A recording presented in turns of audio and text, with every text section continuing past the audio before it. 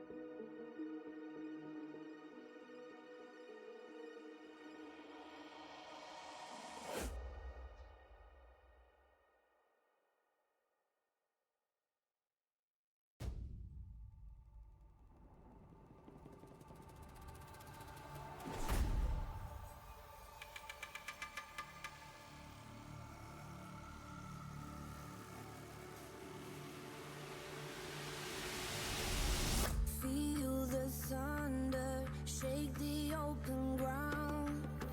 Won't give in, I'm fighting for the crown. Heavy clouds are way above my head, like all of my regrets and things I never said. No, got a feeling, shiver in my bones.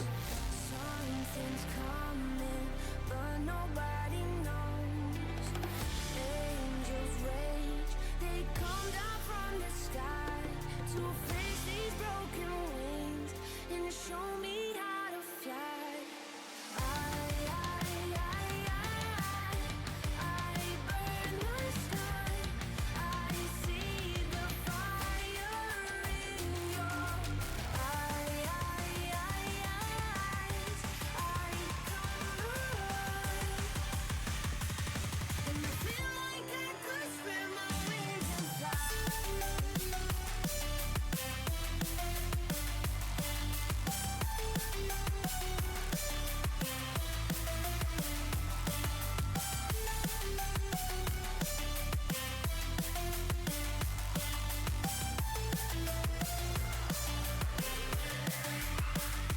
Take it in and breathe the light.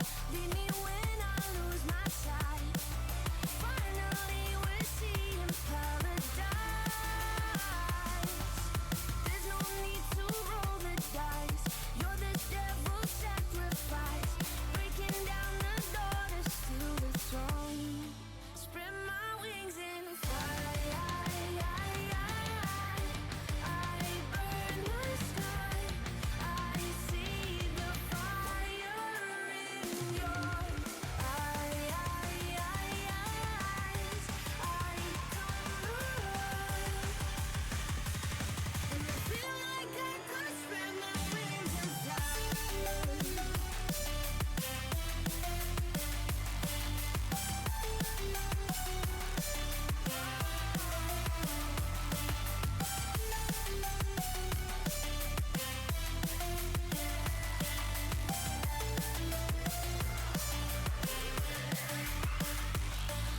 Take it in and galvanize, spread the blaze and purify. Finally we're seeing paradise. Now there's no more time to hide. Face to face we coincide, breaking down the doors to seal the throne. Spread my wings and fly.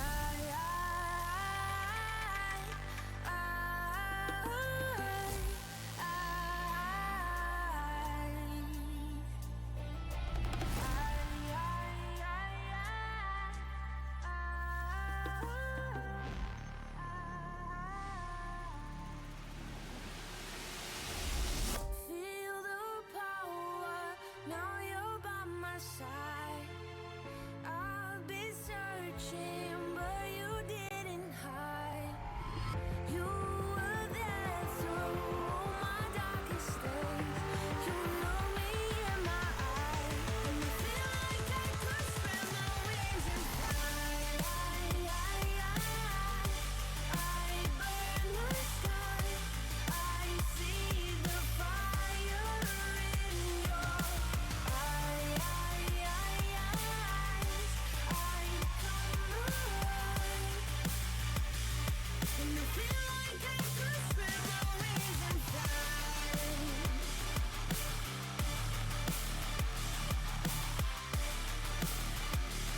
And I feel like I could spread my wings and fly. See the fire, see the fire. And I feel like I could spread my wings and fly.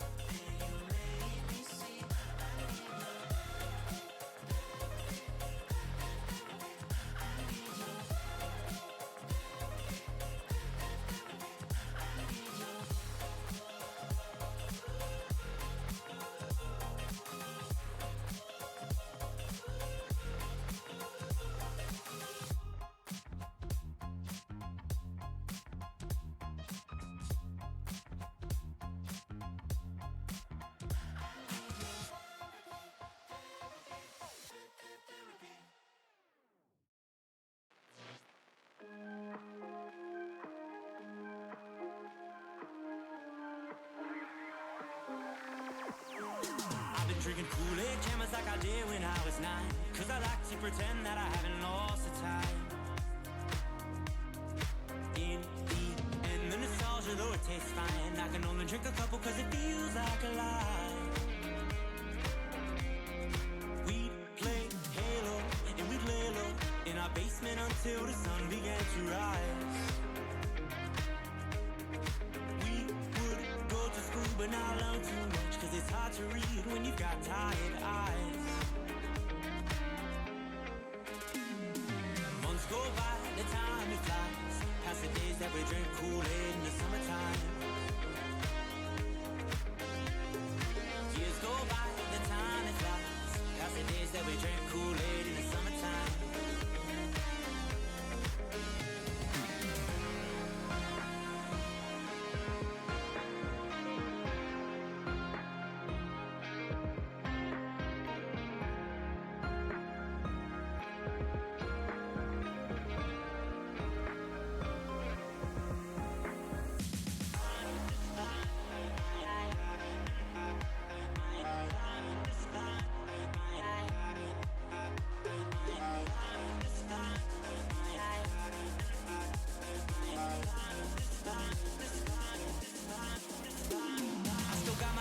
They've been with me for some time, and it's nice to know that they still by my side.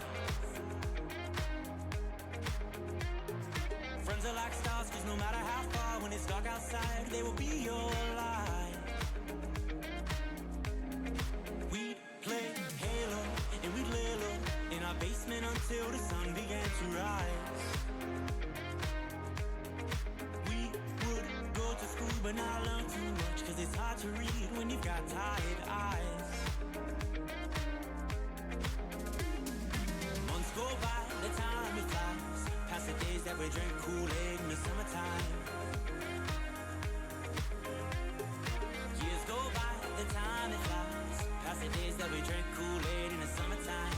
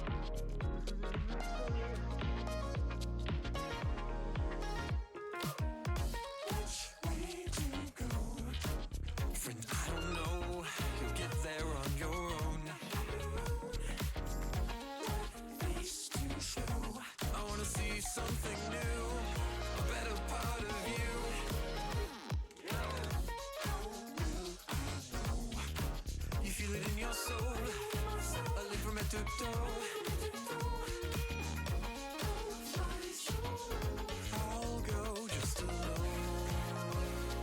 You can't stop scratching my mind. I gotta keep asking why. Stop telling me all the time everything will be fine. I can't stop scratching my mind.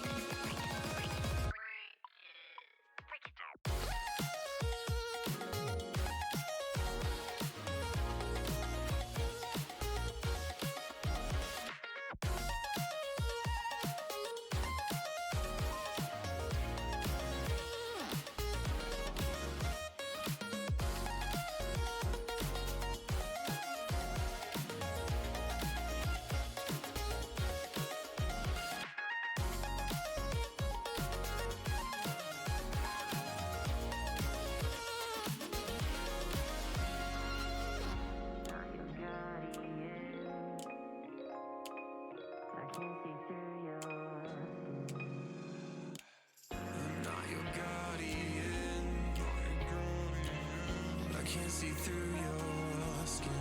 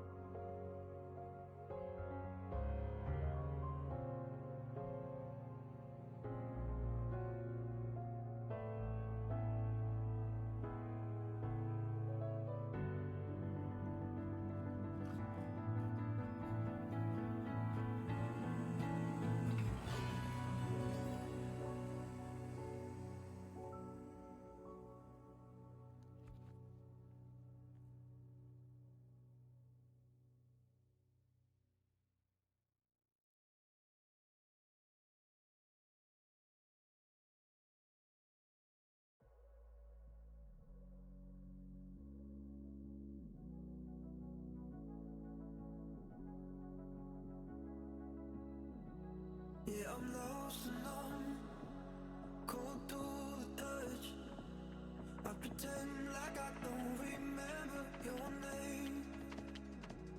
Every masterpiece built to blasphemy.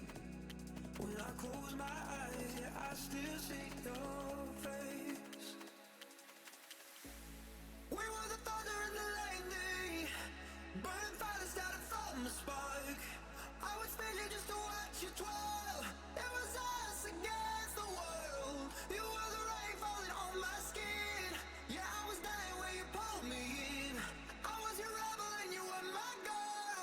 It was us against the world.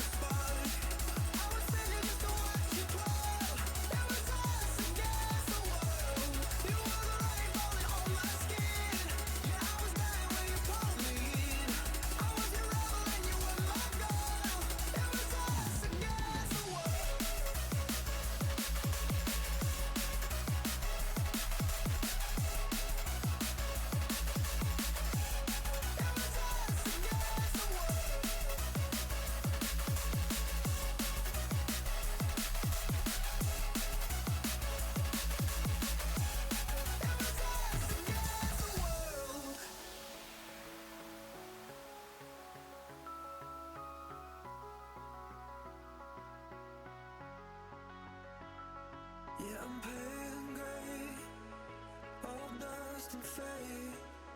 When I call for you, all I hear back is pain. Every song must end, even diamonds fade. When the darkness comes, I count up my mistakes.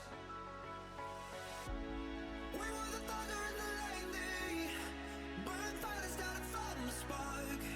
I would spend you just to watch you twirl. It was us against the world. You were the rain falling on my skin. Yeah, I was dying when you pulled me in. I was your rebel and you were my girl. It was us against the world.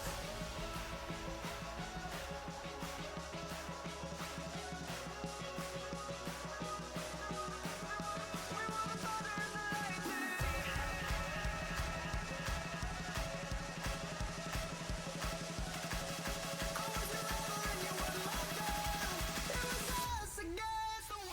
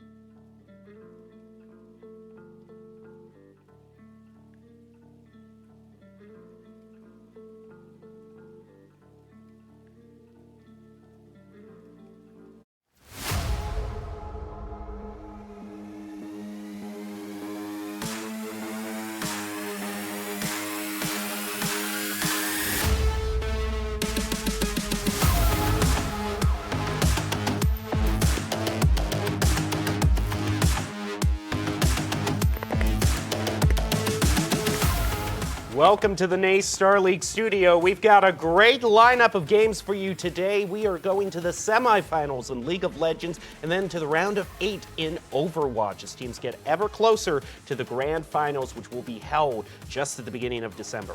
I'm your host, Jacob Jem Palmer, joined by Lisa Jolly Malhoffs. And Jolly, the lineup that we have tonight is pretty star-studded. I mean, St. Clair, Fisher, and Maryville all in the same stream. But talking about lineups, our first matchup in League of Legends, Harrisburg versus St. Clair, you were comparing kind of the players in different lanes and how they stack up to each other. Yeah, and that's one of those situations where when you get to top 4, right, you kind of have a bit of a story to relay, right?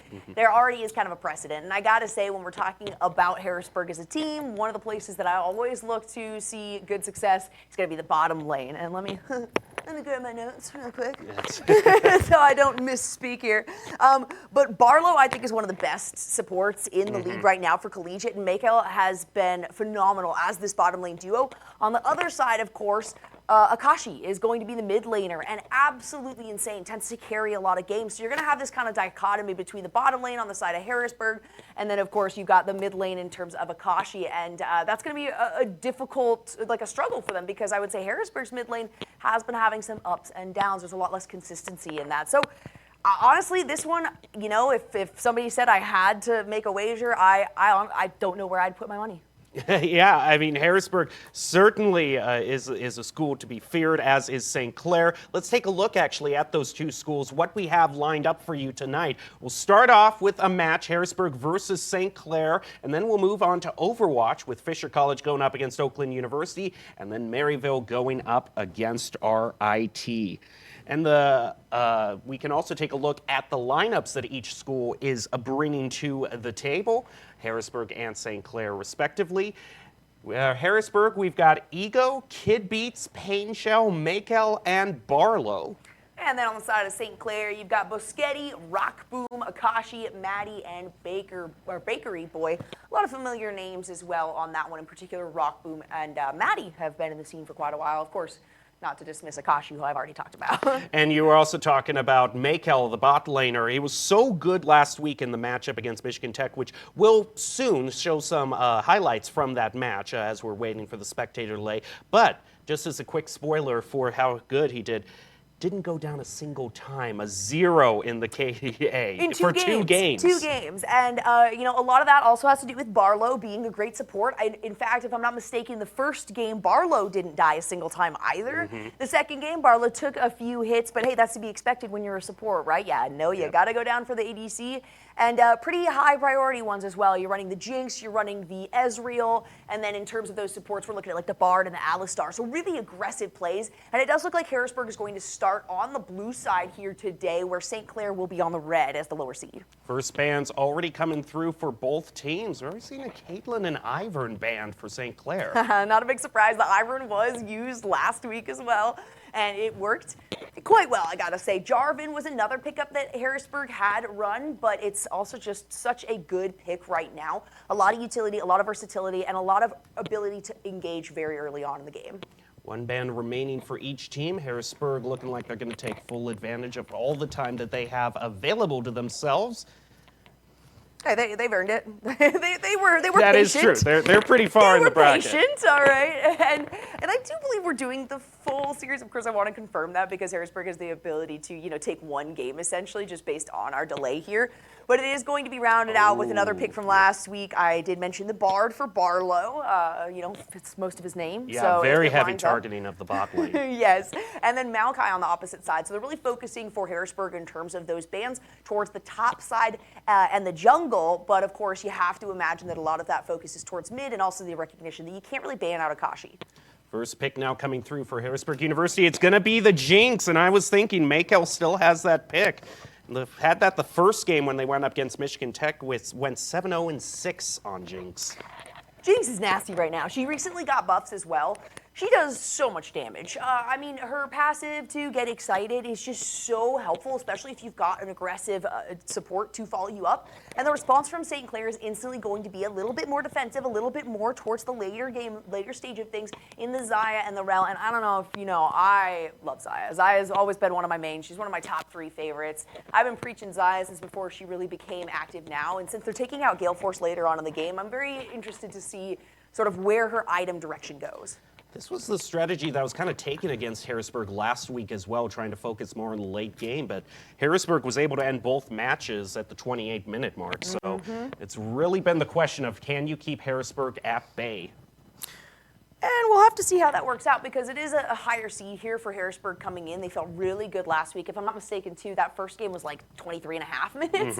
So that is definitely earlier than we anticipate going. Under 30 minutes for 2 games in a best-of-3 series. That's kind of unprecedented as well. And the Xin Zhao, I was thinking with the Jarvan, we already know that Kid Beats is very familiar with that Jarvan. Xin Zhao is another pick, very similar in terms of getting early aggression, but also being able to just do so much when it comes to ganks. Ooh. Alrighty. So this Rel is, I would love a jungle Rel. I doubt that's where they're gonna, it is very possible that St. Clair is deciding to pull out the jungle Rel. First bans now, last few bans coming through for Harrisburg and St. Clair. They'll get 1 more pick apiece. The Rumble band, that's going to be targeting Ego in the upper lane too. Really just did a number in the upper lane too. Consistent lead in CS, had a pretty good KDA as well. So they're going to want to make sure they're started out by targeting kind of the first priority, the bot lane, but are now kind of spreading out the band targets a little more.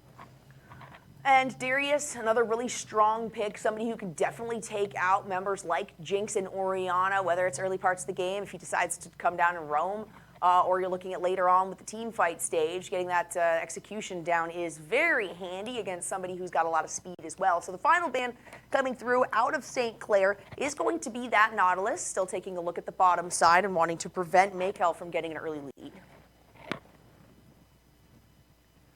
Maykel certainly was able to get a pick, though, that he is comfortable playing. The only real thing up in the air is how are things going to work out in the tag team between him and Barlow. Barlow has a really deep champion pool.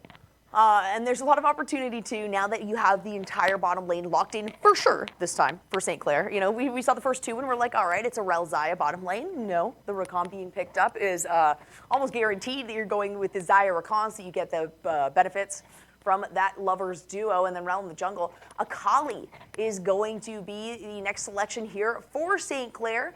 And Akali is one of those that Harrisburg knows how to play really well up against, so we'll have to see how that goes for Ego, because I will say Bakery Boy is probably going to be one of the players that struggles the most in this matchup, being the lowest ranked player.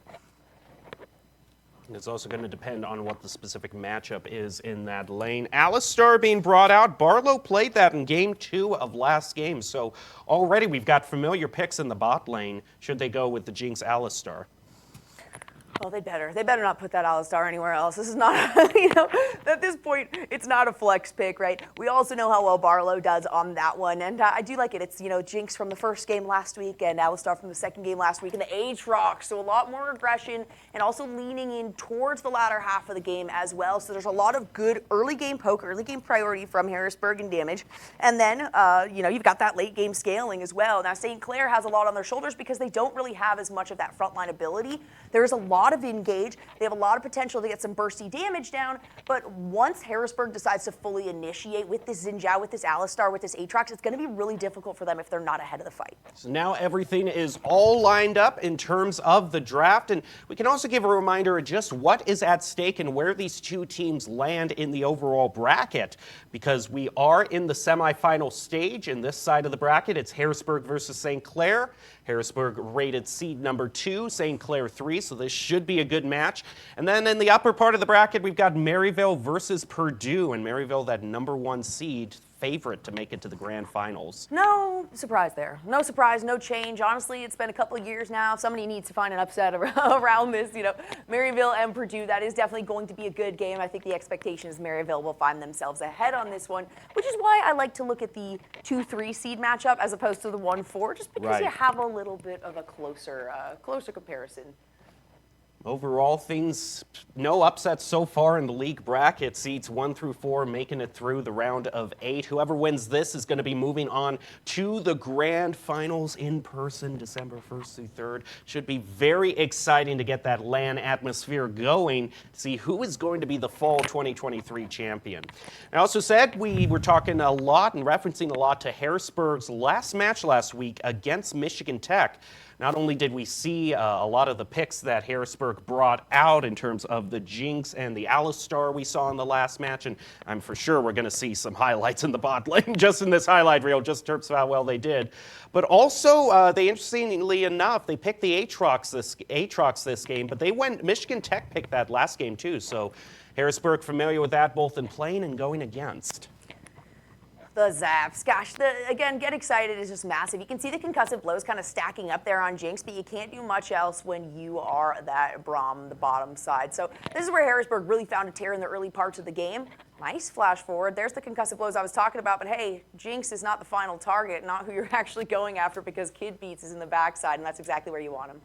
In just about every lane for the last game, you saw a consistent CS lead, definitely a lead in terms of the KDA. Overall, for game 1, the KDA for Harrisburg was 18-3-42. Oh, that's a rough number, especially in a 23-minute game, right? When you're talking about only 3 deaths across the entire team. And, if I'm not, all of those 3 were on the mid laner, Pain Shell, on that Nico, which is not a big surprise because Nico is one of those champions. When she goes in, she is going in, right? You don't really have a lot of opportunity to escape, especially when you have such a heavy engaged front line like that. But still, worth repeating, that's still ahead of what Michigan Tech put up. There was no lane in which they were really hurting or sagging. No real objectives either that Harrisburg gave up, especially in game 1, if I'm not mistaken. There wasn't anything in terms of trades. They get the Herald, we'll trade for a dragon or a tower. It was just all Harrisburg just taking mine. And yeah, that's the expectation. I mean, we're looking at 22 minutes into the game here. We know that it ends in like a minute and a half, so this is a big fight. This is what led to the push forward. And look at how little damage is being taken there. You even have a great aggro swap across those three members. The double kill from the Nico, she is going to end up falling. And look at the chase from Get Excited so that you secure the double kill on top of it to end the game. And then we headed into game 2, which lasted a little bit longer than game 1, but only by about 5 minutes. There weren't really any scenarios except for this. That was good. Yeah, any scenarios in which Harrisburg was really hurting at all. That was good. That was good. I like the, it was a quick reaction time from both of those players there. Pain Shell immediately moving out of the way of that Aatrox ability, but he decides to flash back in. He still picks up the kill. And then it is these plays behind the tower that are going to be something you have to watch out for as well from Harrisburg when they are particularly on the red side of the map. And the one thing that I'm going to be looking for, especially as we go to game 2, because we're seeing the exact same pick in the bot lane. We have Maykel on the Jinx, but then the Jinx was banned for game 2. The thing is as you've been alluding to, so many deep hero pools. By the time game 2 came around, as we're seeing here, Maykel had switched over to the Ezreal, did over 30,000 damage in one game. Sub 30 minutes as well, Yep. That is always a good statistic to throw out there. We can see that barrage coming through. When you're talking about that Aatrox on the opposite team, didn't quite do as much as Michigan Tech would have liked, so we'll have to see in the hands of Harrisburg and Ego what they're able to accomplish there.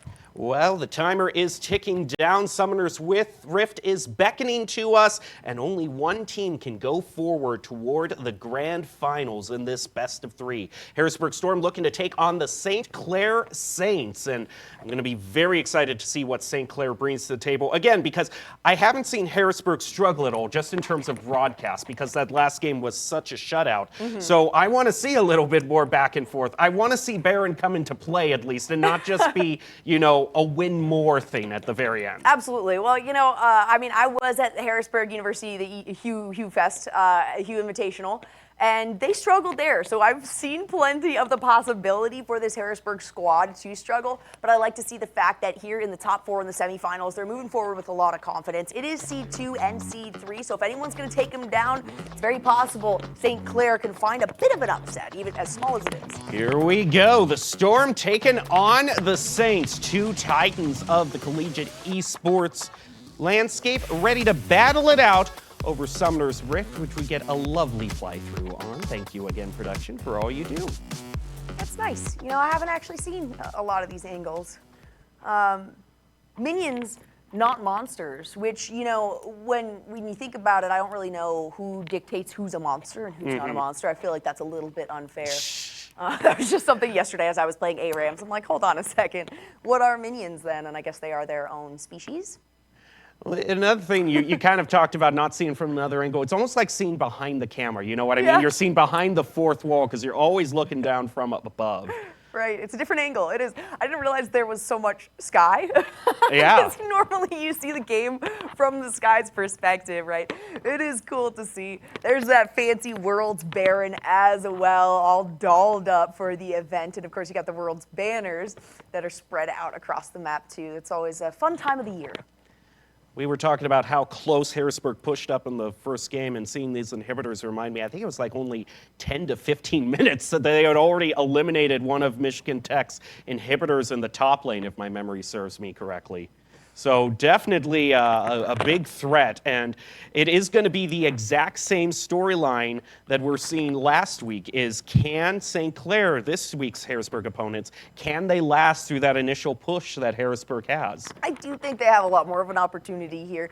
Based on how St. Clair plays, it's more towards the top side, the mid side of the map, right? As opposed to you're looking at for Harrisburg down towards the bottom. And they are finding a lot of success in the bottom, but I gotta say there has been a little bit of pressure from, Riot to try to get more, more prowess towards that top side of the map, right? And not just the jungle, but also being able to get maybe some earlier roams out of top lane, which would be Bakery Boy or Ego in this instance. Again, though, my concern is that Bakery Boy is really gonna struggle, and if you have that kind of that split where the top side and the bottom side are doing well in one match, no matter how well that mid lane is doing, they're not going to be able to carry the game, unfortunately. And as a Kali, you've got a lot of burst, you've got a lot of potential for initiation, but once she gets caught and locked down and CC'd up, it's very difficult to be able to escape with your life. And down we go to the actual game, Harrisburg versus St. Clair. Gonna have the first chance to see the initial loadouts, initial items that each team is bringing to the table. Already just a little bit of a hello hi also between the two teams. They're just gonna say hi to each other and then walk away casually.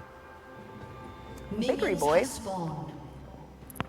in the mid. So Akashi, who I was looking forward to seeing play, is actually not in today, which gives me even more concern for St. Clair here, because that is really the player that I see as a standout and a potential carry on this roster. Yeah, it looks like we do have a sub coming in for the Saints as the initial farming begins. Tried to position themselves all sneaky in the bot lane, hanging out in the bushes, but now everything's out in the open, and we get to some initial poking and some initial farming. No big surprise. You've also got to expect some pretty confident play coming out of Maykel and Barlow to start this one out. I do love the aggressive style right now, looking from Book on Boschetti, of course, is what we're gonna, yeah, Boschetti. He tried to throw me off on that one. You know, there's a lot that you can do with Rakan in the early parts of the game, but again, the problem is if you get CC'd up, unless you have that grand entrance to get away, unless you have the battle dance to be able to snap back on, it does put you in a vulnerable situation. But since it's the first minute or two of the game, they're going to use this level lead to their advantage.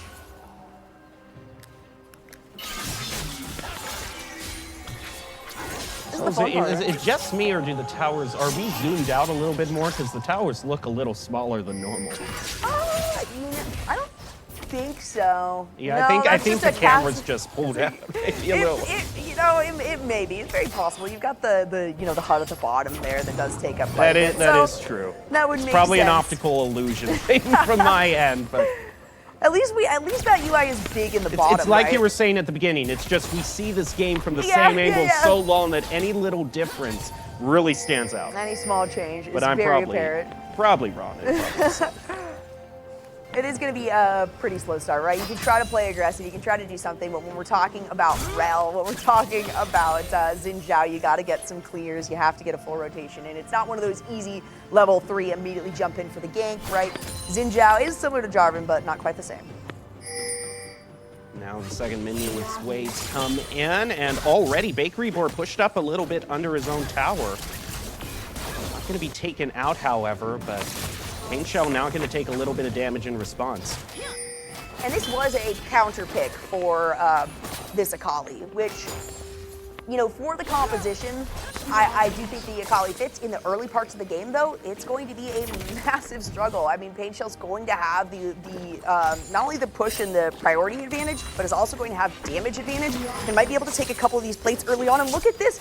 I mean, Bakery Boy is in a really dangerous position, and we're only 4 minutes into this game. This is just standard poke. No ganking, no additional support. Yeah, Kid Beat's also hanging out in the forest for a possible gank.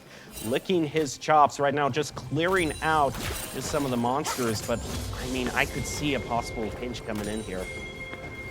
There's a possibility. It is also an Akali, so that Shroud is really helpful in allowing her to disengage and prevent the Xin Zhao from getting a full jump onto her. And he probably also recognizes, hey, going back, getting some items, finding a little bit more of a clear is going to be more helpful since priority is, for the most part, in favor of Harrisburg. Definitely in the mid lane. Of course, for this Orianna, the main thing that you're looking for, or at least if you're the Akali looking for on the Orianna, is when that mana bar gets really low and you have her pushed forward far enough. Paintshell's not going to make that mistake, though. A little bit of a flash over back into the Dragon's Pit. Still a little bit of a ways before we get the first dragon spawn, but Barlow already getting right in the face of Maddie. I love the jungle Rel, really. I mean, it's not something that I run. I don't have that much confidence. She's a slower, like physically, mobile-wise, which you consider she's got horse armor. She can get a lot of speed, but when you do slow down on her, it gives a really good opportunity for Harrisburg to make an initiation if they have the damage follow-up. which they do right now, but they are going to allow St. Clair to make the move onto this first dragon. It's going to require 3 members to move up, so Harrisburg is more than okay with taking the priority in the bottom lane.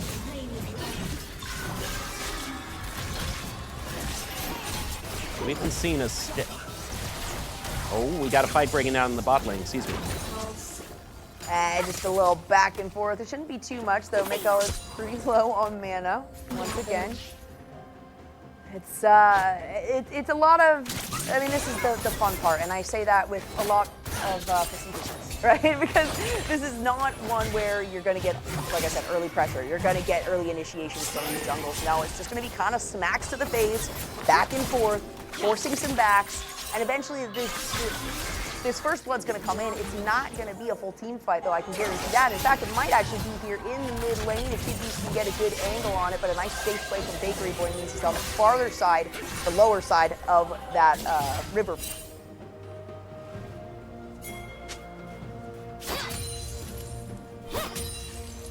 So first dragon looked to be Chemtech to me, and I was going to be asking you, in terms of what these teams have picked, what are going to be some of the main, like what are they hoping for in terms of the soul?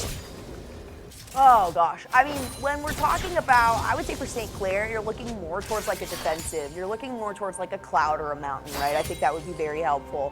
Harrisburg on the other side, I mean, I would say, you know, Infernal. I also do love the Chemtech Dragon. I think it gets a little bit of a harsh rap, I would say. But at this point too, any Dragon Soul is going to be good for St. Clair, right? Because as you look towards the later ends of this game, Harrisburg is just looking better and better when it comes to the cohesion within their team fight stage. Well, I did get a small peek at the Dragon a minute or two ago, and it was Ocean for the second, so no, Ocean won't be the Dragon Soul, so it's very possible, you know, one of the ones you were mentioning, whether it be Mountain, Cloud, or Infernal, is going to be the Soul for this game. Thought it was always fun on somebody like Rel or Kali. Honestly, added to the quickness, right, from the bottom lane too. Rock Booms never says no to that. I think Cloud is actually one of those that people see it and they say, oh, it's Cloud again, but hey, you know what, we'll take it.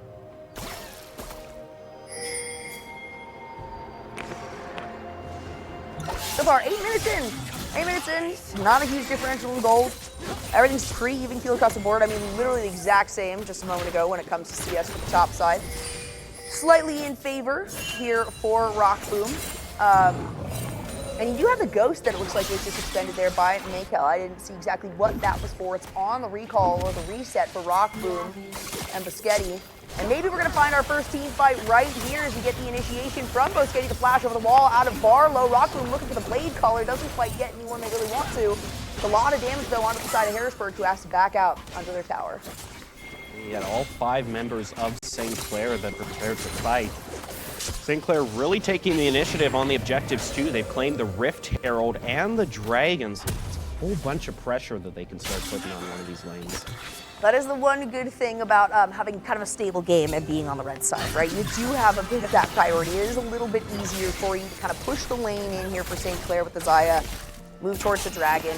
They recognize that one and also notice that Mikael really couldn't get a massive advantage if they did all move towards the mid lane or towards that Rift Herald side. So really good recognition by St. Clair that they have the upper hand here. But it's still such a slow start and kind of what you anticipate that I am still leaning towards Harrisburg for the latter half of this one. Nice little hop in the grand entrance. It's another stun onto Barlow, who's going to get the headbutt forward. Barlow will likely be the first one to fall here. It's the blade collar that gets the damage, and first blood goes over to Rock Boom. A little bit of poking up in the top lane. St. Clair went up to an early CH lead, but Harrisburg has, for the most part, managed to even that out. Up until that first blood, they were pretty even in terms of overall gold as well. Harrisburg had a small lead, but that first blood has changed it. Barely. I mean, I'm surprised that they are only this far ahead considering they've picked up the 2 objectives. They've gotten that first blood as well. But these numbers are so even keel across the board. I mean, kind of makes up for it with Pain Shell having a bit of a lead here towards the start Like I was saying, the Bakery Boy is going to have more and more of an advantage as this game goes on. Pain Shell has a massive one, having the additional range in the early parts of the game. But if you can't find an early kill onto the Sakali, things are not looking great for you as the game goes on. Meaning Harrisburg has to try to navigate towards a team fight stage a little bit earlier than they might have liked. Ocean Drake now spawning on the field.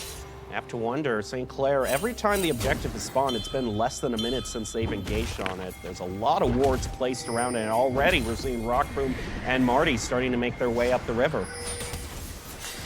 Nice, able to take out the Vision Ward. Boschetti, they're not even going to try to make a move. That was a really interesting choice. I thought Kid Beats would have gotten a jump onto Boschetti there. Yeah, they know that St. Clair is likely engaging on the Dragon, but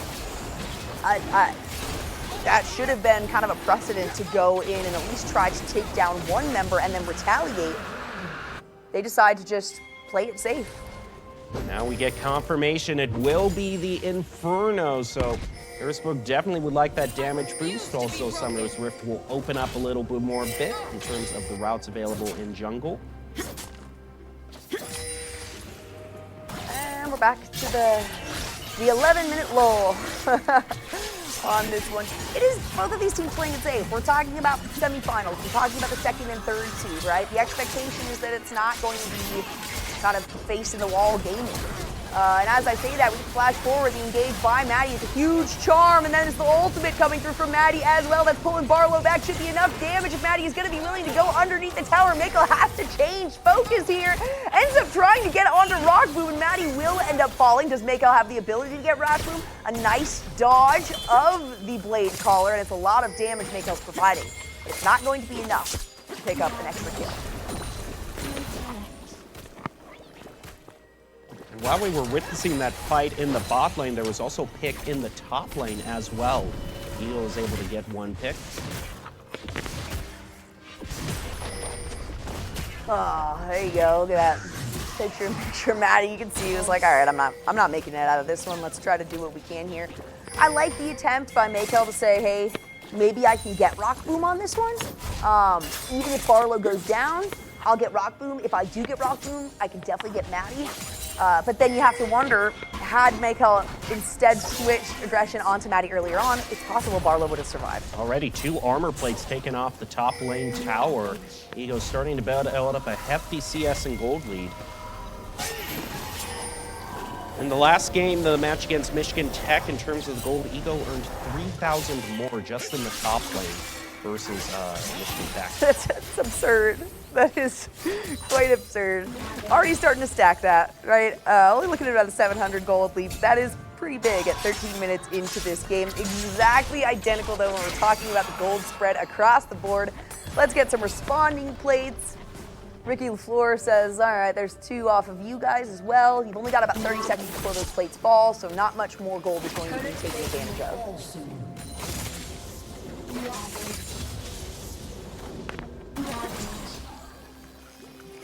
Overall, in terms of the items being purchased, have you seen any interesting picks, or are we going just with the standard strategy? Looking pretty standard across the board, right? You got the Kraken Slayer early on for the Xayah. I'm not surprised on that one. I want to see what this Rakan ends up doing, where he decides to, I guess, invest all of his gold a little bit later on. But I'm also not surprised that boots are being completed for the side of Harrisburg as a priority, including for Ego. He's in a really good position now with the Dust Blade, with those steel caps. So if he wants to engage on Ricky LaFleur, he's feeling pretty confident. He has a few more minions, though, to take the shots from that turret, and he's going to back off as soon as the last one goes down. He doesn't want to allow that recall to happen. I don't know if it's worth the risk, though. Ego does have the level advantage right now. That recall is going to pass. That means you got a TP up that's going to come through out of Ricky LaFleur. Also meaning, though, Harrisburg does want to maybe make a dive toward the bottom side since there's a lot of pressure from St. Clair. Ego is going to have his teleport up here in about a minute. A little bit less. Ooh, but as I say that, Rockboom ends up finding a beautiful Blade Caller. It's a big dive onto Maykel. Rockboom's going to take a bit of tower aggro on this. It gets swapped apart, and a 2v4 definitely going in favor of St. Clair, and they'll find themselves the first tower of the game. First tower, now the first bounty has been laid on the table onto Rockboom. Already up to 202, so Considering the fact that Maykel was such a runaway success in the bot lane last time they faced off against Michigan Tech, quite a reversal now going up against St. Clair. That was real rough for Barlow. Trying to get the headbutt to, you know, knock the damage away from Maykel there on the bottom side. Little did he know there was another member or two hiding along the bush. It makes it very difficult for an Alistar to do what an Alistar wants. Also do want to note that Maykel's streak in terms of not having a single elimination has been broken as of now, so the perfect run ends. But at least one tower picked up in the top lane. Bit of a retaliation. Still not a massive gold lead. We're looking at sub 1K.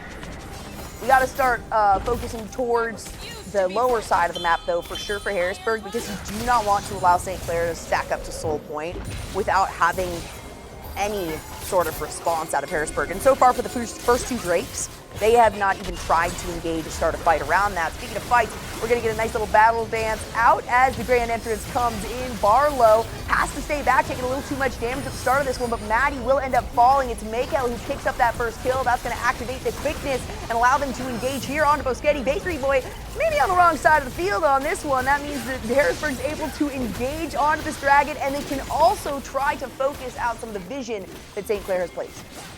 Not only is Harrisburg winning that fight and the dragon, but also didn't see it, but off camera they claimed the second Rift Herald as well. So they've really started to even things up in terms of the objectives. Do see some chip damage being taken in the top lane though. St. Clair looking like they're gonna take that turret in retaliation. Trade that for the team fight. A lot of really well-timed ultimates coming out of Harrisburg on that fight. Barlow didn't even have to use his at the end there. Bakery Boy did get a little bit lucky. I mean, it is an Akali, right? You take a risk if you're going to plan on chasing an Akali, but an Akali in your side of the jungle is really tempting. Now things are all basically even Steven again in terms of gold. In terms of everything, really, aside from dragons, right? And I guess the tower.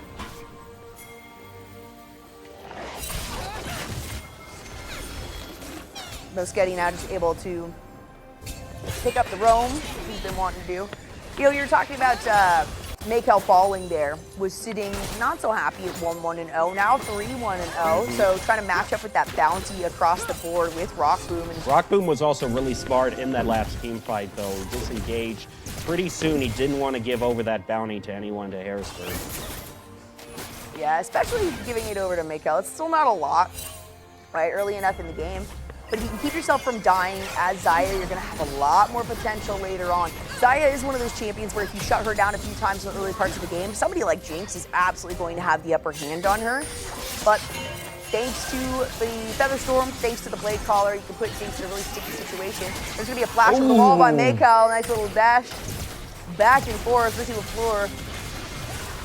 Yeah, Ricky And definitely wasn't heartbreaker. expecting that bit off from Morgan Chu. Flashed over the wall, and all of a sudden saw 4 people in his face. Speaking of 4 people, there's 4 on here, and only 1 of them is on the side of Harrisburg. Let's make it a 4th by Bakery Boy trying to join the fight. It's Rockboom who's able to take that. Yet another tower going down in favor of Harrisburg. Ego tries to poke his head over and says, okay, I need to get the heck out of Dodge. Harrisburg has a bit of retaliation, though, with 1 tower in the bottom going down. The teams, you know, they're really timing things out well. They know when to push up a tower. If they lose a fight in the bot lane, we see, you know, they're pushing up in mid lane to at least take a tower in retaliation. A lot of trading going back and forth. I like this is kind of fancy. Breaking hearts all day, every day. Ricky LaFleur. Not able to get out of that one, but it is Ego that ends up picking up the kill, so you at least feel good that you're not feeding that Jinx anymore.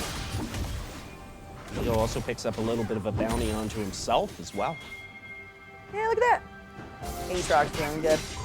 I mentioned that this Aatrox is going to continue to stack up the damage. He's already got that basic armor, right, with the plated steel caps, and we can see that it's actually the Kraken Slayer here that Yone ends up going with to start, which is solid considering you're going up against this Aatrox and we're looking at an overall team fight. I'm not sure if it'll provide the damage that he actually needs to make a big difference. Going past the 20-minute mark again, it seems surreal that last week this was the time when multiple inhibitors were out and down for the count. This game is definitely going to be a bit longer, more standard pace. Yeah. Moments of boring. You know, I gotta say, just because there's a lot of trepidation that these players have trying to push forward. Of course, Ro8 doesn't feel that way. Ro8's 3-0-2, has the Navori Quick Blades finished, already stacking up with the last Whisper, so is just completely willing to say, hey, basic boots are good enough for me, but it is going to be Harrisburg who decides to make a jump on this one. It's Maddie as the target, who has already fallen 2 separate times, but who's going to pick up the kill?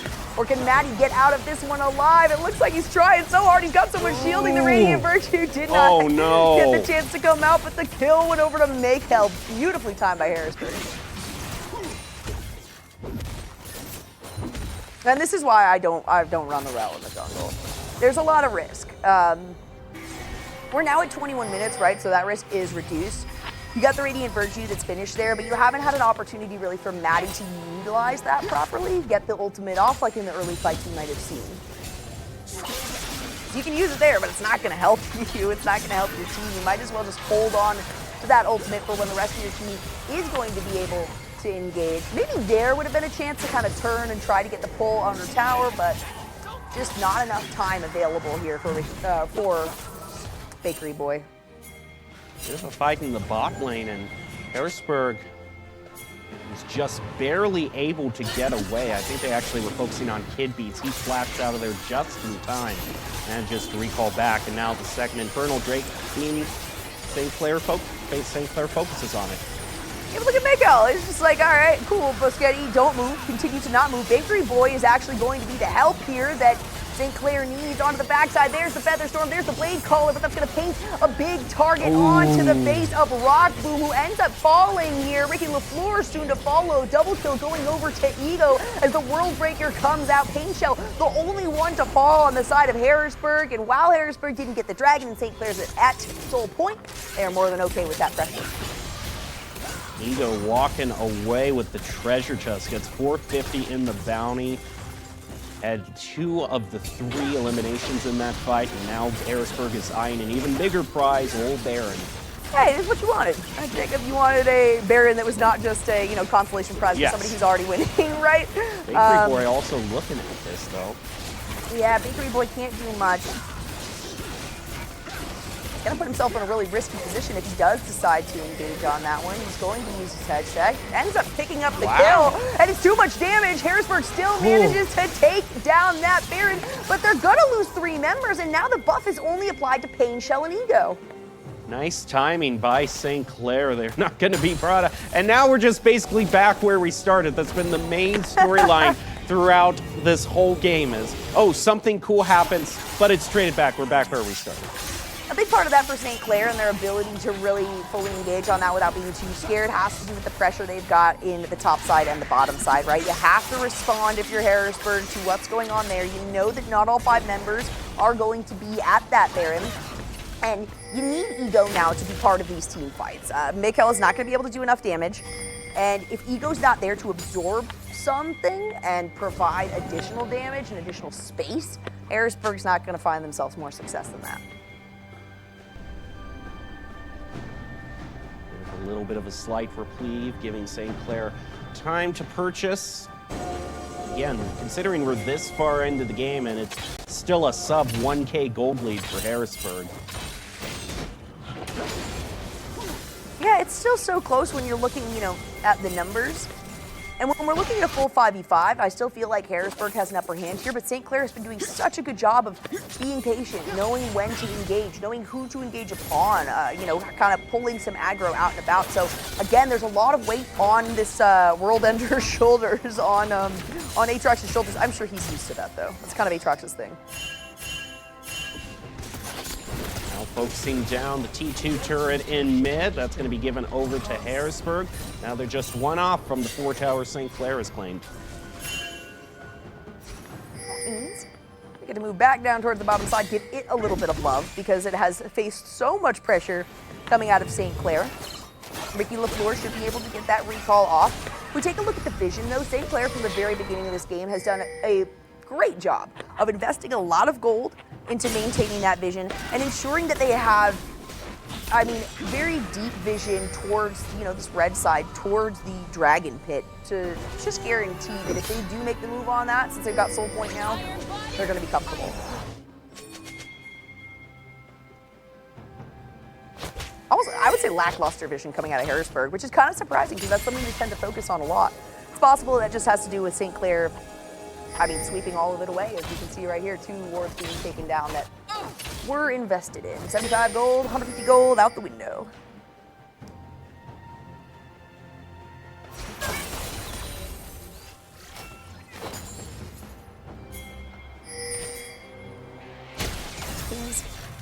King's coming through. Nobody's willing to take this risk, though. I mean, you've got an Alistar on the front side, right? You've got a Xin Zhao here and available to fight off St. Clair, who's in your jungle, but they just have too much damage right now. Even with Maddie on the front side, has now been able to actually absorb some of that. The Radiant Virtue now should be able to come more in handy. The Bramble Vest has been picked up, so that's going to, you know, apply some grievous wounds and also keep Maykel from doing quite as much damage without having a little bit of recourse to deal with.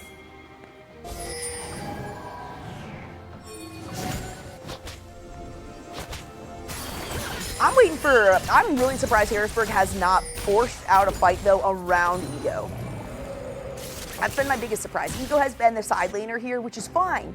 That's good, right? An Aatrox side lane, he's feeling comfortable. He should be able to 1v1 really anybody on this map here, but the problem is the rest of the team is grouped up as a 4-man.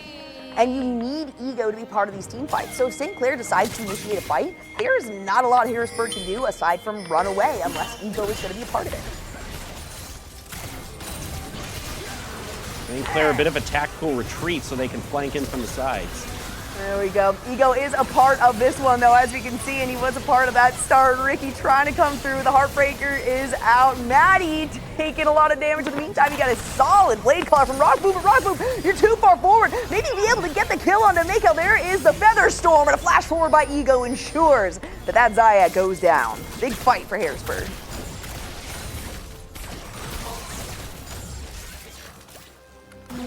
Now we're gonna, I hope, finally see just a little bit of a lead being broken out. I mean, I can't count St. Clair out of it for any stretch of the imagination, because every time I think that they're being pushed up against, they find a way to get themselves back even keel with Harrisburg. But it's going to be a bit harder now that the second Infernal has been taken out by Harrisburg. At least stall out St. Clair from that Dragon Soul as long as possible. I mean, I kind of indicated it, though. Barlow's going to have to back out of this one. Almost getting caught. The sweeper was active from Book. Ricky Ro4 going to use the teleport in, but it's Barlow that they're engaging on. And on the top side, that's Ego, guys. You guys realize that he is a fed Aatrox. Feeling good, but when it's a 4v1, I don't care how fed you are, you're not going to be able to come out of this one alive. The ultimate just barely able to be activated, and it's a massive shutdown that ends up going to Ricky Ro4, maybe not exactly where they wanted it. 700 gold and all going over to him. Would have been really nice to have that onto Bakery Boy or Rockboom, but I mean, my third choice, I suppose, is Ricky Ro4. So you know, it's a You're step still above. on the podium. It's your bronze Exactly, choice. Exactly. It's a step above, you know, 4th or 5th place there with the 2 supports that we have It's not on board. Boschetti, okay? So at least Yeah. you know. That's your traditional good news, bad I'd news take thing. I'd take Boschetti over Maddie. In all honesty, that would be, you know, my ranking would have Maddie there at the bottom, because as this jungle Rel, really, kills are not going to help you.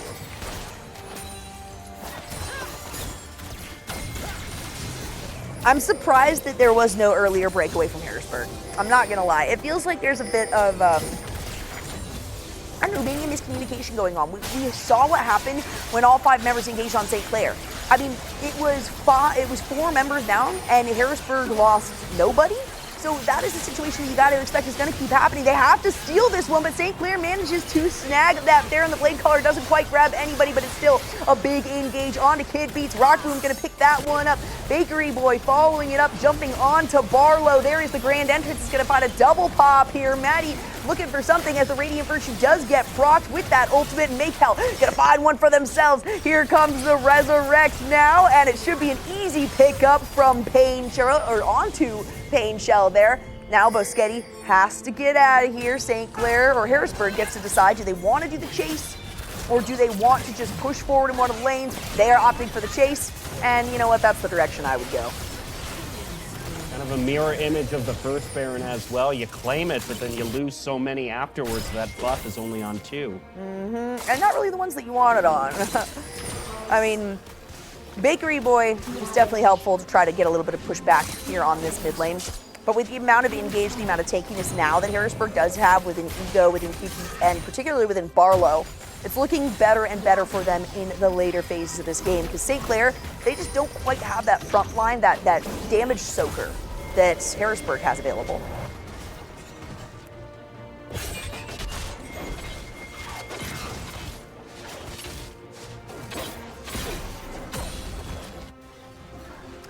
That's a lot of damage.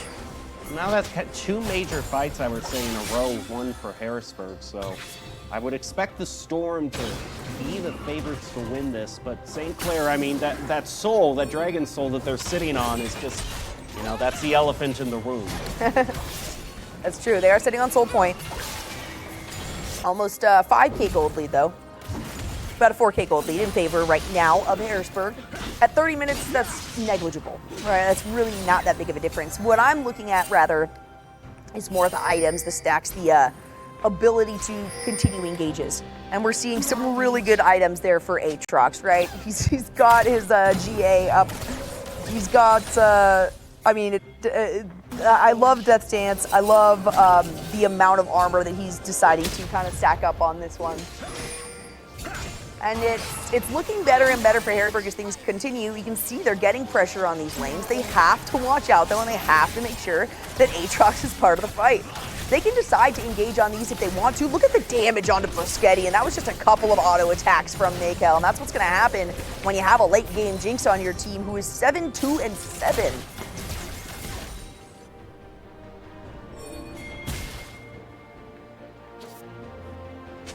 It's funny how little presence the junglers have really had in this game. We didn't see any games. Not only the junglers, but also the mid laners. I mean, they've been contributing, but if you compare it to the KDAs from the last match as well against Michigan Tech, it's really been top and bottom lane that's been taking starring roles for Harrisburg. Yeah, I'm surprised at the lack of earlier engages, earlier roam, earlier ganks, right? We actually saw more roam coming out of Boschetti and Barlow in the early parts of the game. A lot of Kid Beats and Maddie just staying in the jungle. For Maddie, that is to be expected, and I think Kid Beats just realized, hey, there's a little bit too much damage for me to try to support one of my other lanes. So back and forth, though. I feel Harrisburg goes in for a bite, they step back. St. Clair goes in for a bite, then they step back. It's just an awful big bite the St. Clair is taking, though. They're rushing the base and the inhibitor as well. Barlow was on the recall there, ends up actually coming through to try to find a pinch across. Ego is on the front side of this, so there's a good opportunity if Ego does decide that he wants to go in, but it's all 5 members and not enough of the back line is there. Maykel now comes in and it should be the damage that is available. Barlow says, all right, that's fine. Blade Collar me, deal the damage. Maddie comes in, is able to not use the ultimate at the perfect time. A rock boom with a beautiful Blade Collar. The flash forced out from Bakery Boy is the last surviving member on the side of St. Clair. And with Harrisburg, they've only lost Kid Beats. TP, they're pushing for the win. Trying to channel away, but I don't think, no, they spot him. They stop the recall. That's all they have to do is the pressure continues on. That should be a turret down. That should be an inhibitor. And in the meantime, you actually get an ace right before the respawn comes through for St. Clair. This should be the end of the game as Harrisburg continues to barrage the base of St. Clair. One tower goes down, a second tower falls, and now the Nexus is exposed. Boschetti is doing what he can, but it is not enough as a recon. Sure, you only have 2 people taking on the Nexus turrets, but one of them is the late game Jinx, okay? And that's going to be all the damage that you need in that scenario. And the other one was Aatrox, who was, I don't even know what the KDA ended up being there at the end, but it's more the health that I was concerned about. And that's exactly what I was talking about. The later the game goes, the better Harrisburg looks. And my whole mentality behind that has to do with the frontline engage, right? The survivability. We saw Barlow get jumped on and dealt a lot of damage, but they were able to use some aggro swap, throwing Barlow and Ego kind of back and forth in there. And then Ego dealing massive amounts of damage on top of it. There's the chef's kiss. I can actually do it instead of saying it this time. Now, based, always nice to be able to confirm that. Now, based on the scoreboard that we did see, it was 0-0 for that game, so I do assume that we are going into a game 2. And Harrisburg definitely is the favorite. Yeah, Harrisburg is up 1-0 in this best of 3. And you got lucky, St. Clair. Yeah, you got lucky. You got lucky, but here's the thing, is Harrisburg, you have to wonder what St. Clair is going to be doing and how they're targeting that bot lane, because instantly in the draft phase, you know, some of their bans were immediately onto the bot lane, but in the 2 games they had against Michigan Tech and now the first against St. Clair, for 3 games in a row, that bot lane has not budged one bit in how dominant it is. You know, I also have to kind of wonder that maybe part of the delay, right? We did have a bit of a delay with St. Clair. We had the potential where maybe Harrisburg would say, hey, we can take a game off of you. That wasn't the case, and I have to wonder if maybe part of that is because we have Akashi missing, right, in that mid lane.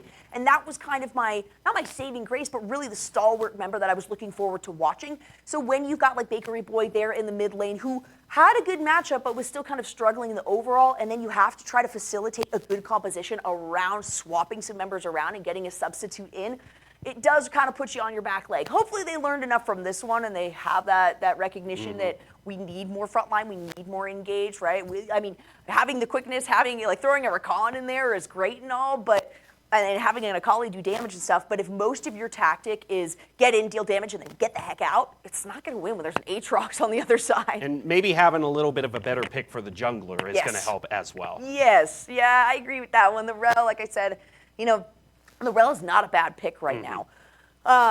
It was just risky, as you said. It was risky, and even though it was a Zinjao on the other side and they both were kind of stuck into the jungle for a while, it still just was not enough of that frontline ability, that damage soaker, that speed and initiation to actually help St. Clair stand up. Well, as we're waiting for the second game to get underway, we want to give a thank you to some of our sponsors for NACE Star League. Odyssey Mushroom Elixir, one of the newest sponsors for the fall 2023 season. Odyssey Mushroom Elixir, it's your journey.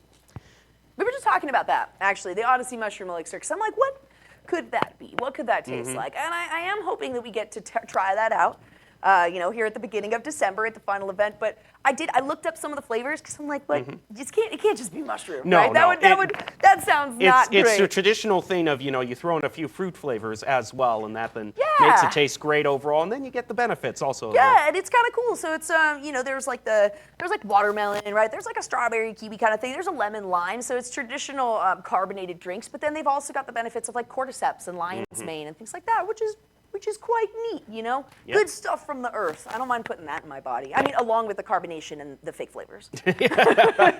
That's all. Yeah, I am not the person to be speaking on that here. Someone who every morning reliably has a caffeine and sugar bomb placed in my body just to get going, you know. I could probably use more Odyssey Mushroom Elixirs is probably the main takeaway from this game. But as we're going into the second game, we'll be ready to get into the picks and bans. And also, we can take a little bit of time just to review the lineup that we have for today that you are seeing behind us on the big board. We are starting out with this game of Harrisburg versus St. Clair in League of Legends. Then we will move on to 2 games in Overwatch, where Fisher is going to go up against Oakland University. And then we'll have Maryville versus Rochester. Each one of these games has kind of the 3 titans of collegiate esports. Not to discount Harrisburg, but because Harrisburg is doing a great job right now at St. Clair. They probably want to steal that 3rd spot of the 3 titans away from St. Clair as far as league is concerned. That's true, especially when you know, Harrisburg is seeing Maryville on the roster. It's not the same game, right? It's not League of Legends, but Maryville has been such a big titan in really collegiate esports across the board, not just in League of Legends, but you're also talking about, you know, the fact that they have had such prowess in Overwatch, in really any other game that we talk about. They have a huge program over there at Maryville, and some pretty cool people behind the scene as well. And also, you know, we've been seeing a huge presence by Northwood in terms of the Open Premier bracket, but in Varsity Premier, their lack of presence has really allowed St. Clair, Maryville, and Fisher to really make some moves, as well as kind of the common other really great schools as well. Harrisburg included among them. Boise State's also in the running for a few games as well. So it's looking to be a really exciting postseason. We've already seen some great games be brought out. but I'm wondering if we are finally going to break the streak phase of League of Legends, because in all the other games when we've gone into postseason, we're not seeing any sweeps anymore. League of Legends, we're still seeing sweeps be brought out, 2-0. That's true. I mean, League of Legends is such a volatile game, though, and there are so many different tiny little aspects that can be adjusted that can really take advantage of one team or another. St. Clair definitely has the capacity to take down Harrisburg in this game number 2 and push it out to a game number 3. Harrisburg might be kicking themselves at that point if they do end up having to be pushed out to that state. But I think Harrisburg is one of those teams, they've got so much support on the backside, and they also recognize, hey, we have the potential to take this one. Things might have been going not in our favor for like the first half of that first game, right? When we're talking about objectives, we're talking about first blood, all of those kind of medals that were accumulated by the side of St. Clair were negated. They didn't matter at the end because it comes down to the composition and the ability to execute the win cons. But even though those first 3 objectives were taken by St. Clair, Harrisburg was effective enough in their CES and the eliminations that they were still even in terms of gold. That's true, exactly. They did manage to keep things so that there wasn't a huge disparity between them, right? Even when you look at it on paper, you're like, man, it's only like a 1K gold. That doesn't make sense. They've got the kills, they've got the, St. Clair has the Dragons, St. Clair has the Rift Heralds, right? It looks like there should be a relatively large distance between the 2 in gold. Not the case. And you could tell, too, Harrisburg wasn't phased. Harrisburg wasn't, there was no sweat coming down. They're like, we just ride it out. We're waiting for the late game. This is all according to our plan. And it just took a little bit longer than we might have seen for them last week because we're talking about 23-minute games, 28-minute game. Now you're looking at like what, like a 32-minute game to start things out? But for 30 minutes of that 32, it was a sub 1K gold lead the entire time. Exactly, and a barren take from either team, right? And good fights for either team. St. Clair was coming out ahead. A big part of that was Harrisburg splitting themselves across the map when they decided to fully come together as a 5-man team, which is kind of what I was waiting for, thanks to the Aatrox. Things worked well in their favor. So St. Clair still had a good grip on the edge. They just got stepped on, I guess, the last possible moment. And a big question I had in the last game when Harrisburg was going up against Michigan Tech is Harrisburg was just taking so many objectives with no downside. I kept asking myself, where's the trade? What are you taking, Michigan Tech? And I was a little bit nervous at the start of the game in terms of Harrisburg, if that was now happening to them instead of them taking everything. But then I think it was brilliant that even in the face of a huge objective like Baron being taken, the trailing team found a way to just eliminate the majority of the other teams, so the Baron buff isn't really that much of a factor. Yep, and they kind of learned. St. Clair also learned a lesson from a perspective of Harrisburg on that one. They're like, okay, we're going to take Baron. We're going to have all 5 members here. All right, we're not going to try to do a sneaky 3-man take while Aatrox is on the other side, sort of pushing a lane, trying to find more priority for us across the map. They decided to send everybody in. Didn't work out in their favor, but it was a lot of flip-flops. It was a lot of us saying kind of the same thing, but from the other perspective, from the red side or from the blue side. And now with Harrisburg winning that one, they do get to pick side priority. So I would be surprised if they ended up going with the red side, but we saw last week one game they were on red, one game they were on blue.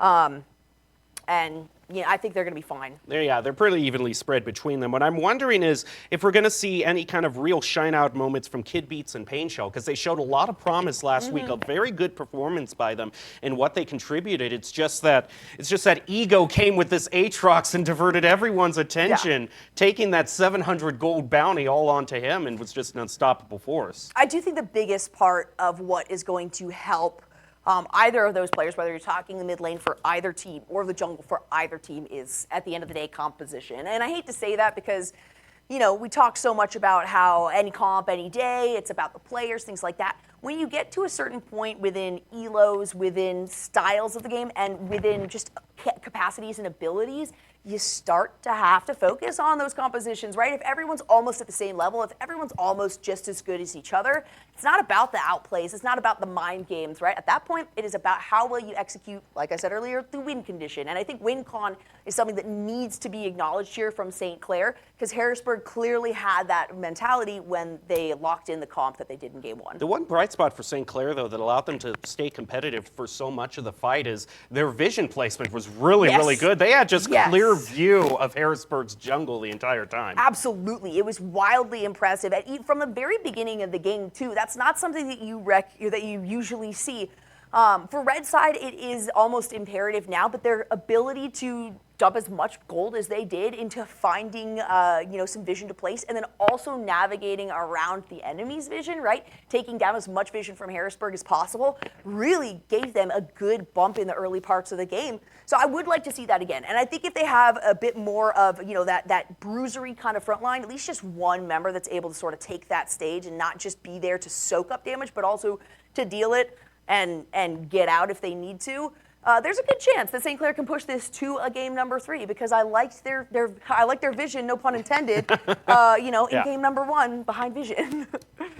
And again, that's just kind of the kind of game that you want to see. You want to see it even keel for a vast majority, and then there's one decisive fight that really starts the snowball rolling, Yep. and then you get, the past 3 minutes go by like a blur. Yeah, because we didn't have that until 30 minutes, right, in the game. We had what could have been a decisive fight, but there wasn't really enough to make up for it, right? Each of those fights that actually took place, it was the dragon or the baron or whatever happened got taken down like at the beginning of the fight, right? So at that point, you're kind of just trying to gather your pieces and get out of there because you've already figured out who the objective's going to go to. You've already gotten what you need when you came in here.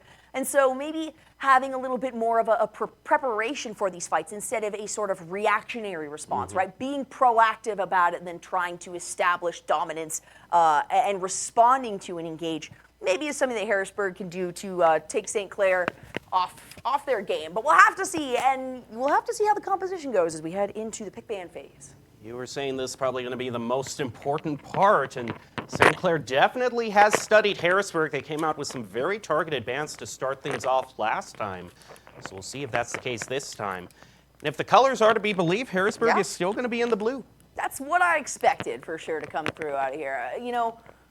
Blue priority has been a thing for a long time. Occasionally you do get those moments of red priority where everybody wants to be on the red side. Just it has to do with really counter pickability. It honestly has to do with there being certain picks that blue side will absolutely take if they want to win the game, and then either getting those bans out or having the responses available, counter picks, right? Not really the case as of right now. So Harrisburg sticking with what works well for them, even though it was 32 minutes, they still came out ahead and are looking at taking the series if they can win this game number 2. First ban's going to be going over to Harrisburg, but I'm just wondering, what do you take off in terms of a ban? St. Clair still goes with the Caitlin pick, and then the Bard. This is pretty quick bans from both teams, now down to the last one. Yep, the Kate is the same. You got the Bard as well. The Ivern was the third one for St. Clair. We had Olaf and Maokai. Maokai is the third one there for Harrisburg in the previous game. I wouldn't be surprised if the first 3 were honestly exactly the same. There, aside from the Aatrox, there was not one standout member really of Harrisburg that was completely taking advantage of things. Same can be said about St. Clair. The Zaya did incredibly well, but that's to be expected with Rock Boom on pretty much anyone.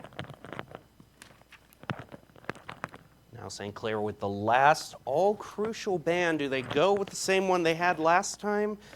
Do they dare tempt fate with allowing Mako to pick out that Jinx? Or do they take it for themselves and that's another way you keep it away? Yeah, it depends on that first pick that Harrisburg decides to lock in. We already know they have ADC priority. Oh, there goes the Jinx ban. Oh, the there Jinx is taken.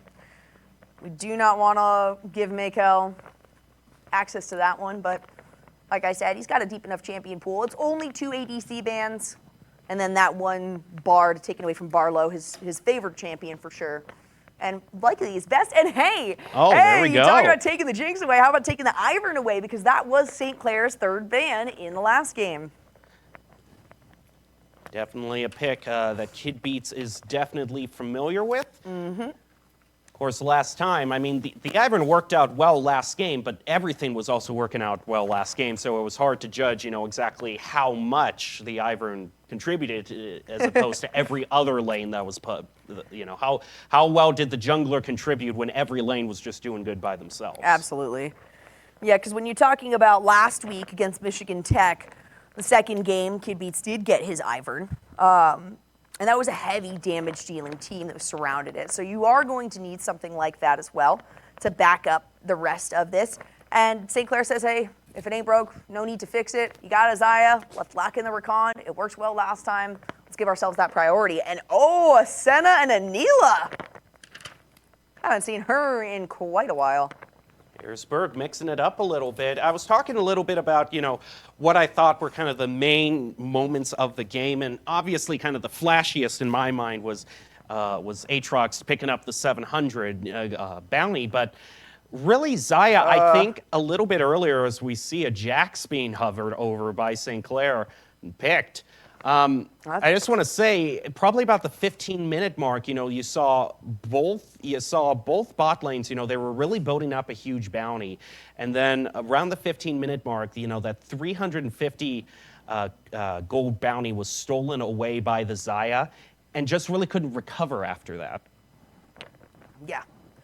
No recovery available. I'm pretty certain that's, okay, so they changed the splash art and stuff. Is that not E?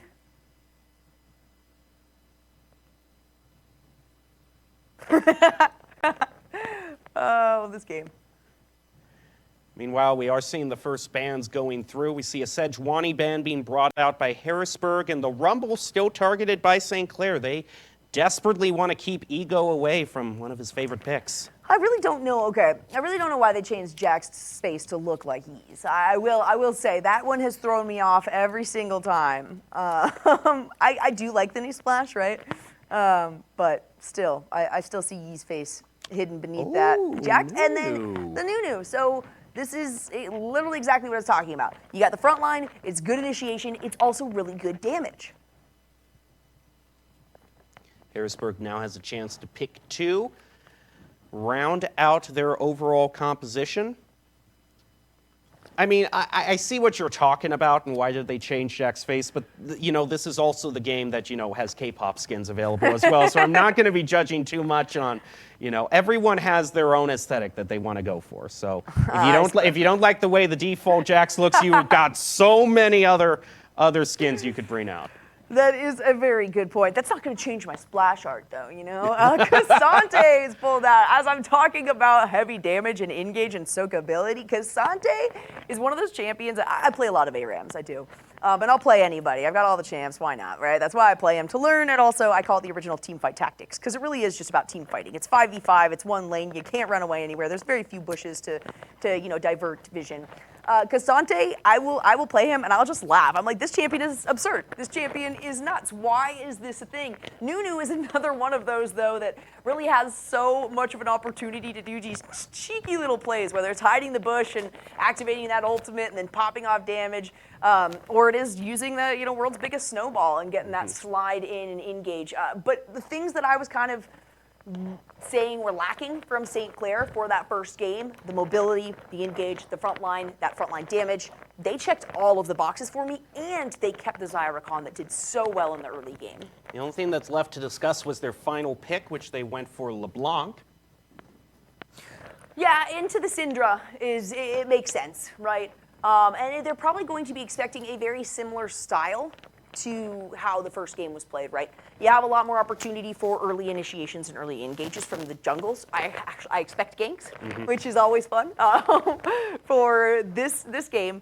But it's another situation where, if I couldn't put money down on this one, but I am so much happier with sort of the cohesion behind St. Clair's composition compared to last game. I didn't really see you win con in the last game. It was just deal damage in the early parts and try to get early pressure everywhere. Yep.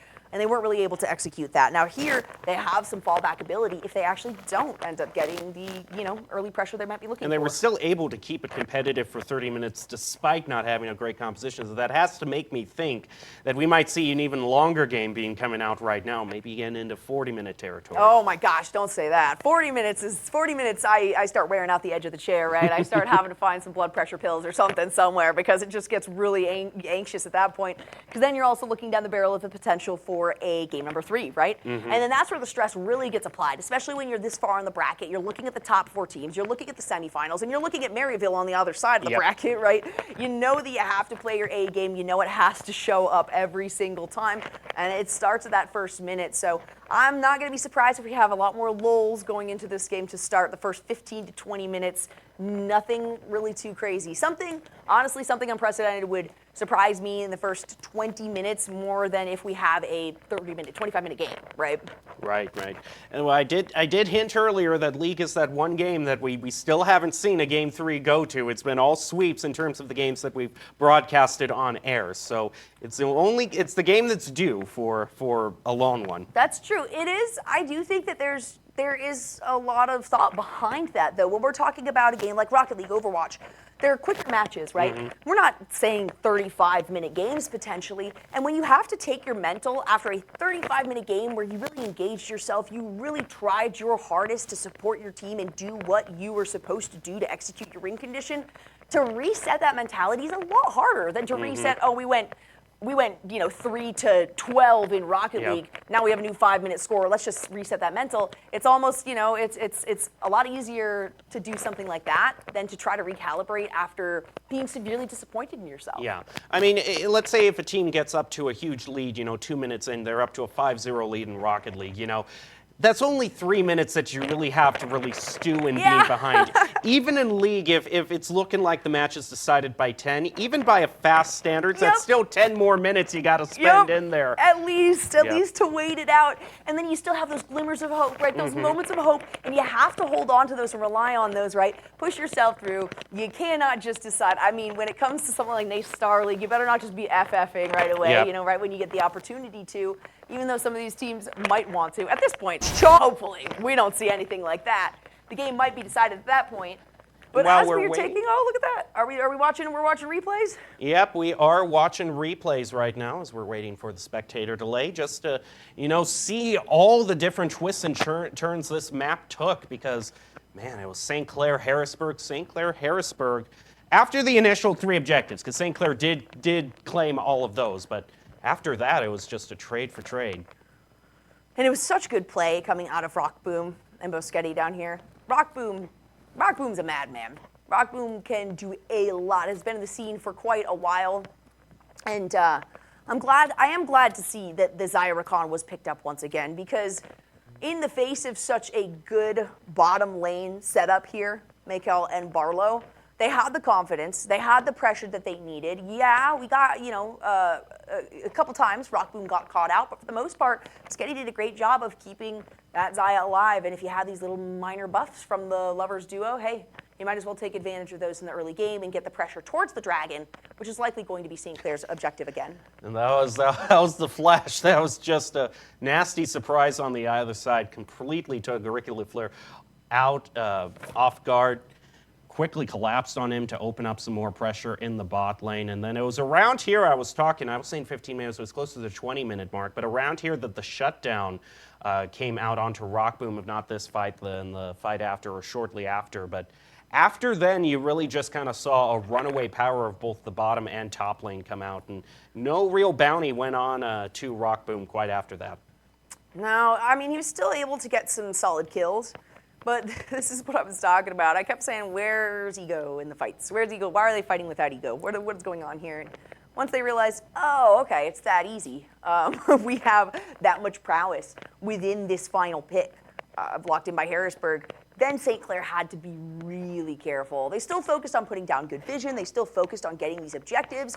And they had the opportunity for that Dragon Soul. Nobody actually reached that, though, because more focus was placed towards the Baron side and towards getting pressure in the mid lanes after that. And that was kind of the last hurrah that we saw from St. Clair. That team fight happened around the 27-minute mark. From there on out, once it hit 30 minutes, Harrisburg won a few fights in a row, and then the interesting thing was that St. Clair really pushed in heavily toward Harrisburg's base at the very end of the stage. They took out a tower and inhibitor.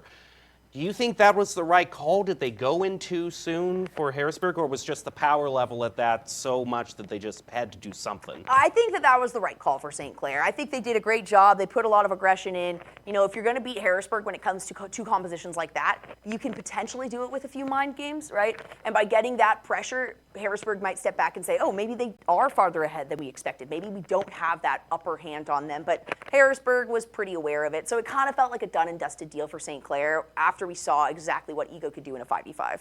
Well, once again, you are watching the semifinals for League of Legends in the NACE Star League. Currently watching Harrisburg go up against St. Clair. We're also wondering to see who is going to emerge out of the Maryville-Purdue match. Favorites are for Maryville, though. They are the #1 seed, so a lot of people are assuming whoever wins against this is going to be going up against Maryville for the grand final. But hey, Purdue Northwest still ranked seeded 4. Anything can happen. Anything can happen. That is true.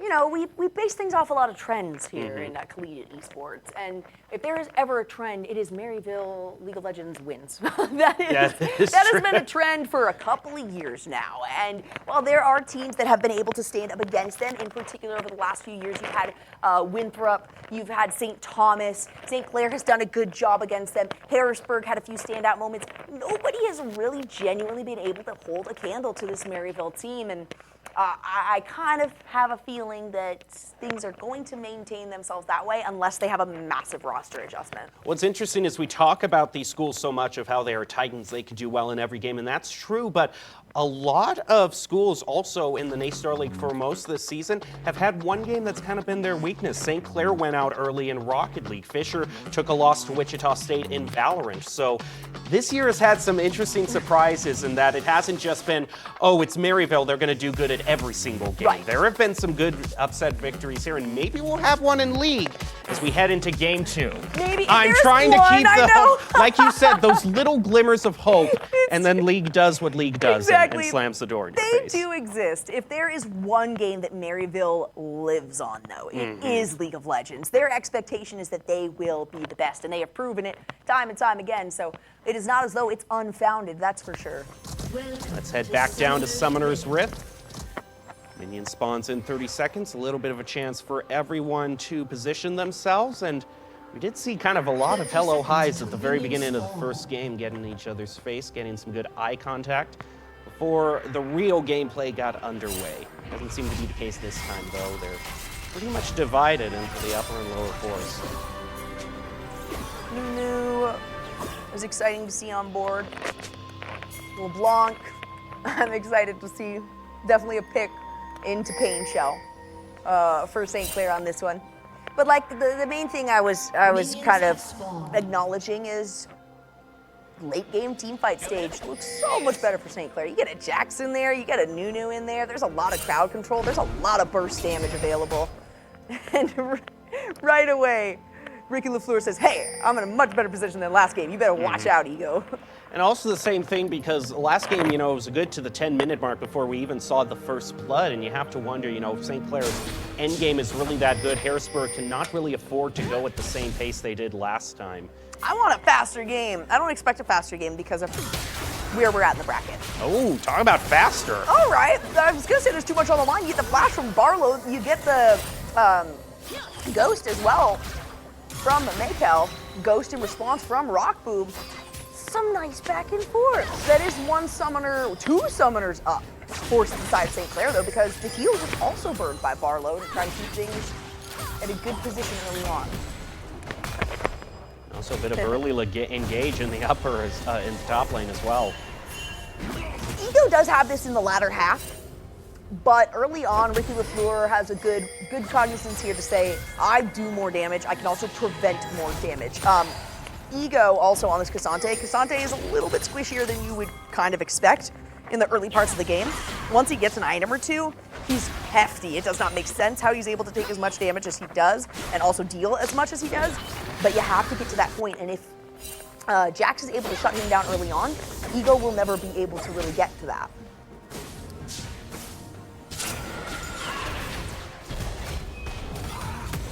Rockboom does not have the advantage that they had in the last game, though. They had massive priority.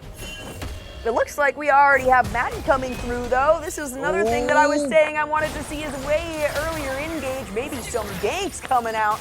We saw Maddie navigating down there with the snowball, probably threw it and then walked the opposite direction. Willem wants some monsters to chew on in the meantime.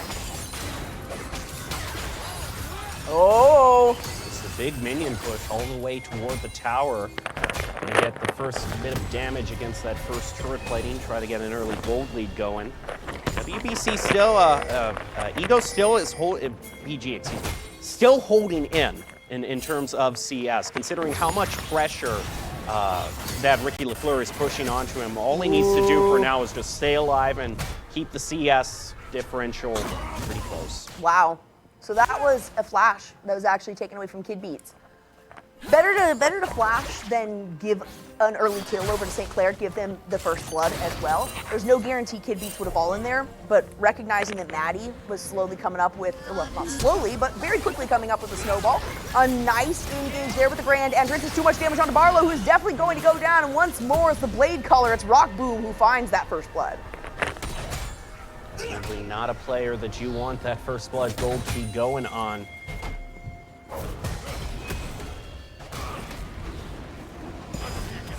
Here we can see a replay. And you were asking for the quicker ganks. That certainly came in now. Thank goodness. So Maddie is answering that call. He already tried. He's actually shown up quite a few times in that bottom lane. We saw Iron down there only one time. The expectation kind of behind that is maybe that you'll get more jungle camps. Look at Bakery Boy taking a lot, but the scatter the week does send him back. So Kid Beats will not fall just yet. But man, that is a very juicy target.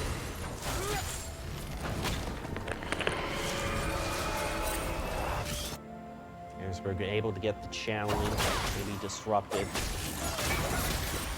At this point with this composition and with the opposition, Harrisburg is essentially saying, we prolong this, and once again, the later this goes, the better we're looking on these fights.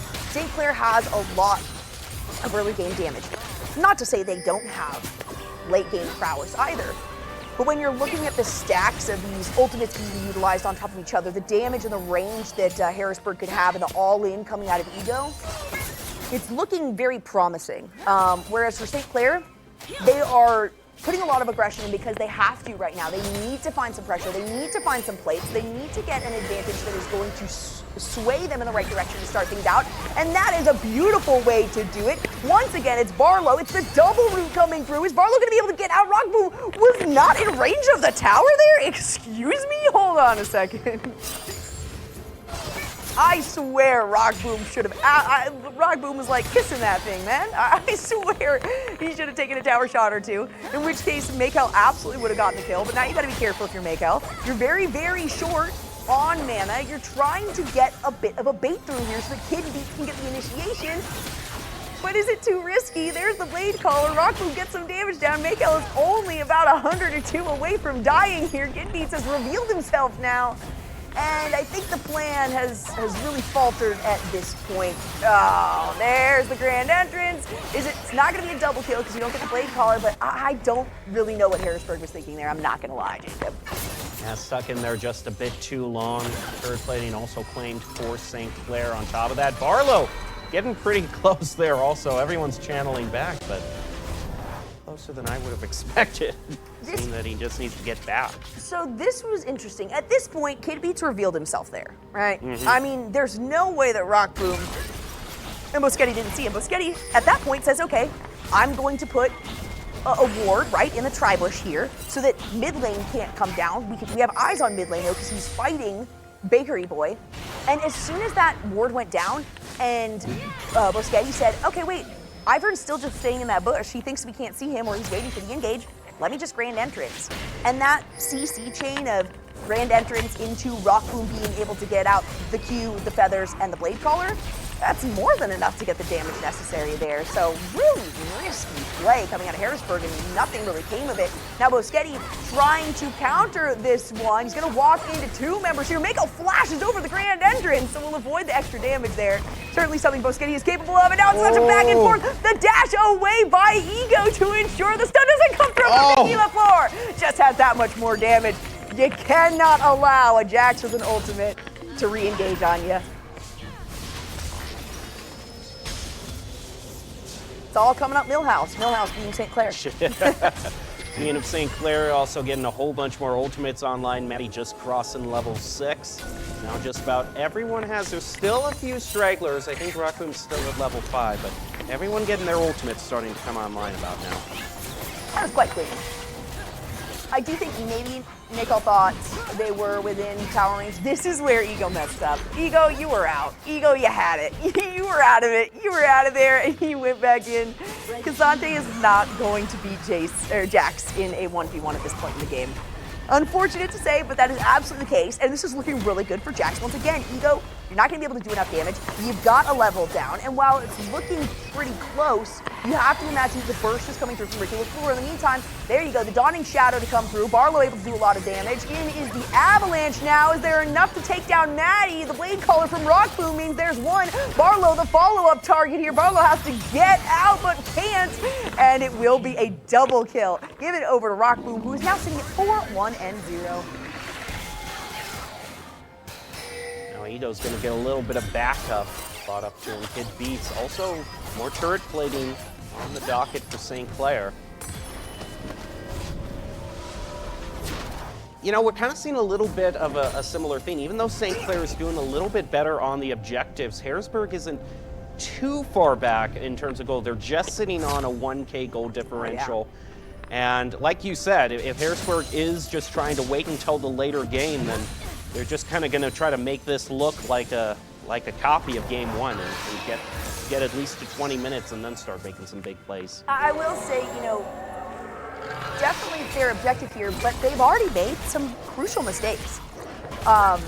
Kid Beats has wasted a lot of time, so with how much we've seen Maddie in these lanes, Kid Beats should be doing better on CS. It does take a long time for Ivern to do that, but we should have seen at least a couple of solid keys. We haven't seen a good CC chain available from Kid Beats, which is something that he's able to provide. And knowing that Kid Beats' Ivern is one of his favorite champions, I'm kind of surprised at the sort of lackluster play that we've seen so far. It's hard to stand up to somebody like Nunu, who's going to be constantly engaging when you have to stay in the jungle.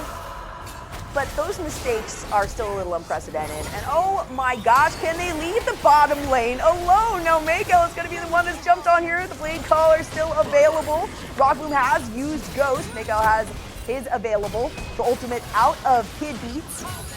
Barlow able to get a lot of damage down. That W is going to miss, and it's Ego versus Ricky LaFleur. Again, they're finally on the same level. You're 9-9, but when it comes to items, Jax is going to have the advantage.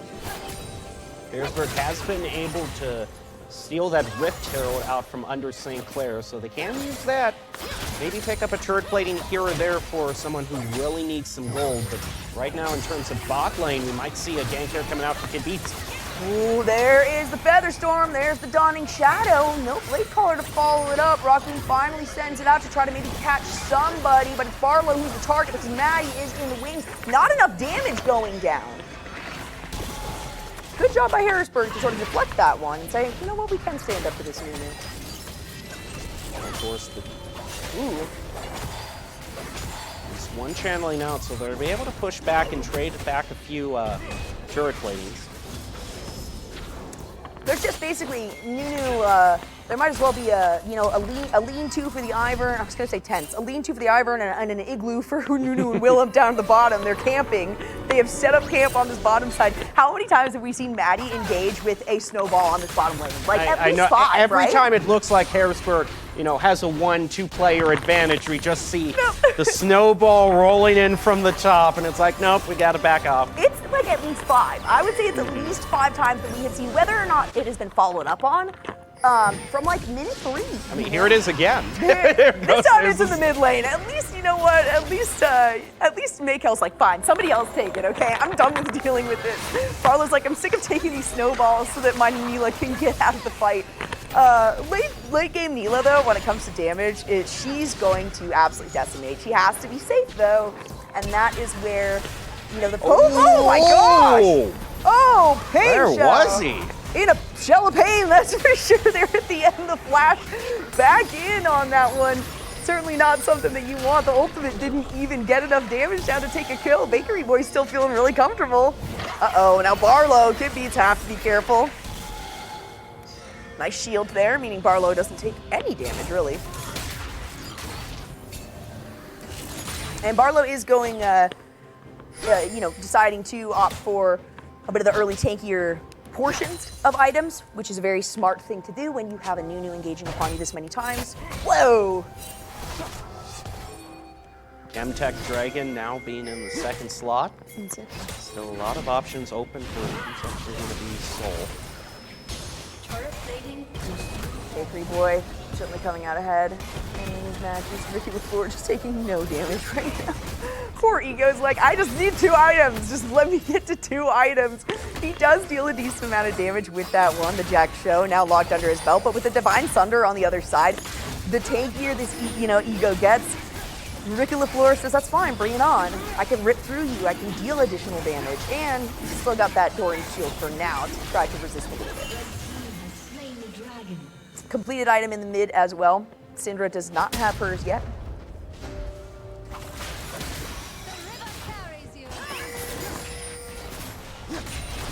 Tech will be the dragon brought out, altering the arena, getting those hex gates out there.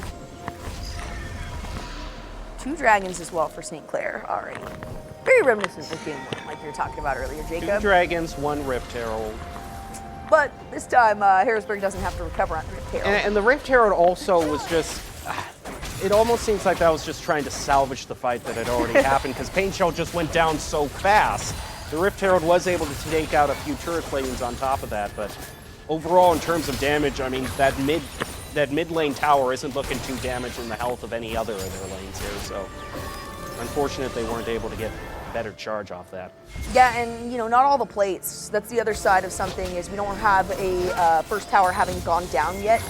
You kind of hope that before that 14-minute mark, when the plates fall off, that, hopefully you can situate on something, but he's going to be able to do some damage in response to this, though, because Kid Beats is there in the wings. Pretty easy to tell when a bush is there, when it's not supposed to be.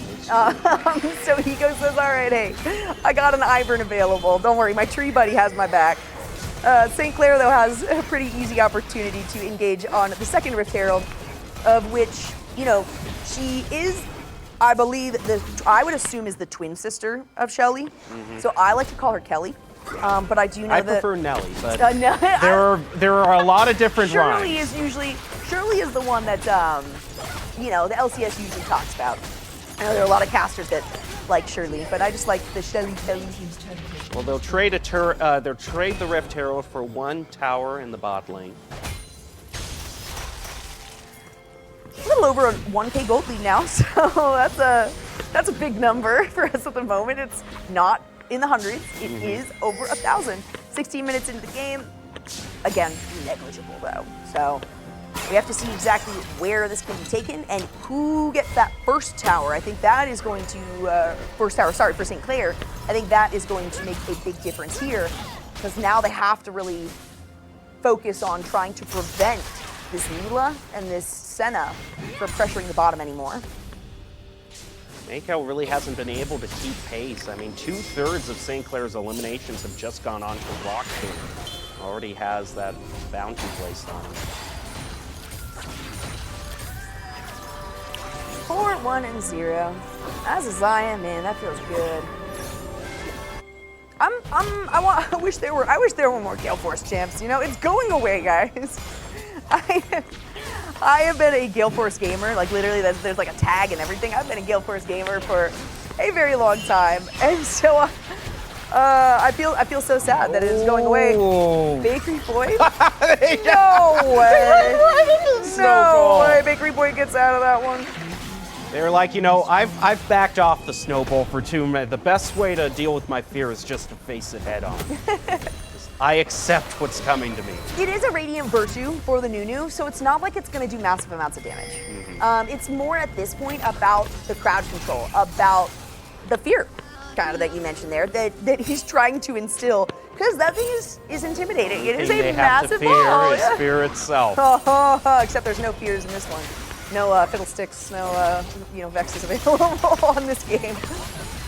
Wow, the that's damage a lot of damage. Mako. I don't know what you're thinking there. Nila versus LeBlanc will not go in favor of Mila. Like, I can safely say that one is not going to be for you. But the Dawning Shadow on top of them and Kid Beats in the back so that they get the additional healing is very, very helpful for Harrisburg. That's going to be their win condition on these. The Charm over to Pain Shell. It's going to have to flash away. Can the Blade Caller get enough damage? It doesn't even need it because Rock Boom has those autos and has the additional range on that. Means we've also got the lane swap. Ego now on the bottom trying to defend this lower tower. He's bumped up onto Rockboom, onto 350 now. And everyone from the top lane retreats as well. So St. Clair will have free reign of all the lanes for a bit. Blue team's turret has been destroyed. Let's take another look at that fight. Hippies comes in at the perfect time. Daisy comes in at the perfect time. Hey, she's not able to do as much maybe as Hippies would have liked, but it's helpful to have another body there. And this one's unfortunate. As soon as the flash comes through and you see how much damage is being dealt by this Zyra, you're like, well, I just wasted a summer spell, unfortunately. Because it is possible that Painshell could have tried to fight that one under the tower and use the flash to hop to the other side to get another tower shot or two off on a Rockboom. Instead, trying to just take the escape route, and it didn't end up working. So that one certainly hurts if you are Harrisburg or you are Painshell. Everyone has their sights set on this dragon. Carol also catches out Battery Boy. Bakery Boy, excuse me. Painshell uses the ultimate and does so little damage to Bakery Boy. It's very unfortunate. You certainly feel like, I mean, you don't feel like a proper Syndra when you unleash power and there's very little power available.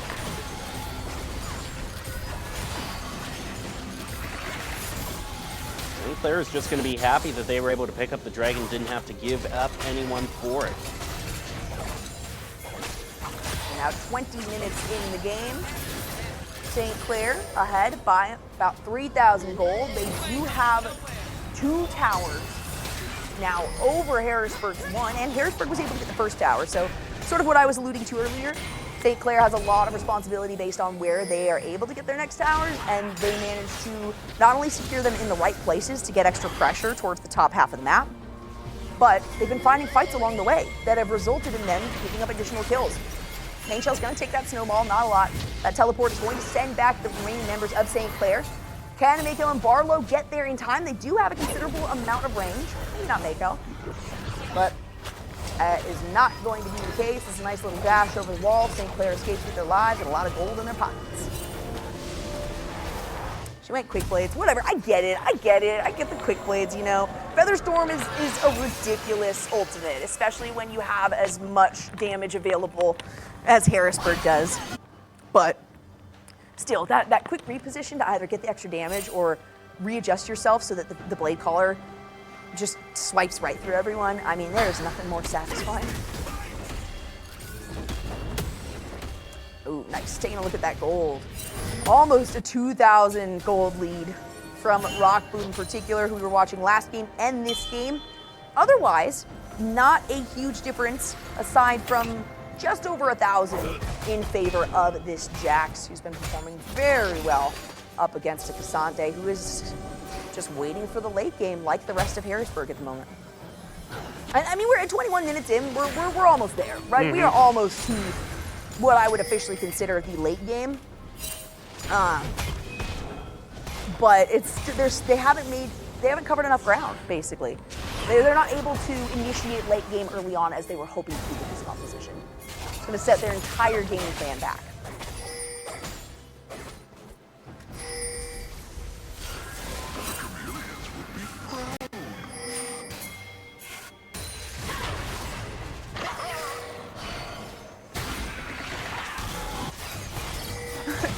Harrisburg has to be so safe, has to be so scared around all of this. They have so much vulnerability.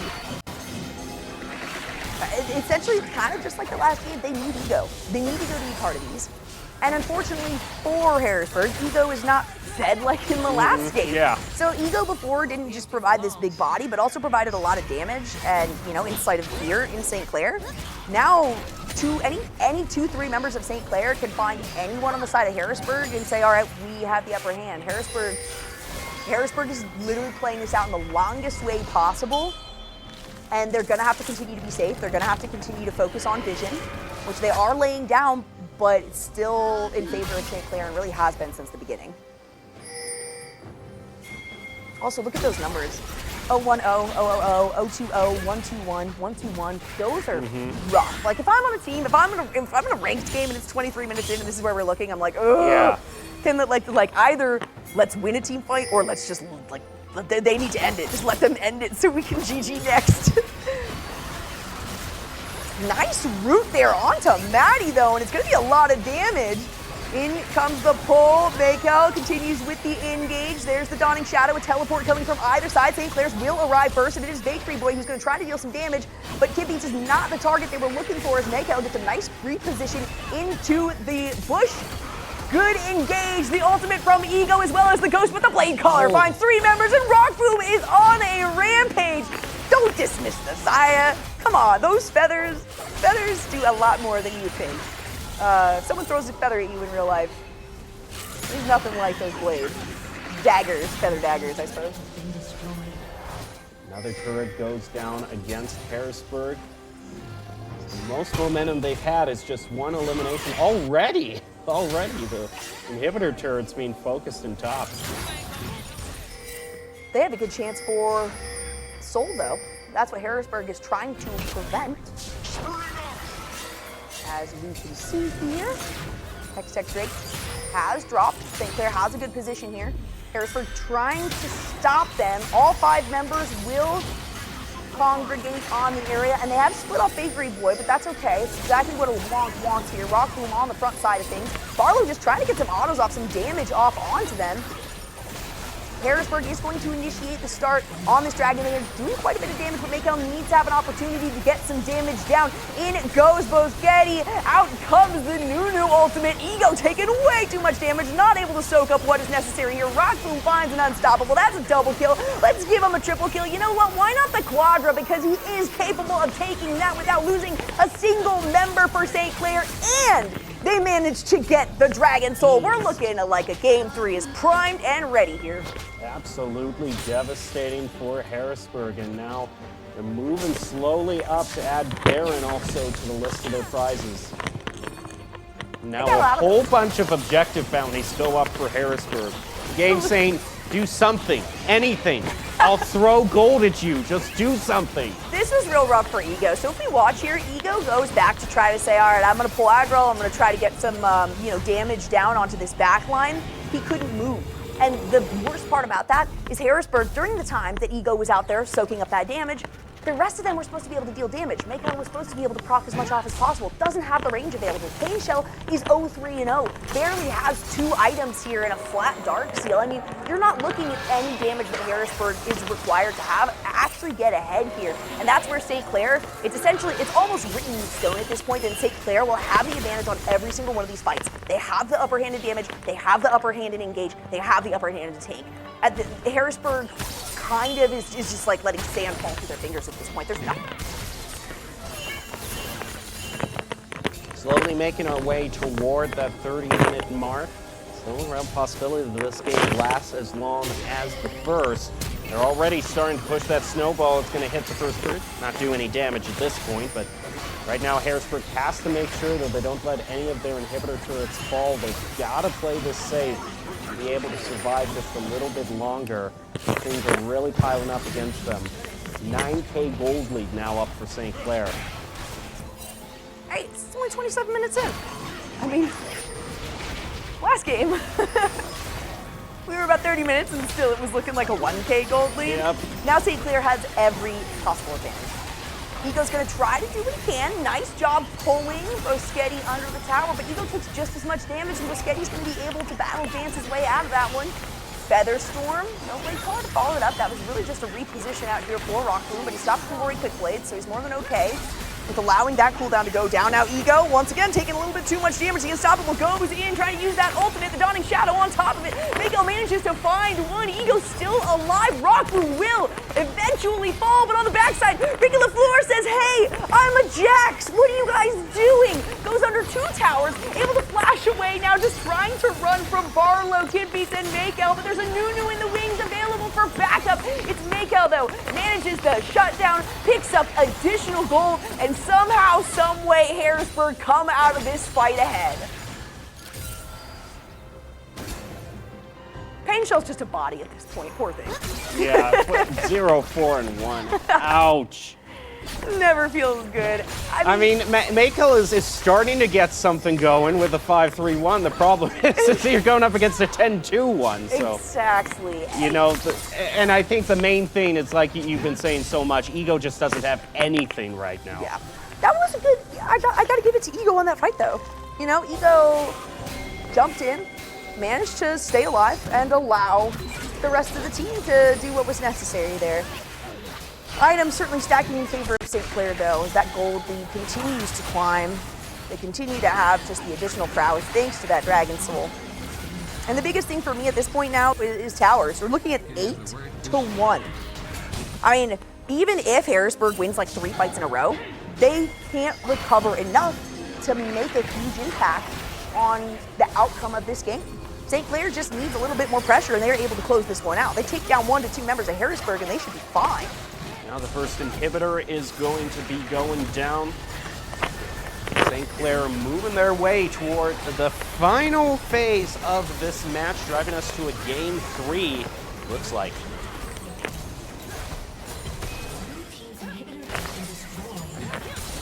More inhibitors go down, gonna focus down everything, then move on to the Nexus turrets, and at this point, all Pain Shell can do is just watch on in agony.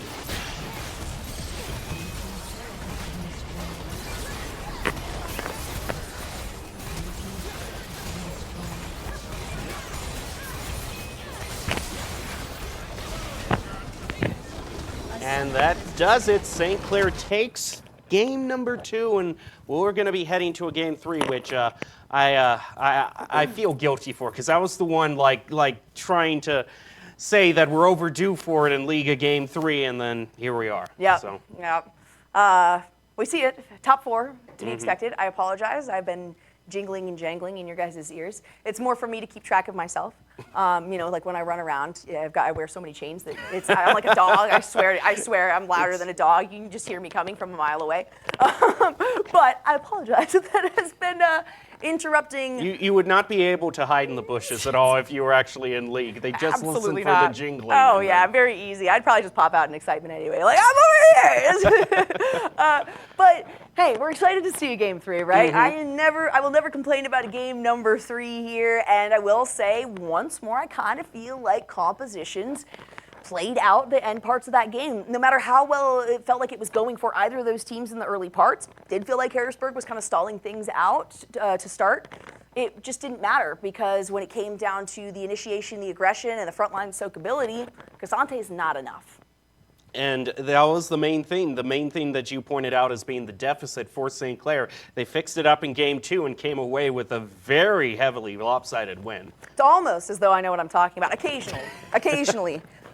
Because I do eat my own words a lot of the times, but I will be the first to point that out. However, in the current meta, when it comes to compositions the way they are, if you are playing strictly for the early game and you don't have a fallback win condition, you're setting yourself up for, pretty much failure. I want to say, it's not like you can't take the early game. The potential's there.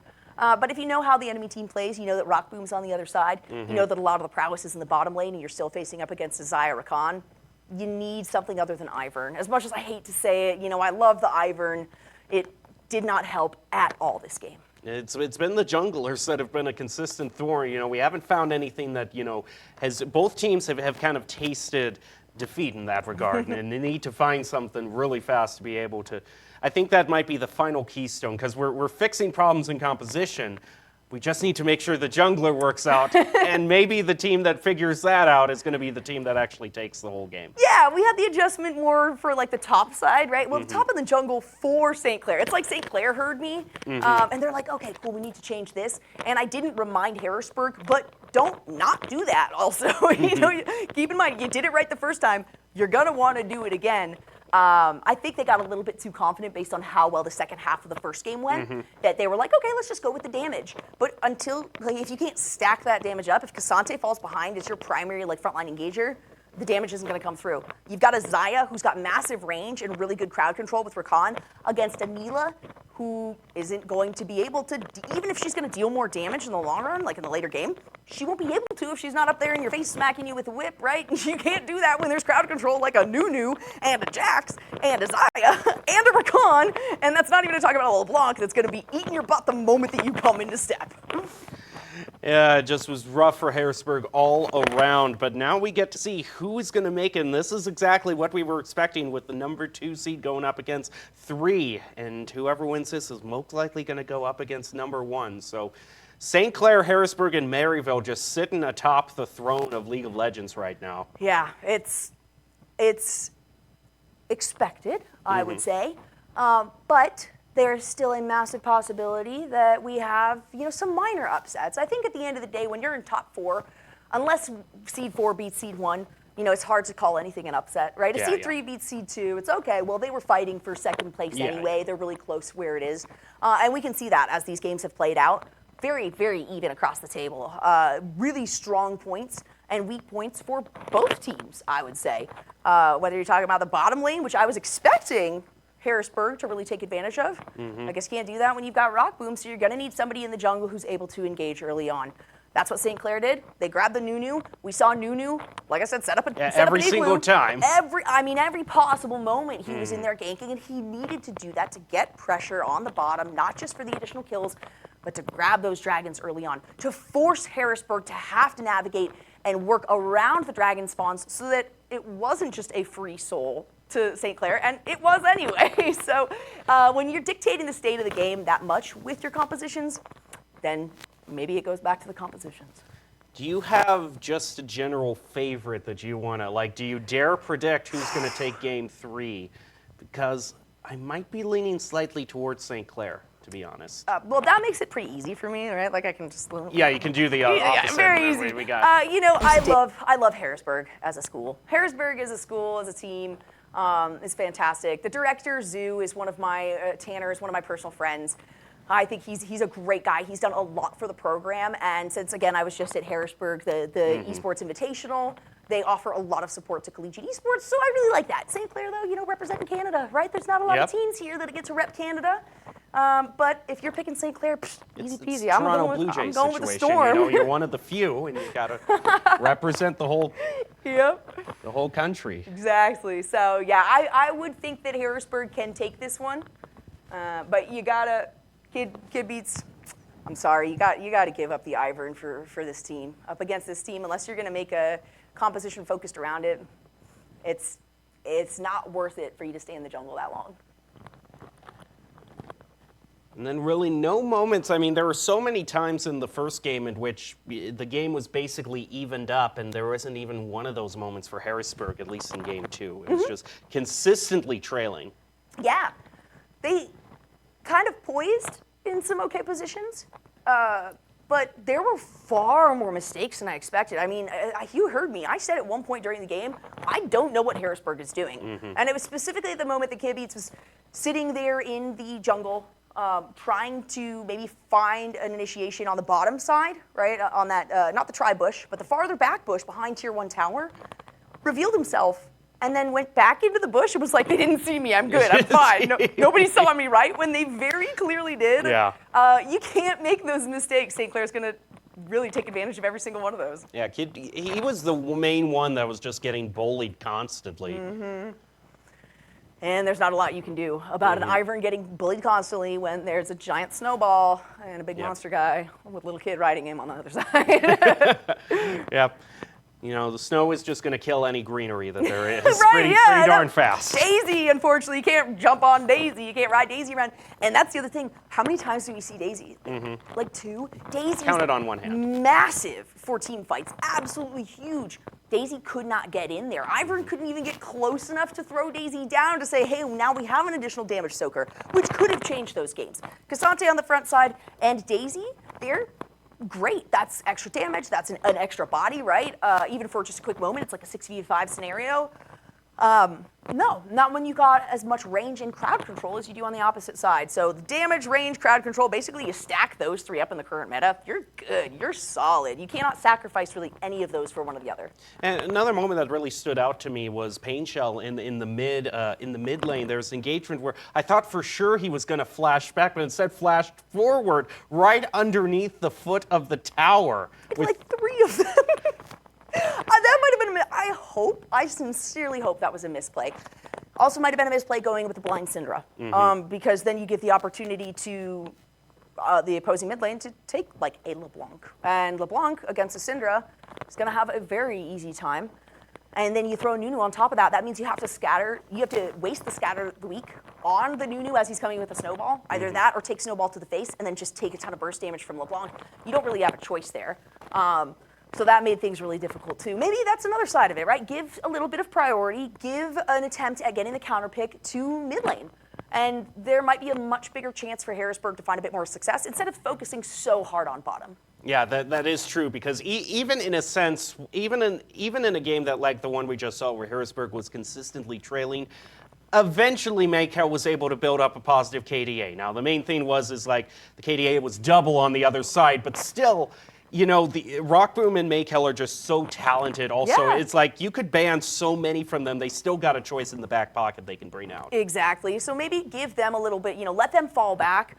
Sure, feel free to lock in, I guess, if you really want the Jinx early on. I think that one's okay. But it got banned out for this game.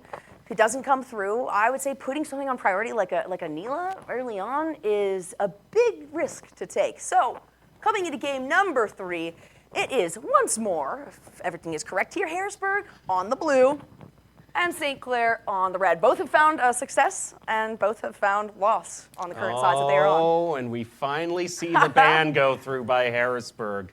You're going to have to play something else, Rockboom. Maokai was one of the bans as well that was coming through, but if I'm not mistaken, wasn't that Harrisburg that was banning out the Maokai? It was. Harrisburg was banning out the Jarvan, the Olaf, and the Maokai, at least for that second game that we saw. So they're deciding they want to go with the Maokai. Hey, you know what Maokai offers? Sustain, frontline damage, engage. Those are checking some boxes that I like to see right away. Sejuani, first pick for St. Clair. That's a good one too. We saw the Sedge ban in the second phase from Harrisburg in that last game. The Rel as well. Bit of respect coming out there. I don't think they actually anticipated it being picked up, but would have worked well into the previous team as well. Sejuani offers a lot of the same nuances as Nunu when it comes to the early game, being able to engage. And hey, look at it, it's Master Jax. Yep. Which really, in the first game, as far as the top lane is concerned, you had Ego run away with it. Then you had Jax run away with it too. So both of them have been just kind of an unstoppable force in top. Yep. And St. Clair's going to still get their preferred pick, the Jax. So Counter picks available. The Jace. So still resorting to heavy damage, right, for Harrisburg on the top side of the map. There's the tiniest bit of flexibility with Jace. I really don't consider it anymore. There used to be a time where Jace could be brought into the mid pretty easily. Not so much anymore. I would like to see a flex pick come out of Harrisburg, maybe. A flex pick, we saw one earlier on come out of St. Clair. It was immediately negated because they picked the Rakan right after the Rel, but still. Nico should give a little bit more playtime for Harrisburg to have in the early parts of the game. Yeah, and just like games 1 and 2, it's going to be a slow start based on the first picks here. It's a pick they're not unfamiliar with. Painshell went up, used Nico in the first round against Michigan Tech, so they definitely have some experience playing with Nico. Also went against the Nico in the second round of Michigan Tech. Silas. I like what St. Clair is working with here. Just based on these 3 picks, I'm feeling St. Clair's composition a little bit more, I gotta say. We'll see how they round it out. We'll see if either team provides more. Well, St. Clair has enough frontline engage. Right there. Jax, Silas, Sejuani. Plenty, right? You've got sustainability, survivability. You've got some good long-range damage as well as the, once you decide to go in, you can put your foot down, you can send the pedal to the metal, and you are dedicated to that one. Harrisburg needs to come out with something that is going to throw them off of that game plan, maybe a little bit more crowd control available, because Maokai does offer some, Nico does offer some, Jace is not going to. He's going to be able to do some long-range damage, some poke. And yeah, he can jump in when he doesn't have the cannon. He can use the E to get the throwback. But it's way too risky for a Jace to hop into the likes of those three. Lucian final band being brought out by Harrisburg. St. Clair now going to start off the final few picks.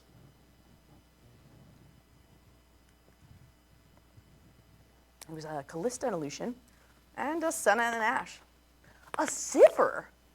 All right, I haven't seen Sivir in a while. I think Sivir is kind of underrated. You know, she does have a basic kit. She has a built-in spell shield. That is absurd. She also has one of the longest range abilities that can go through minions as well with that boomerang. And the ricochet when it comes to late game, very, very clean. Now there's some good bursty damage that we can follow up with the Jace and the Nico here. Aphelios is a solid pick. I do feel like I have to see from Harrisburg, I need to see a tanky-ish support in the bottom. I need to see something with some crowd control and some survivability or sustainability right now, because otherwise Harrisburg is not looking good up into this composition that St. Clair has so far picked. Okay, you know, all right, we'll see. The polite way of saying I was expecting something different. Yeah. Okay, granted, you do have really good crowd control, right? Rakan offers a lot of good CC. And he's got a lot of good jump in, jump out, which is something that Harrisburg likes to do. They've got a Nico, they've got a Jace. They're already kind of feeling that for the style. But maybe I would have preferred something like that. Something like what St. Clair now has locked in. Sivir and Nautilus is a nasty combination. So just like I said before. I mean, how many times have you been in draft trying to think of the perfect pick? You pick something you think is going to work, and then the other team, immediately you're slapping your face going, ugh. And I don't know if, you know, based on the way that Barlow plays, I don't think he's feeling that right now, but I do think he might end up feeling that as the game plays out. Because that's a lot of tanks. That's a lot of frontline. It's a lot of damage that is available as well for the side of St. Clair. So it all comes down to this. Well, while we wait for the spectator delay, we want to remind you that LA Comic-Con producing an expansive and exciting gaming, esports, and anime experience in the West Hall of the Los Angeles Convention Center on December 1st through 3rd. Your pass gets you access to gaming stage tournaments, stream studio or favorite streamers, the free play zone with the hottest PC and console games, and the mix with over 10 indie games and devs on site. You can use the promo code LEVELOFF for $5 off your gaming pass. Much I said during the last stream as well, if you do happen to attend this, make sure that even though you're at LA Comic-Con, don't miss out on the NACE Star League Grand Finals as well. Pull that up on your stream while you're playing, because that is going to be a great show to see. They probably got Wi-Fi there. I'm sure they got Wi-Fi. Oh yeah, LA Comic-Con. Yeah. It's a big convention center. I'm sure they do. And yeah, the League of Legends portion, I know they have on, at least last year, they had on a big main stage. There's a nice little sit-down area, so you can very easily just kind of prop your phone up right next to you and keep an eye on multiple games that are playing, because everything's going to be incredibly exciting as we have lots of in-person events going on, all over the place during that weekend. The 1st of December. Yeah, it's really loaded. Which is good, because a lot of people are settled down, right? They're waiting for the seasons to pick back up. They're like, all right, we've got, you know, our breaks coming up next week. So people get to come back from breaks at school. You get to jump right into another big tournament. Maybe some people are taking a bit of a trip as well, coming out here to Boise State. You never know. So of this roster that you're seeing here, who needs to most step up here if their team is going to win? For Harrisburg, it's Kid Beats. I was already talking about requiring a little bit more involvement from the jungler here. I feel like I have not said Kid Beats' name nearly enough, unless I am saying Kid Beats has fallen, or Kid Beats is going down. St. Clair in that last game performed incredibly well. Maddie in the jungle picked up every single thing he might have possibly needed. Rockboom has been performing so very well. I mean, you know, I could talk about the fact that maybe there's really nobody. Everybody played so well in that last game for St. Clair. Everybody. Like, I feel like the recognition of where they stood in those matchups was very apparent, and it was clean. So I just keep doing what you're doing, St. Clair. Harrisburg, you know, try to scuff it up a little bit, I guess. Try to clean that up, just because the jungle is now Sejuani on the other side. There's going to be a lot of engages again. The best you can hope for is, you know, whiffs of the Sejuani ultimate, right? You just keep your fingers crossed on that, but there's no guarantee. I mean, when you're expecting that they whiff their ultimate as your win condition. I just expect Sejuani always whiffs the ultimate. She almost never, like, come on, seriously with it. How many times does that ultimate actually hit? Very rarely, right? It's kind of particular, but when it does, it's a lot of damage. It's a massive amount of crowd control. The stacks of crowd control and frontline engage that St. Clair has, it's like, seriously, I swear they heard my my disparity, and not only did they pick some good choices for that, but they locked in 3 that are like 4 that are exactly I mean, that. by the time the second bands were being chosen, you were like, we could just play these 3 and we're that's fine. it. Yep. This 3v3 is going in favor here.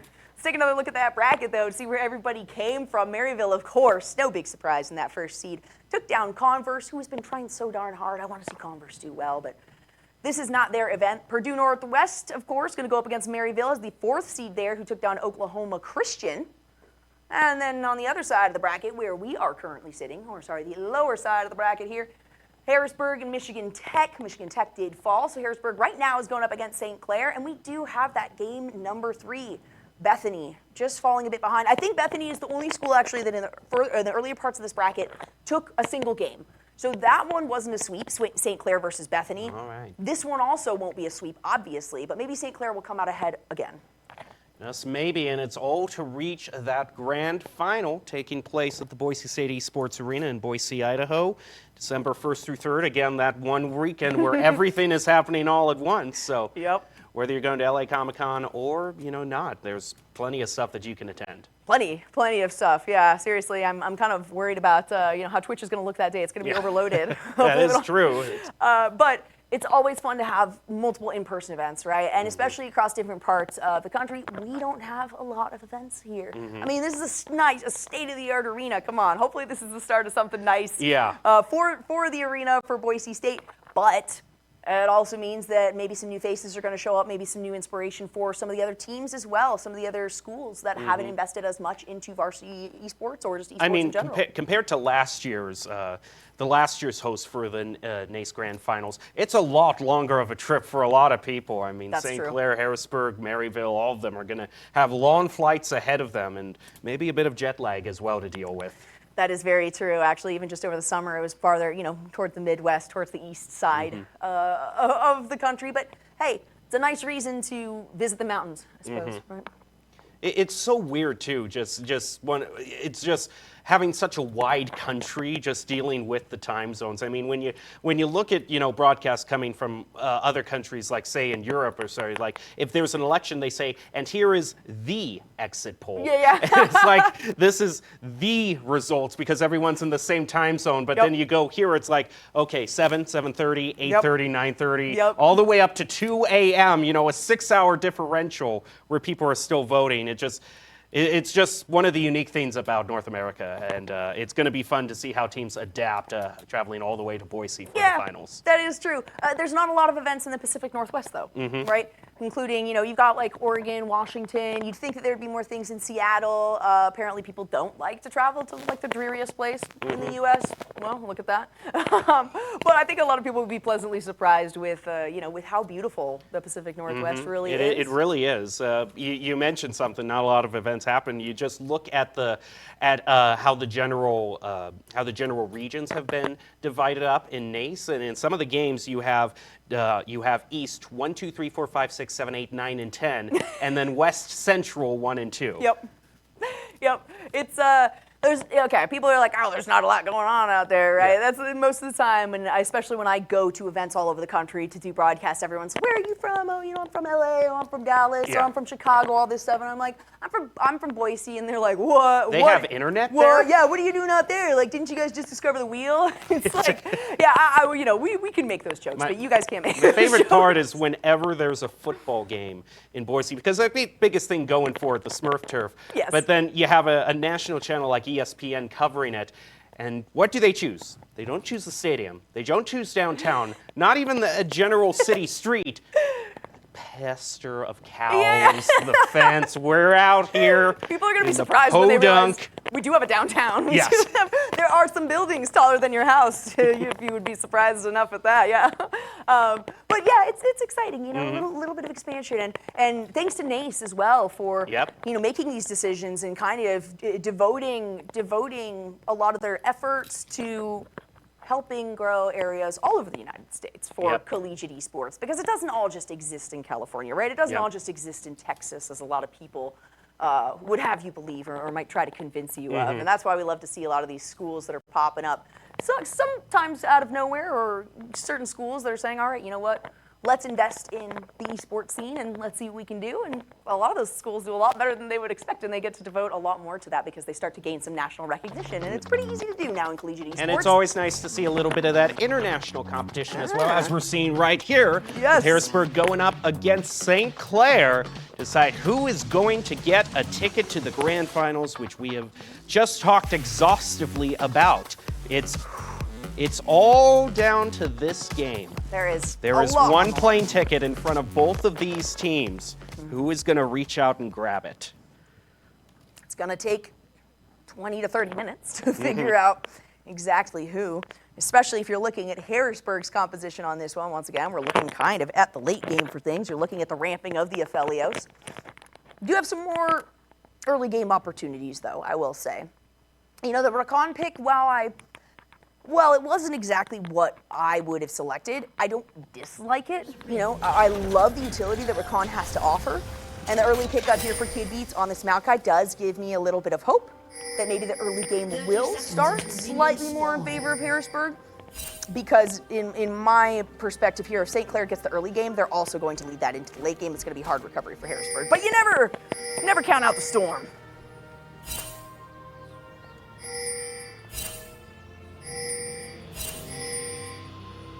Now, much like games 1 and 2, we have nothing but just the constant pinging sounds to listen to for the first few minutes before minions spawn, and we get a little bit of poke damage and farming get going. Now we also get to see the skin game. I consider the ping sounds to be just as much an ambient background sound as the music itself. Yes, I agree. I'd be surprised if there are people who pull up a specific YouTube video that says, Summoner's Rift background music with pings added. With pings. Because it's not going to feel the same. Then you have one person that spams it and gets timed out. I really like the Silas pickup on this too. Also, I like the chroma choice. You get the half and half pizza for Rock. Nice. I mean, no Draven and the bobblehead that's going to haunt my nightmares for all time, but it's something. I always like a little bit of silliness in the skins. I am wondering if Boschetti started anything other than Q, because there was no dredge line. You saw some good opportunities that we saw out there. Either way, there's the level 2 likely going to go into E. Sometimes you start with E, sometimes you start with the W. Usually you start with that dredge line. But I don't make mobile fire. There's no written answer to how these players are supposed to set this one out. I am, we have ego on this Jace. We saw that last week as well for Michigan Tech, right?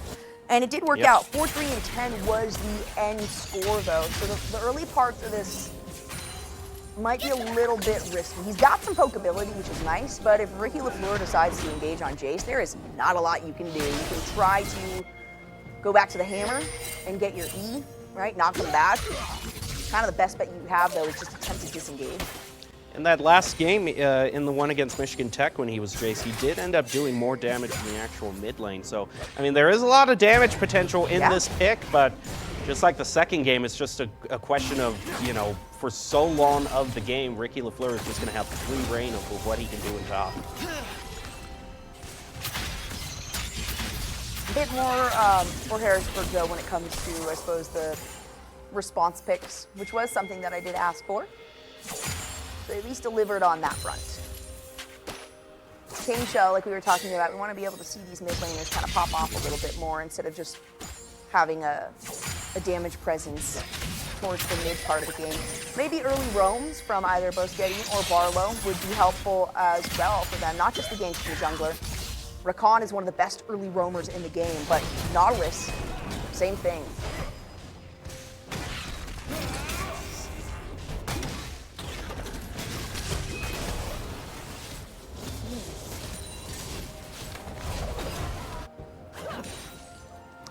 And we have Pete making his way up, actually, even though there is pressure on Ricky LaFleur, he's low enough. There might be some deep jungle occurring here. That is the case. Maddie is still down towards the bottom side of the map, and hey, I was talking about some earlier roam from these supports to try to help out the mid laners. As we can see, Boschetti has navigated his way up and is looking for a dredge line maybe to land to help out this Silas. Pain Shell playing nice and safe though, back by the tower. Harrisburg consistently has been the team to, at least to start things out, build up at, 100, 200 gold lead. Not that that's going to really decide the whole match, but even in cases where St. Clair has gotten 3 objectives in a row, Harrisburg is usually good enough on the early farming to be able to match St. Clair in whatever they do. Yeah. Should Harrisburg be able to pick up a few objectives starting off, then I think they've really got a good start, because that's been the one thing that's evaded them is getting, I guess, the first blood, if you will, in terms of objectives. That is true. It has gone to Rock Boom so far, both games. St. Clair has had a bit of priority in the lane both times, whether it's due to Maddie coming in as the new or just due to the fact that they have overall priority in their matchup. And also interesting to point out, there have been no changes in terms of side. Harrisburg is blue all game, St. Clair red all game. Yep. All match. Like I said, they both experienced a victory and a loss on the sides that they are currently situated at. Maddie making a move in on Barlow, who is going to be able to get away. There's the flash, there's the ignite coming through. It's Barlow finds the battle dance. The grand entrance wasn't quite enough because he got a dredge line to follow it up with, and oof, Barlow unfortunately just had to use a lot and has to recall on top of it. Oh, nope, he's actually going to stay there. Bit of a risky position. Got some pots to burn. Now that everyone's passing level 6, those ultimates and more importantly targets for Silas to steal are going to be brought into the fray. Speaking of objectives, it seems like St. Clair wants to be starting out claiming the first objective for the 3rd game in a row, burning down that Hex tech. They're going to get it. They're going to get it, and just like the first 2 games, there is no contestant from Harrisburg. They're just going to allow that to happen. They're focused on their laning phases. No objective priority here. Also makes sense though, Maokai is a little bit of a slower start when it comes to being in that jungle. So Sejuani has a bit more free reign. Look at Ego. Too much damage. There is the kick I was talking about. So he does manage to get him out of there. The ultimate was burned by Ricky LaFleur.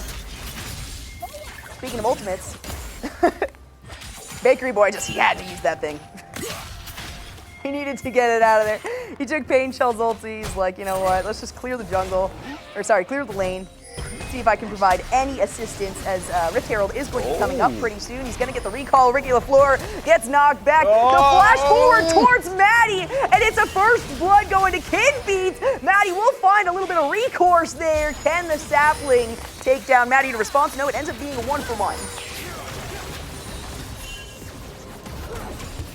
Clear in bot lane is going to be able to give a little bit more room for Harrisburg. They'll get a bit of chip damage on that tower. So they're not going to be focusing on the turret plating at all. Instead, they have other plans.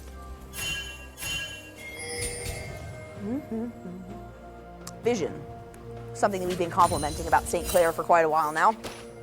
Haven't been able to focus on it as much this game because there's been a little bit more activity in the lane. Say we're at 8 minutes and we've already got a kill aside. That's pretty solid, considering how slowly the first 2 games were starting, particularly that first game where we didn't even see a first blood until, I think it was right around Over 10 minutes, over Yeah, 10 it was minutes over in the 10. game.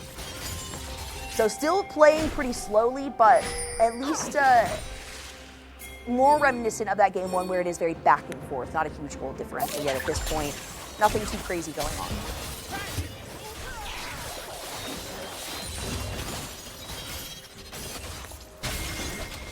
Rift Herald being focused down by St. Clair. A few turret platings are going to fall in bot lane as well. They just really mowed down the first. Second now is on deck. They'll pick up that as well.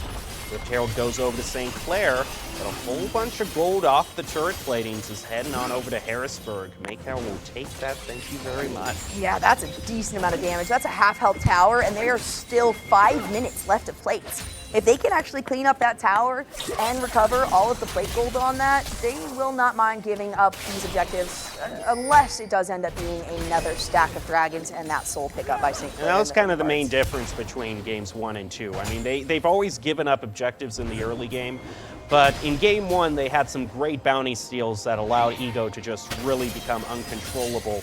In game 2, they just really weren't able to pick up anything. So I think Harrisburg is keeping in mind, whether it's through bounties or whether it's through turret plating, we just need to get gold in the early game to be able to match St. Clair. Ooh, there's a lot of damage, a lot of crowd control as well. Ricky LaFleur is going to be able to jump back to his minions, and Kid Beast takes just too much damage. Those chains provide quite a lot. It's going to be a 1-for-1 as Bakery Boy falls as well. Stampede.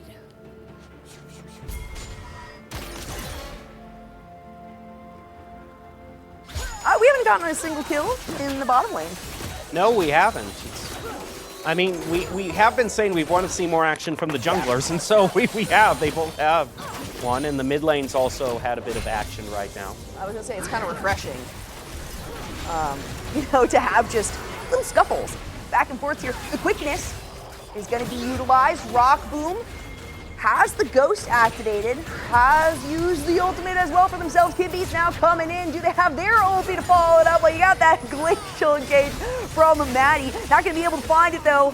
You got the grasp from Kid Beast, who gets Dredgeline back into the fight. Rock Boom taking down Barlow, who tried to re-engage on that one with the grand entrance, but is a little bit too risky. And by the time Pain Shell gets into the fight, St. Clair has decided to disengage.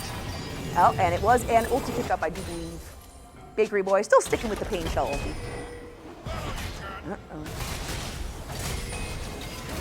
Well, in top lane, Edo's still facing a little bit of bullying, but managing to stand up to it a bit better than he did in game 2. There's been bullying back and forth, right? First game we saw Ego doing some bullying, then we saw Ricky LaFleur doing some bullying. Now, we see Ricky LaFleur still attempting to bully, and Ego's like, no, get away from me. He has gotten 2 turret plates, though. Yes, he's got that range priority, and when Ricky LaFleur does decide to go in, he's got a bit of that forced disengage. Barlow is going to follow him up. Has grand entrance, does not have the ultimate, but it doesn't matter. There's the grand entrance. Ego will pick up that kill. The ulti coming out from Pain Shell in response as well. No follow-up out of St. Clair. They end up finding success in that fight on the top side. They didn't have any minions left, so they probably would have had to take. Minions were back a little bit ways, so that tower would have done some damage to them. Poor Kid Beast did not want to have to use the ultimate there. Maybe he didn't have to, but certainly would rather play it safe. So that is one that's going to be down for a little while. Not the longest cooldown, but certainly not the shortest in the game.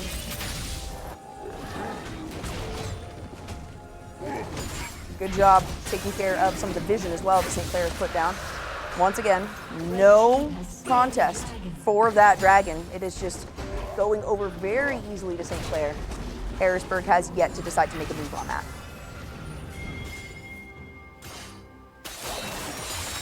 Huge engagement coming down in the bottom lane. Or at least a little bit of regrouping. You see Kid Beast just hanging back there in the wings. Gonna be channeling right now though, so no major gank coming out of this. So false alarm on my part.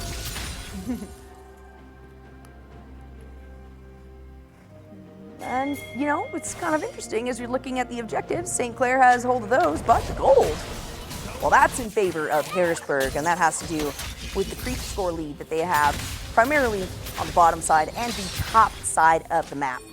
Both Beats and Maddie have spent a lot of time out of their jungle. They're really not worried about that jungle creep competition at this point in the game. Just trying to focus on getting those major buffs.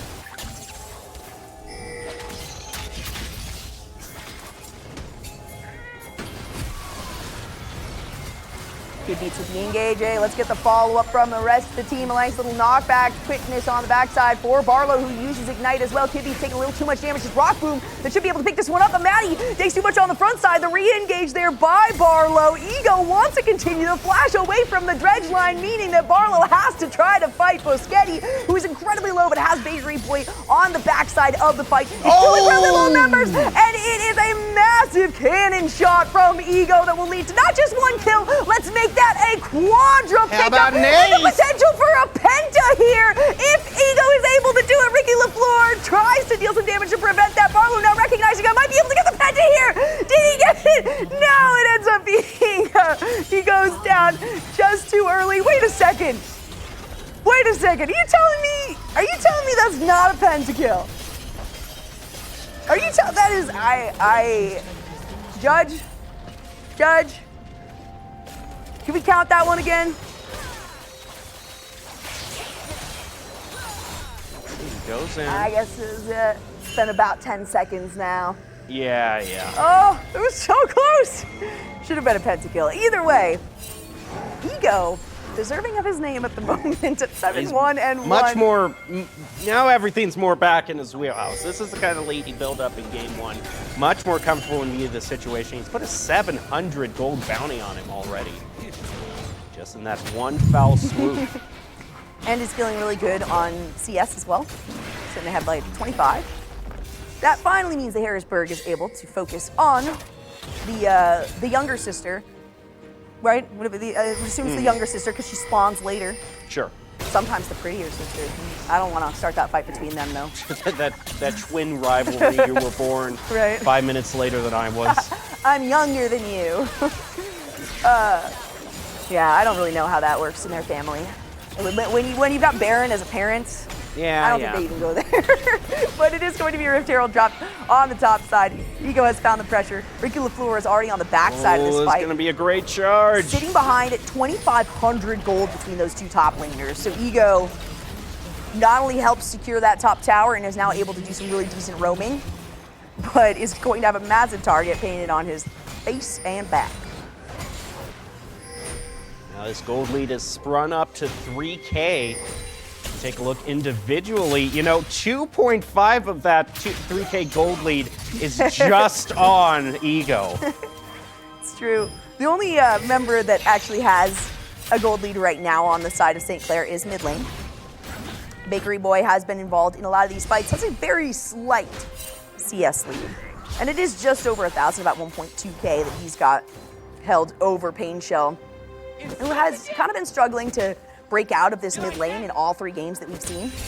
But when it comes to the team fights and being able to get a massive amount of damage on when all 10 group up together, this is looking very good for Pain Shell, who does have a teleport available. So does Ego right now. So if they want to force something out, there's only one teleport available on the side of St. Clair right now. A little bit less of an opportunity for them to retaliate. Blue team's turret has been destroyed.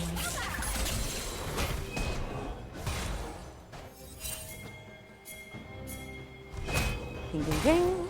It's coming out at the bottom side. We got some on the ways from bottom. Maokai navigating down. Maykel has gone back towards the mid, as we can see the pings now surfacing there. A bit more vision would certainly be helpful for Harrisburg if they're able to get some aggressive vision down. We do see a tri-bush by that mid tower being placed. Not sure if that will help them get the pressure that they need. They are going to try to make some moves here. It ends up being 3v3. Nope, make that a 4v3 in favor of Harrisburg. Bakery Boy trying to figure out whether or not he should come through the river or take the longer route. Either way, another dragon is going to be the target here, and Harrisburg will have the jump. It's a much faster pace than last time. St. Clair taking the first 3 objectives for the first 2 games, but now only letting first 3 dragons, I should say, not objectives, because we count the Rift Herald, but I mean, still, it's a much more even keel that Harrisburg now has against St. Clair in terms of Dragons than has transpired in the past 2 games. But they have reduced that gold lead. Only about 2K for Harrisburg now. They were up just right around 3 a little bit ago.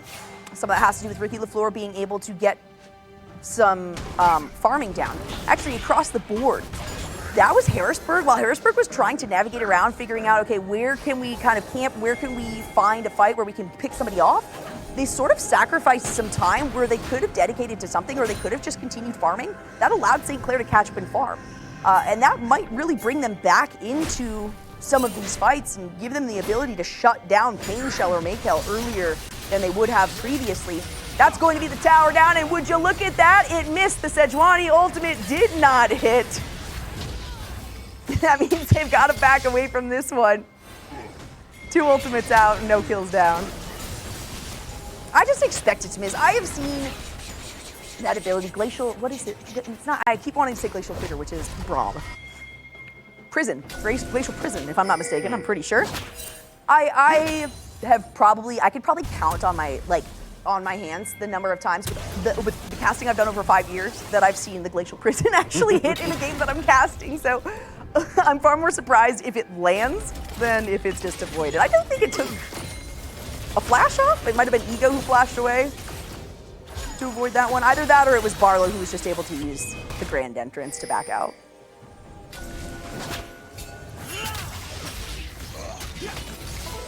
Going to be Maokai ultimate, picked up by Bakery Boy, trying to get a little bit more utility down, a little bit more crowd control, as opposed to taking that Nico, which would be full engage and damage burst. So changing up the game plan just a little bit, the recognition that Harrisburg is coming out ahead in a lot of these fights, thanks to all of the damage they have on Ego and Maykel right now. That's something that St. Clair is recognizing, and now they're going to implement something else. They are consistently grouping, though. And Harrisburg still kind of playing this responsive type game instead of being proactive with their initiations. They're trying to find someone who might be susceptible to a gank as opposed to creating one out of solid positioning.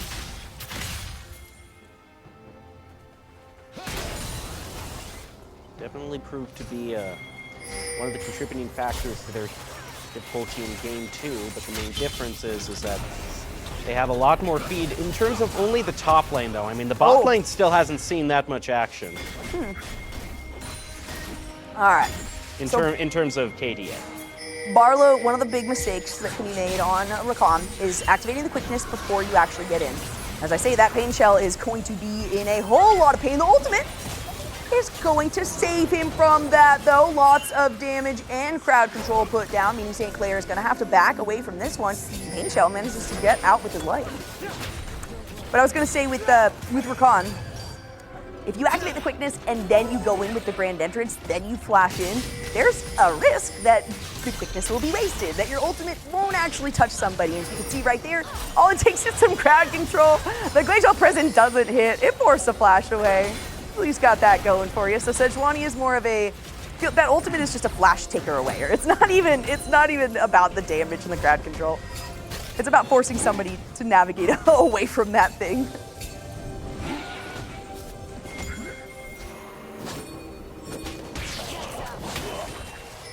St. Clair putting down so much vision, just Harrisburg only walks about 5 steps and there's another ward they gotta clear out.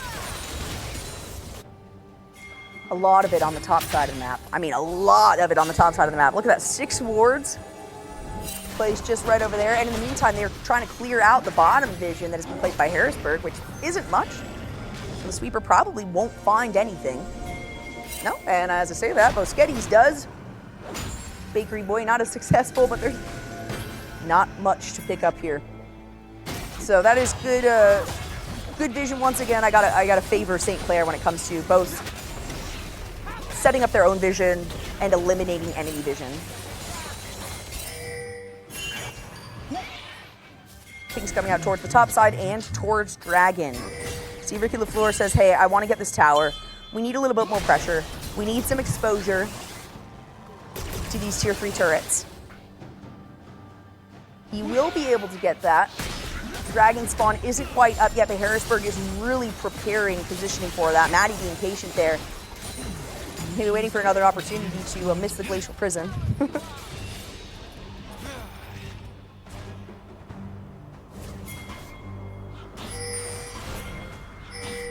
Now the ping's in response to Ricky LaFleur, who has begun dealing damage to that inhibitor turret.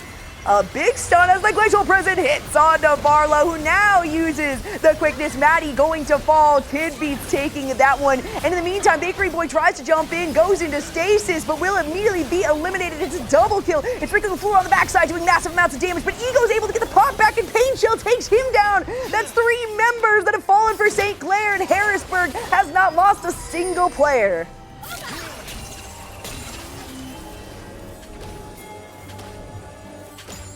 Although still, almost ironically for Maykel, he still doesn't have a single one in his favor. He got 4 assists.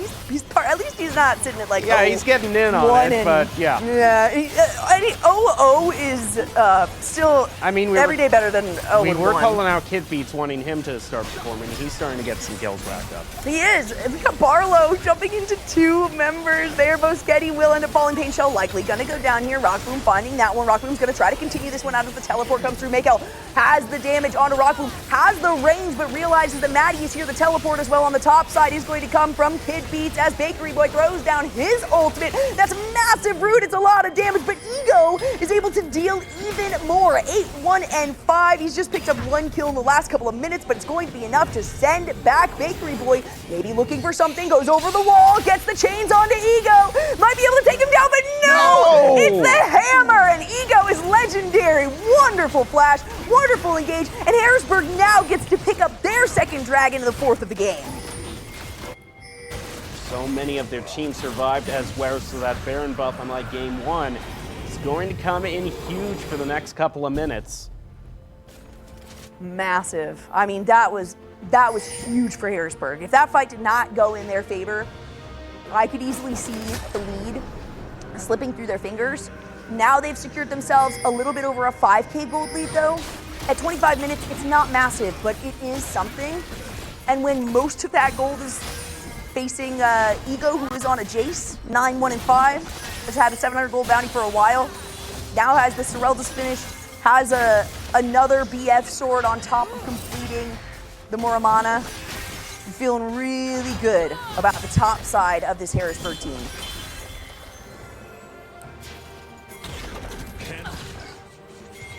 Ego slowly moving back towards mid on the hunt for another.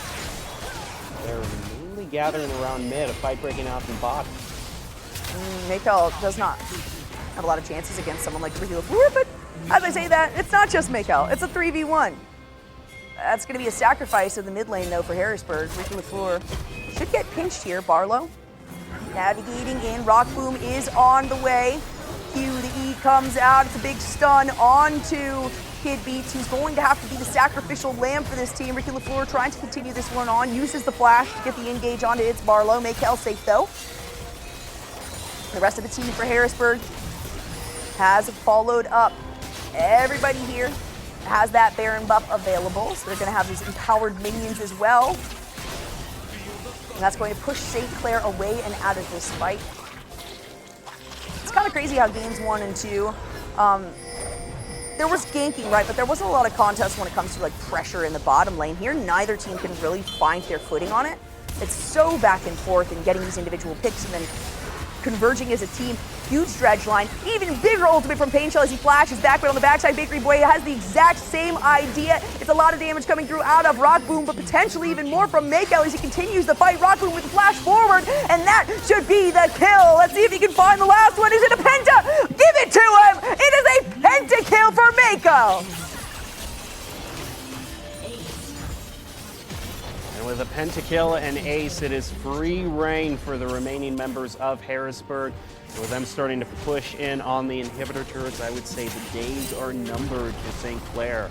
Absolutely massive. Ego should have had a pentakill. That should be the second pentakill of the game. I'm not gonna lie. The first one was stolen from Ego earlier on.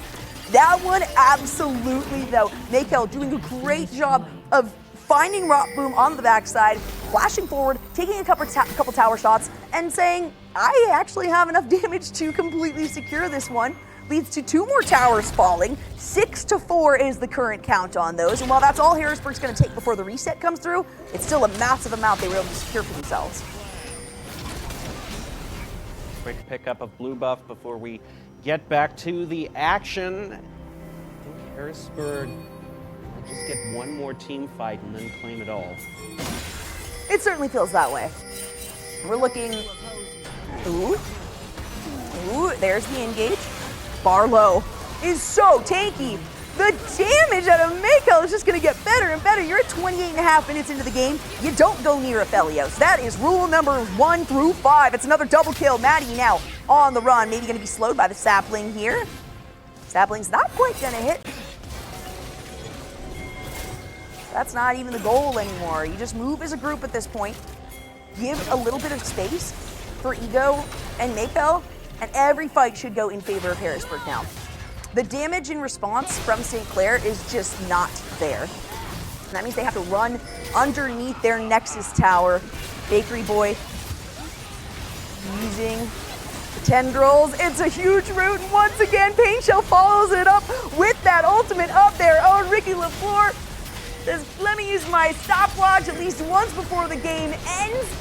Moschetti just trying to stay on the backside, maybe looking for a dredge line as a potential to get Ricky LaFleur in there, but Ricky LaFleur gets stunned up, and it's Mako with an impressive play that makes him godlike. That is the first tower down, and the second tower should be easy. In fact, they don't even have to focus on it. Mako says, I want more kills out of this. Ego taking that one down. Mako still barely alive. A double kill for Ego. All members of Harrisburg alive aside from Pain Shell, but they don't need Pain Shell to win the game. In fact, Barlow says, I'll sacrifice myself. I don't even care. This should be the end of the game. They just need the minions to move forward. Preemptive ultimate coming up out of Kid Beats.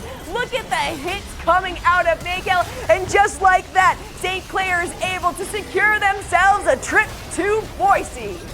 Nice job by the Storm. 12-2-12 at the end of the day for Ego. It's like I said, it's a fitting name. Yeah, It's an appropriate very name. fitting. Nice job. The Storm moving all the way from Pennsylvania to Boise. That's more than 2,500 miles, basically. It's a long trip, but well earned and well worth it for Harrisburg. Yeah, it's not too bad. I mean, I just took the trip over there. You know, it's usually a pretty quick layover, and luckily it's one of those flights that's relatively, you know, you have a little bit. It's relatively direct. It's not like when they send me to Seattle when I have to go to LA. That is true. That is true. Most of the in hubs are in between, so you're just moving in. Exactly. Yeah, it's some nice little airports there to stop by. Well, that's going to do it for the League of Legends game. It was a knockdown, drag-em-out fight, but the Harrisburg Storm managed to pull out the victory. We'll leave you with the top 5 plays of the game from that match, brought to you by Mavix Gaming Shares. Mavix, feel the difference, enjoy your top 5 plays, and congratulations to Harrisburg. You're going to finals.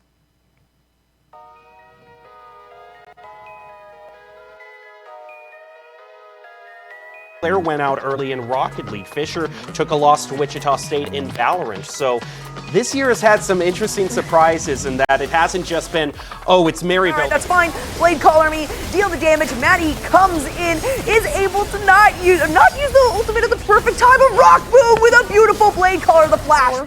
Also meaning, though, Harrisburg does want to maybe make a dive towards the bottom side since there's a lot of pressure from St. Clair. Ego is going to have his teleport up here in about a minute, a little bit less. Ooh, but as I say that, Rock Boom ends up finding a beautiful Blade Caller. It's a big dive onto Maykel. Rock Boom's gonna take a bit of tower aggro on this. It gets swapped apart with her turret. A big stun as the Glacial Prison hits onto Barlow, who now uses the quickness. Maddie going to fall. Kid Beats taking that one. And in the meantime, Bakery Boy tries to jump in, goes into stasis, but will immediately be eliminated. It's a double kill. It's Ricky LaFleur on the backside doing massive amounts of damage, but Ego's able to get the pop back, and Pain Shell takes him down. Barlow's like, I'm sick of taking these snowballs so that my Neela can get out of the fight.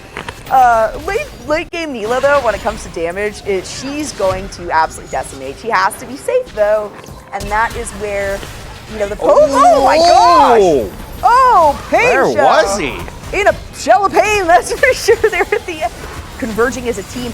Huge dredge line, even bigger ultimate from Pain Shell as he flashes back, but on the backside, Bakery Boy has the exact same idea. It's a lot of damage coming through out of Rock Boom, but potentially even more from Maykel as he continues the fight. Rock Boom with the flash forward, and that should be the kill. Let's see if he can find the last one. Is it a Penta? Give it to him! It is a Penta!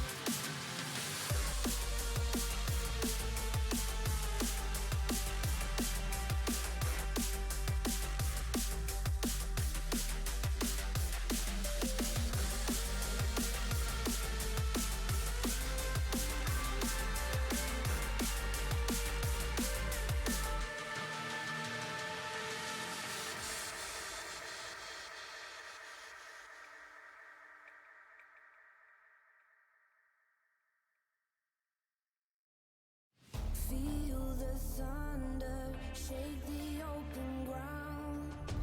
Won't give in, I'm fighting for the crown.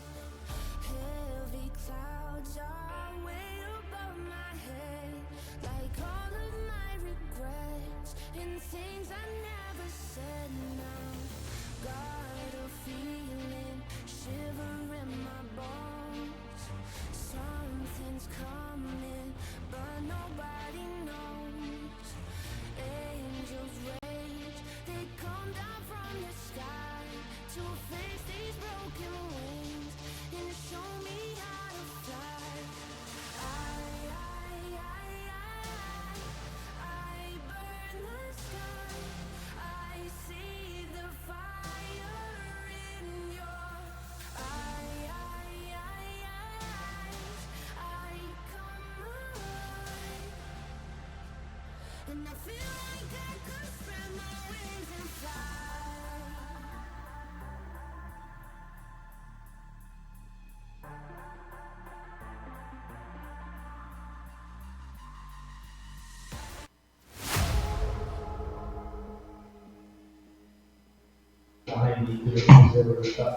Welcome back to the NACE Star League studio. We just saw Harrisburg pick up the win against St. Clair, and we've got Maykel, player from Harrisburg, ready to join us here in the NACE Star League studio to talk about that victory. Thank you so much for joining us.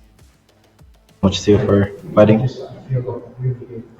All right, so we wanted to ask just a little bit about how that game went because you had a little bit of a speed bump happening in game 2. Can you take us through that and how you recovered in game 3 to overall get the win? So basically, in game two, we tried something and it didn't work out, so we gotta adjust. Then just we realized we just have to play our thing, and we came in game three winning. Well, you've now locked your way into the finals as that was the semifinals. It was a great series, and I think everybody's expectation is that it's going to be one of the many rematches we have seen between Maryville and Harrisburg. How are you guys feeling about doing an in-person event, depending on who ends up taking that other finals position? Oh, we're really excited. We're really hoping this day to come. Actually, and waiting for December. We're really excited to be against Maryville and get a revenge against them because we lost against them in the last LAN. Well, before you face off against Maryville, we'll all have a week of a break over Thanksgiving. So is there anything that you're planned just to relax and recharge and get ready for the fight that you'll be doing over the next few weeks? For sure now, I'm just gonna chill until the finals, the LAN finals are near. So lately I've been like uh, having a hard time with school and stuff. Now I can catch up because finals is secured. All right, well, we wish you the best of luck. Congrats on your win, and we'll see you at the finals. Thank you. All right, well, believe it or not, we still have 2 Overwatch games to go. That league game went a long way, but we still have so much more here at NACE Star League. We have Fisher versus Oakland University coming up, so stay tuned. You're not going to want to miss it. We'll be back after this short break. Toxic therapy from your vape. Can't sleep? Listen to my voice. Your friends all bailed on you. Your crush thinks you're thirsty. The planet is dying. Keep obsessing till 5 a.m. Vaping nicotine is associated with sleep problems. Find solutions at thetruth.com. Los Angeles Comic-Con is back at the LA Convention Center, December 1st, 2nd, and 3rd. Meet stars from hit movies and TV series like Matt Smith, Jamie Campbell Bower, Elijah Wood, Sean Astin, Rainn Wilson, and so much more. Shop over 800 exhibitors and artists. Experience the vibrant cosplay community and immerse yourself in the gaming and anime hall with tournaments for Mortal Kombat and Street Fighter all weekend long. Get your tickets for LA's favorite comic, gaming, anime, and pop culture convention at ComicConLA.com.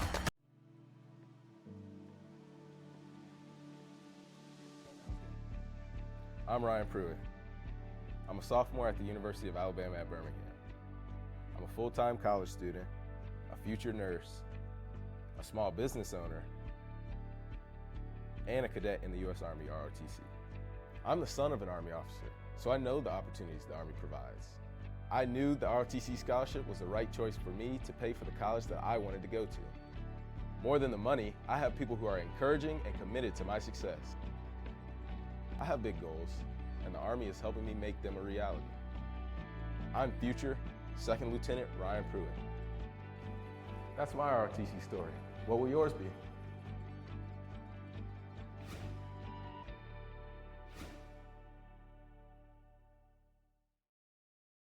Toxic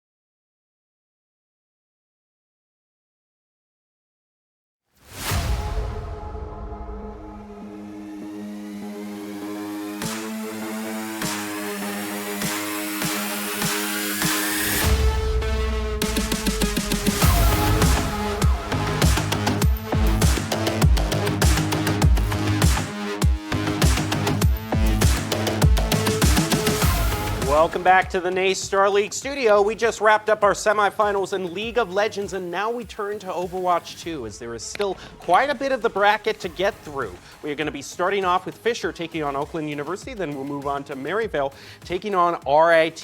I'm still your host, Jacob Jem Palmer. I am joined by Lisa Jolly Majas. Jolly, it's going to be very exciting to see Overwatch, especially we got the new balance changes just dropped today, the changes Roadhog. I don't think we're probably going to see someone bring him out that soon yet, but I think the main thing we got to look forward to is complacency, because the first map is always determined. Second one, Kings Row. And the third one, with Flashpoint, it's been Servasta basically every time. Yeah. The one thing that is different is that Eichenwald has been picked a lot in NACE Star League as an alternative to Kings Row. Oh. So if you had the choice tonight, do you want to see Kings Row for the 1000th time, or would you rather go to Eichenwald? I mean, from a perspective, from this perspective, I would much rather see Eichenwald. I mean, just because I don't get to see it as much. If I'm playing, I'd probably stick with Kings Row, though, just because I know it a lot better, and there's a lot more nuances with that have been just kind of developed over the years. So Eichenwald would be cool. I did not realize that is one that we've seen swap in occasionally, but yeah, Fisher College and Oakland University both head to head on this one. It looks like we got some Bears now. We're back to the Golden animals. Grizzlies. The Golden Grizzlies versus the Falcons. GG. Yep. Hopefully, yeah. Oakland University is hoping. Well, they're going to say that regardless. They just hope it's in a positive atmosphere. And then, of course, we've got Maryvale, who we've been talking about so much in League of Legends as the #1 seed. But hey, they're good in some other games too, especially Overwatch, and they're going to be going up against RIT. We can take a look at the overall lineup for each of these players. For Oakland University, we've got Jax, Crawl, Carbon, Aerospace, and Frothy Philly. And then on the side of Fisher College, you've got Abs, Momentum, Love, Sammy, and Grapha. We can also take a look at the bracket that we have for Overwatch and see how things have been turning out. Who's favored, who isn't, and who is making major moves overall. Fisher, it's been one of those colleges that has definitely been a higher ranked team. You have the usual suspects, if you will, for Overwatch. Maryville, St. Clair, Fisher, all been very competitive. Oakland University is ranked 10th overall, though, in the seeding, so definitely consider the underdog. And a very standard start, as I was alluding to. Lijiang Tower going to be the first. It's been the favorite by far in terms of the first stage that we've seen in NACE Star League in terms of control. And it is a classic. It's just one of those maps that is so hard to flip-flop, right? Having that control tower, it is really difficult to find a way to engage to where you have some sort of upper hand without just being able to hold that point. I mean, it is control, right? So that's the expectation here. But we'll have to see exactly how these two teams play out. It is a best of 5 for both of these series, right? So first 1 to 3 is going to be able to take it. We'll see if we actually go to a 4th or a 5th map, if those decisions need to be made in the day. I'm sure Fisher and Oakland, neither of them really wants to see that many games play out, though. Well, let's head on down to the action, to Lijiang Tower. We'll see which of the 3 stages, the 3 variations, we will see first for this Overwatch match. Fisher ranked #2, by the way, in terms of seeding, 2 versus 10, so Oakland definitely considered an underdog. Definitely. That's where the disparity between those places when it comes to seeding, you really see it come into play. So the hope is that we see more than 3 matches, or more than those 3 maps. The expectation for sure coming out of Fisher College, I mean, we've all seen them play. We've all heard them talk. They have a lot of confidence. There's a reason for it. They got a lot of support as a team. And immediately, there's a lot of damage that's going to be thrown down as the control point is contested. Still not unlocked for another 10 seconds, though. So now we're just getting brownie points. And Fisher College already spent their immortality field. Crawl is going to be taken out by Forgotten. With the tank down, you're only tanking Overwatch 2. Everyone else is sure to fall pretty soon. Froth Philly, a big target here, is able to break a little bit of vision, though, and gets in on the backside. In the meantime, we got Carbon taking a lot. Froth Philly finding the re-engage. Avani does end up falling here, but should be coming back most of the way to their ultimate. Still, this point pretty easily held by Oakland University to start things out, but Aerospace, as a support, is going to fall here. Carbon has a lot on his shoulders, is taking a lot of damage in the meantime, though. Matt May is going to be the next target.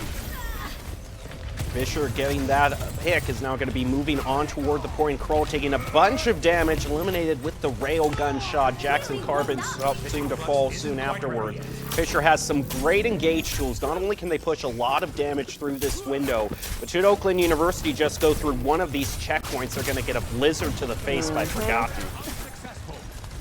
Blizzard to the face. Aerospace, almost at his ultimate, of course.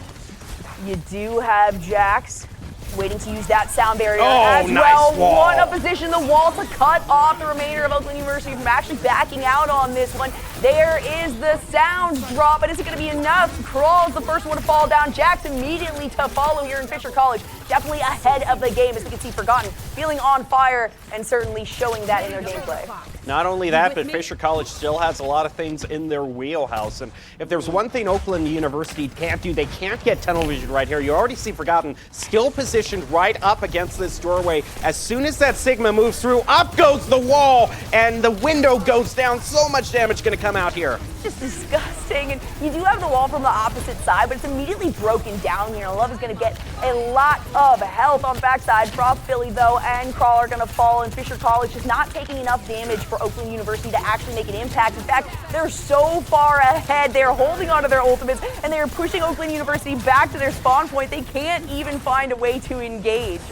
And I really do think they got to start thinking of some other way to get through, because Fisher College is just more than willing to let them just go in, wait out the Maywall. Oakland University is probably going to have to take some sort of alternate route to the left if they want to try to take this point, because the way they've just been charging in over and over has gotten them split up with the Maywall just like this again. Look at how easily they're able to just hold on to these ultimates as well. They are not stressed, they're not strained at all. It is 89, so we're at just 10% left for this round here that Fisher College needs to find for themselves. And Oakland University not able to make their way out to have any sort of contest here. Maybe a second or two they can hold this off. It is overtime, but not a great position for them to be able to move into. Forgotten almost looks like a good opportunity there for Crawl, but he's going to fall. Just the Lucio left to try to stall this out. He's focused down pretty fast, and that is going to be it. Everyone from Oakland University falls, and Fisher takes that one in record time. Record time for sure. I mean, hey, you know what? Oakland did have first jump on the point, so they were able to accumulate a little bit, but like I was saying, once that control point is held, it's so hard to move in and retake control, right? At the beginning of the game, you have both teams trying to sort of establish dominance, get a better positioning to actually start with the control point drops, but man, Fisher has done such a good job of not allowing Oakland University to get to anywhere safe and not even able to utilize their ultimates the way that they would like. Now we're going to be heading on to Night Market. Traditionally, we see the opening of the double Symmetra race, but lately in the past few weeks, some teams have been swapping it up a little, not relying on that initial teleport.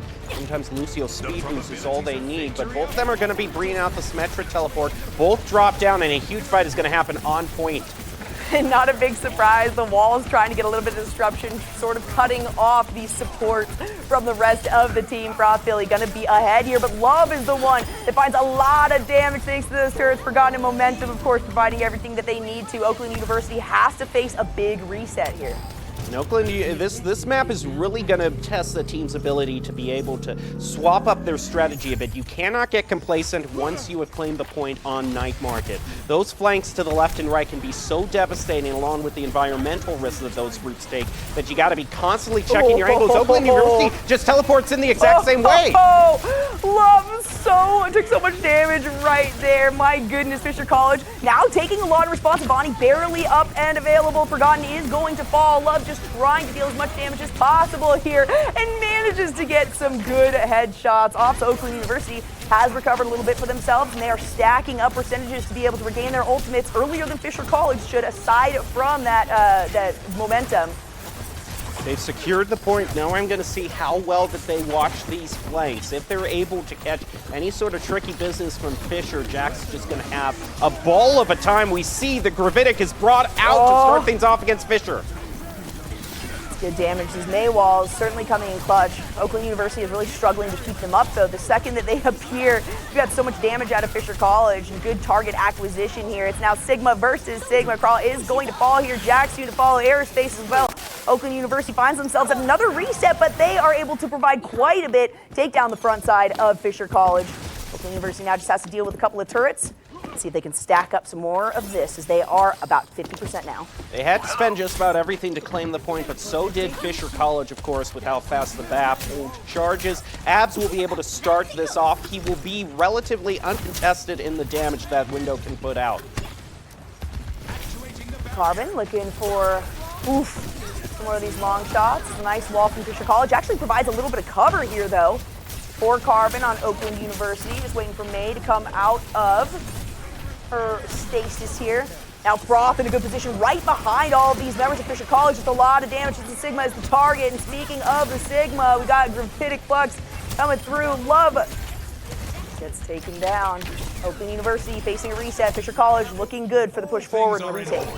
And I love just immediately by using that window at the start of the fight, they're able to immediately get the wall cooldown to just not be a factor from Oakland. And that eliminates so much anxiety that Fisher might have in trying to retake the point. They know they can move in as a group. They know their SIG isn't going to get caught out on the other side.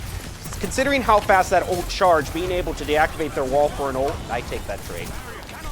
Momentum has the sound barrier available to use. Looks like Gravitic Flux also here for call, but he has to get away because you've got a Symmetra showing up on the backside. It might not have actually accomplished what they wanted to, as Love does fall here, but it ends up being a trade. Just the 1-for-1. 3 ultimates available now for Fisher College, 3 on the side of Oakland University. Jack's trying to stack up to that sound barrier. All looking for a Gravitic Flux opportunity. Could this be it? It's a nice photon barrier. It comes in on the opposite side through the wall and the window and gets just behind these members of Fisher College. Where is the rest of the team, though? The Blizzard on the front side.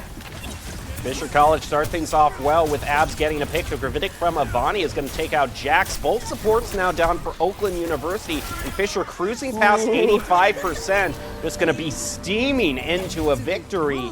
Not even one that's going to come down to a wire. They can just coast on into the final parking spot, hold this choke, and then move on to hybrid. Still a good show from Oakland University. Able to capture that point, hold on to it for quite a bit. Fortunately, when it seems like Carbon going up against Forgotten just has such good headshot acquisition here. Carbon does have the Blizzard available, but it's too little too late.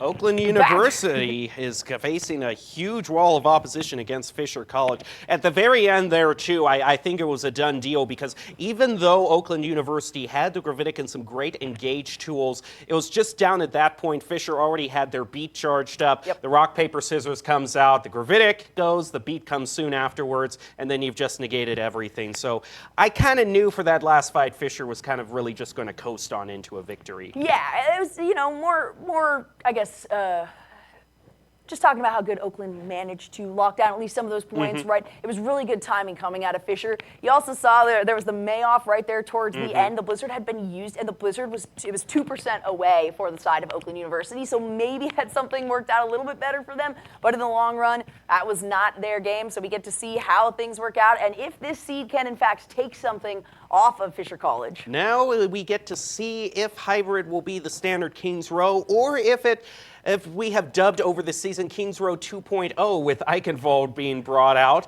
It's mainly just been due to the fact that with 5 players, a lot of the traditional strategies that you see on Kings Row have just fallen off by the wayside, and Eichenwald gives you a little bit more ability to just kind of play around with the limitations that you have with one tank, and it is going to be Eichenwald. Yes. So I'm happy for you, Jolly. You get to see what we've been experiencing all season. I love it. I've seen enough Kings Row. Everybody's seen enough Kings Row, you know. Eichenwald is also, I don't know, there's a lot more just space, you gotta say, right? When it comes to vantage points, when it comes to opportunities to kind of flank on the opposition, it's not so cut and dry. It's not so black and white and Eichenwald, and you have a bit more opportunity to kind of try to play something funky and cheesy, and that's what I like to see here. So the standard single tank should be the option, but you never know. I do hope to see the new Roadhog, or the Roadhog with the new changes, but I don't know if this is going to be it. I mean, I was seeing the combo that you drive. You throw out the pin pen, you bring in the hook, and then a quick shot in melee. You can just do 300 damage in the blink of an eye with Roadhog. Not okay. That's not okay. So, that feels like Overwatch 1. Like, I know it does. Way It back. feels. I mean, you can't quite go flank hog because, again, you're the only tank, so you're not going to be,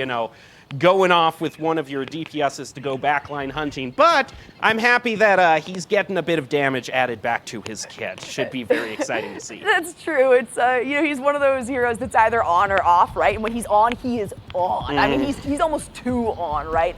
And so hopefully maybe they found like a mid-ground for him, right? The ability to run him and do well, but also the ability to shut him down is kind of what Blizzard has been working towards. All right, here we go into Eichenwald. Oakland has map choice. Fisher has decided whether they're going to attack or defend first. They will defend, and I don't blame them. Often on Eichenwald, we have seen holds complete at this first point. Gotta get closer. Oh, one more shot, one more good headshot, and it will be Frostbilly who ends up falling on this one. Forgotten manages to find those targets a little bit easier. Jackson Aerospace with the reset here. Look at the barrage. Crawl goes down, and now it is Fisher College who's pushing Oakland University back to their spawn once again. This is one of the things that we've seen Fisher College be devastating in. Their long range and sniper ability, they can be so deadly on this Hanzo. So watch out, Oakland. Any corner you peek, you almost got to assume that you're playing Valorant instead, because you'll be taken out in an instant. It's true. Especially you get those headshots. My gosh, the damage is unprecedented every single time. I'm like, there's no way that is something you can allow. And it is definitely what we're going to see coming out of Fisher College. Maybe Oakland University trying to get some damage of their own laid down. Aerospace falls, though. Carbon has to back out of this one. Jackson's going to fall again. And when you're missing the major supports here, you have to back up a lot. Fisher College not even falling, stacking up to the ultimates. Dragon's Rage available, still unnecessary. Fisher's now just pushing right up toward the spawn of Oakland University. And I haven't seen one swap be brought out by the Golden Grizzlies, or Fisher for that matter, but especially in the case of the Golden Grizzlies, I think it's time you just try to swap things up a little, because Oakland, not only are they staying on the same comp, but they're taking the same route over and over again to Fisher. Exactly. Frostbilly maybe might have been one of those choices, but does have Blizzard up and available. Jax is going to be getting taken down. Can't even get close enough to really allow that sound barrier, which would be very helpful for Oakland University to push forward. But the lack of opportunities, the mobility and momentum on Fisher College means that they're stacking up ultimates, and they don't even have to use them. They can just hold on until they really decide to let loose at some point. Just one step outside of the spawn, they are going to meet the bad end of this Gravitic, and they don't have the beat to counter it. So this is going to be just probably another half minute of pain for Oakland. They got to find a way to burn this a beat that Fisher's going to have off really fast. Yeah, momentum almost with their own ultimate. We can see there's the Dragon's Rage coming through. Love is going to throw theirs down as well. Momentum, we see it come out. The Gravitic Flux available. Levani doesn't quite need to use it yet, and Abs is going to actually fall there. Out comes the Gravitic Flux now. Looking for the angle here. Oakland University, got to be careful. Not quite hitting the target. It doesn't matter, though. Fisher College is feeling so comfortable right now. They do, but that was an awful long time to use the Gravitic, and Oakland just kind of waited it out. Now this is their chance to take the payload. They are chasing Avani back as far as they can go, and will just burn him down. We see Forgotten as well, swapping over. We got the Widow that has come out. No changes, though, on the side of Oakland University. So, hey, you know what? They managed to make that composition work out for themselves. And that's a lot of ultimates down that Fisher College does not have. Jackson Aerospace both have theirs available, so maybe continuing to engage is an opportunity here for Oakland University.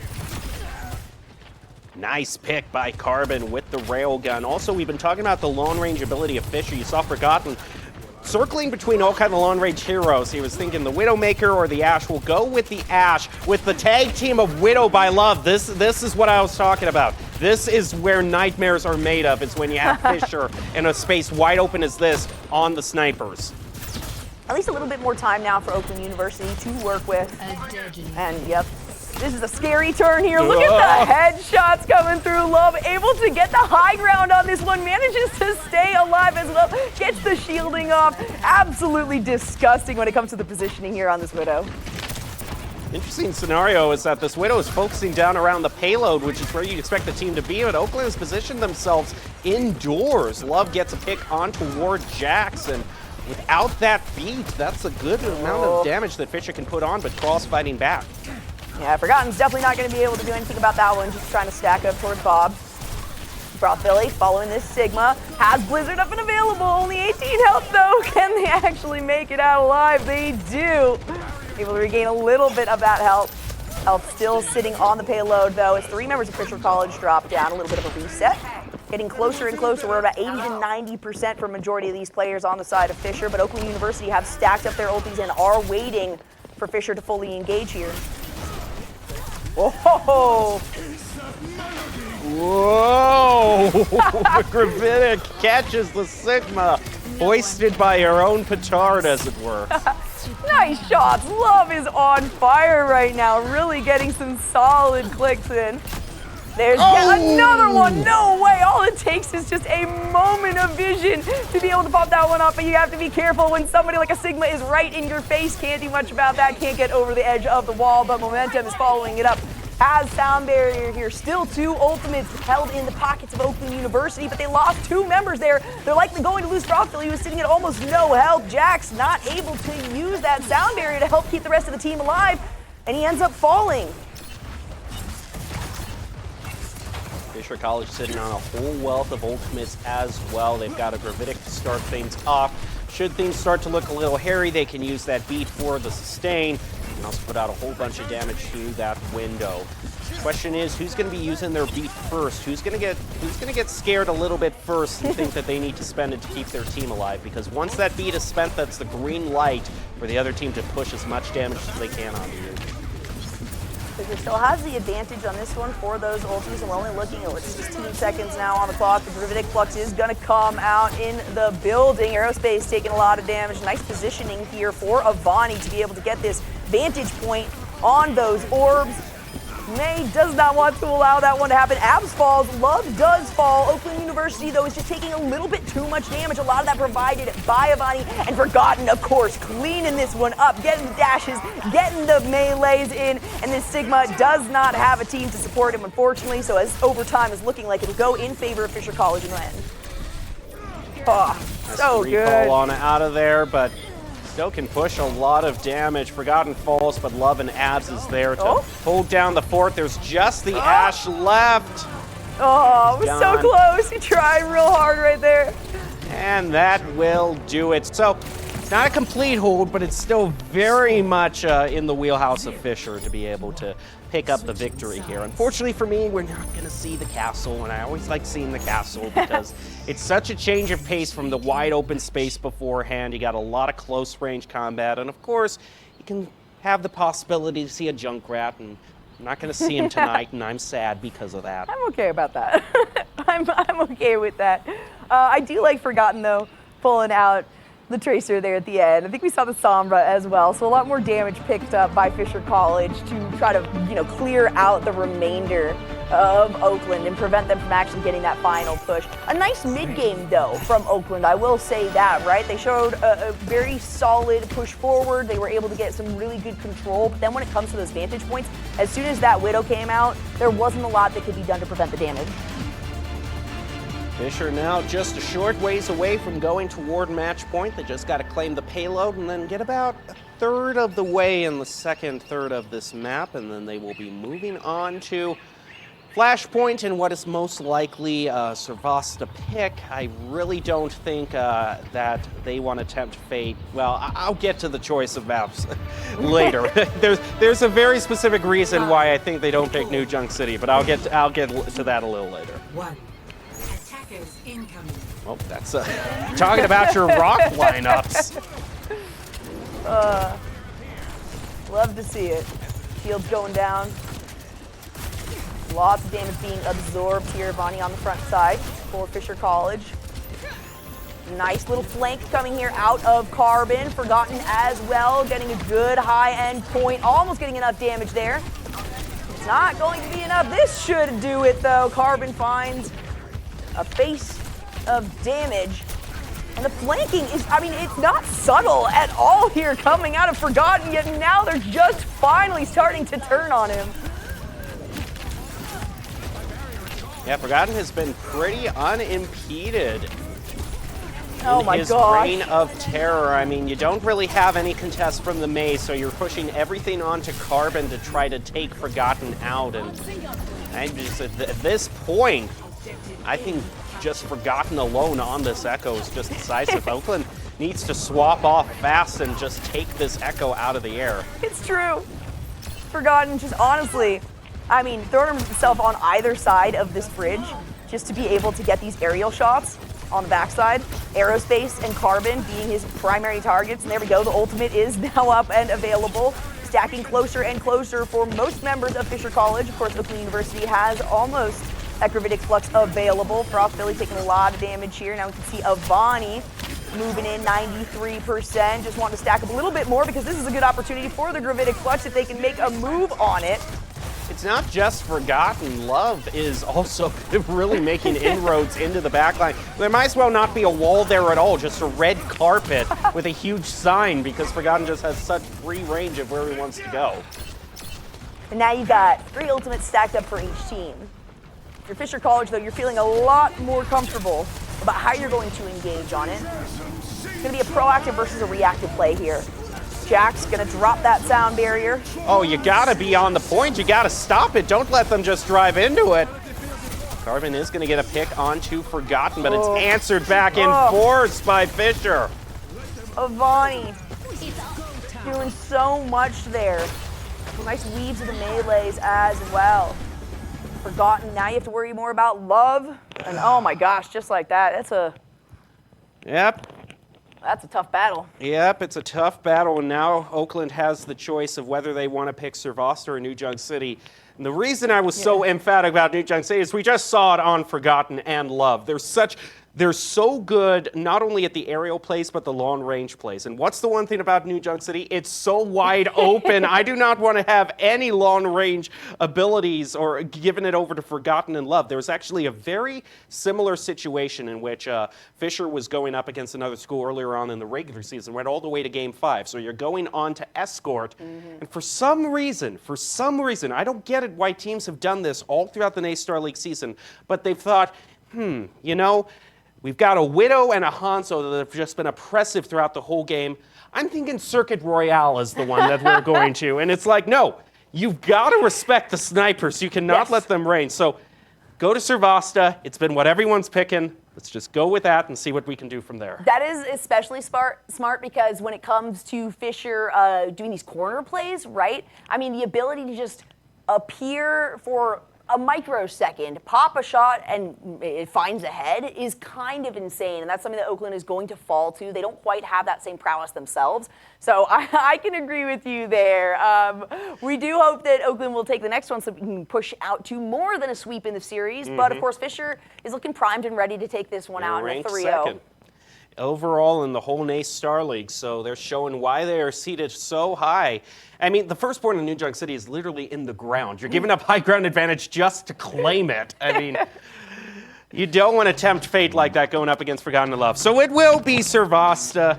Servasta has really, it's been picked more than Kings Row, basically, and part of that is just due to the fact that there's only 2 Flashpoint maps available, but people prefer it. I prefer it also. It is my favorite. A lot of great points. I love Temple most of all. Just the ability to push people into the water is always very entertaining from my point of view. Oh, absolutely. It's also, very pretty. It is, and another one of those stages with Flashpoint. All Lucio mains have just been having they've just been having a ball of a time in Overwatch 2. Not only do you have Flashpoint where Lucio is just kind of a must pick, but Lucio hasn't been nerfed once in the whole series of Overwatch 2. So Lucio mains, it's been good metas for them time and time again. It really has. I like we see Love once again here. Up the Sombra, trying to come in for a flank.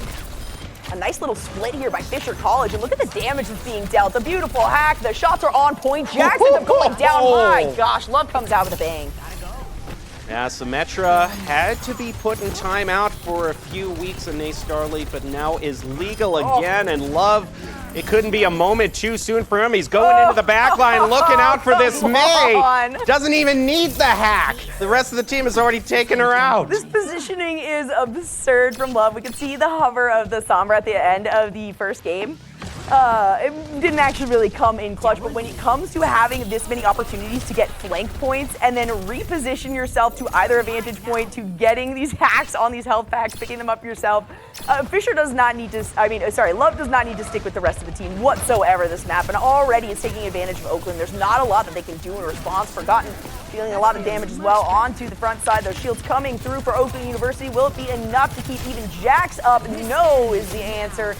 Momentum taking those shields down from Aerospace. A lot on the back of Philly, who's going to be just obliterated. Forgotten continues on the rampage. No way. Gonna find yet another one. Picking up all the assists, picking up all the kills. Oh my goodness. You gotta shut Love down. The problem is by sticking on this Mei, you're assuming that you're going to even get close enough Right. to be able to get Forgotten. Yep. And you gotta find a way to just match him at his long range, because you're not gonna get anywhere close with that wall to be able to start brawling it out, as long as he has free reign on this Sojourn. Same thing with, when you think about stacking up for the ultimates, right? Carbon just not able to get anywhere near the team to the point where it's going to make that big of a difference when the Blizzard goes out. So I do like how Love now has the EMP up. Down it goes, and finally Love was taken out. It does end up being Carbon who now has their Blizzard available. Maybe worth the time, worth the wait. Jax has been struggling a lot, though, when it comes to being able to stay alive and provide the support that the rest of the team needs.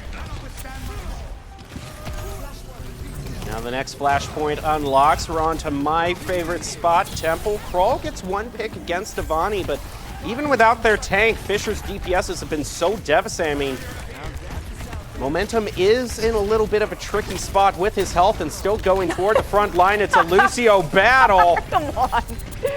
He's got a sound barrier up now. He still gets out alive. Two members chasing him. Jax, in the meantime, uses the sound barrier himself and it instantly gets taken down from behind. Avani now has the Gravitic Flux. Fisher College, just like that, regains control. Uh-oh, and that Mei, yeah, the best, at that point, all the Mei can do is really just die and die fast to be able to regroup with the team. That's especially pertinent on Flashpoint. It ticks up so fast in this mode. You cannot afford in one iota of a millisecond given over to the other team on staggers. Now the fight's going to be starting off with the Gravitic. The beat goes down in response. Oakland trying to survive through that.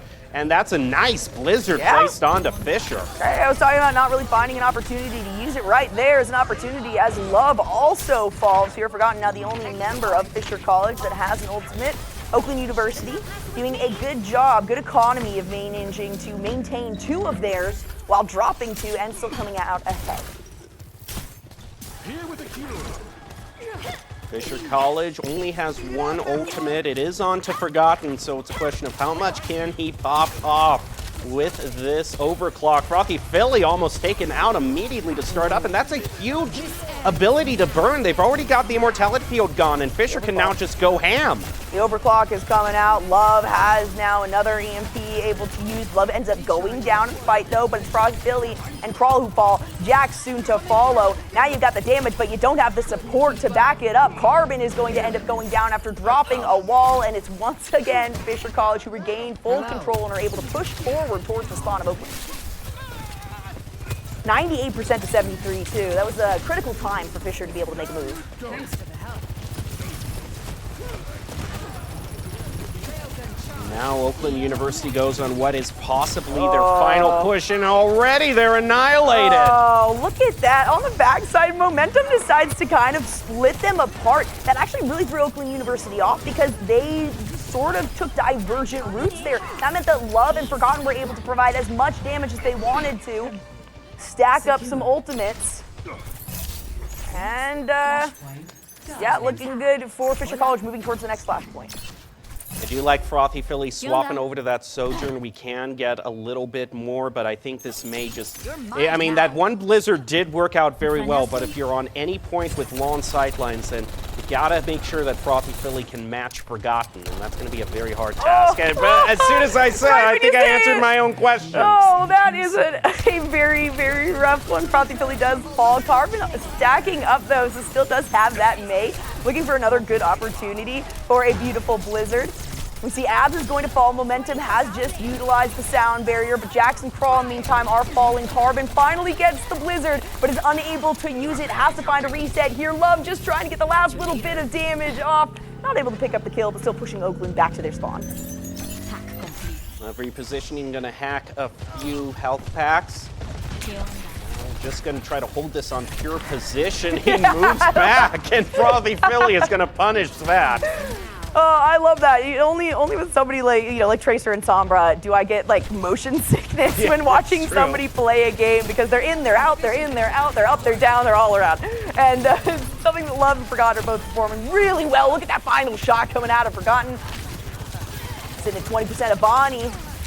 Having an ultimate available. Oakland University just doesn't get the chance to use theirs. You have the sound barrier there. You've got so many ultimates in the belt for Oakland University, but I mean, they can't push forward. They can't actually get positioning out. Oh. Maybe? Carbon? Maybe? Can you? Maybe? Jax starts things off with a pick onto Momentum. Fisher's going to be forced back. The problem is, by the time Oakland even gets to the flashpoint, it's going to be already north of 95. In fact, I don't even know if they can get there close enough. Oh, no, okay, they do. They do. Oh, they start the overtime at 99%, though. I mean, 4 ultimates stacked up right now for Oakland. Kurt's coming through. There's the railgun. Aerospace as well. That means Forgotten's going to take too much damage. Love, now the only member, has to not partake in the fight just yet. Luckily for Fisher College, they've got a lot of leeway here. That's 99 to now just creeping up on 20% for Oakland. Yeah, and I'm not too sure how much I'm a fan of using 2 ultimates in that one fight. Oakland already had 1 person taken out, so I could see using 1 ultimate to lock it down, but now you've earned your Kitsune Rush and your Overclock. Oakland University, maybe they can hold 1 more team fight, but what happens with the next one? Fisher has enough for at least 2 team fights here, and it'll build up ultimates by the time they get to the second. Exactly. You got Forgotten at 92%. EMP still up. Frothy Philly just takes away too much damage, and it's the pinching play that actually comes through for Fisher. Love not able to use that EMP. Carbon, once again, trying to find a good place for the Blizzard. Out it goes. It's a good amount of damage. Avani gets taken down, but Momentum, Forgotten are able to back out of this one, and not only that, but take out Carbon in the meantime. Crawl gonna be the next target here. Jax has the sound barrier. No team to use it on, though. And that just about does it. Fisher College will take the 3rd flashpoint. Overtime ticks down. There's just 1 left. Jax has to use the beat just to stall things out.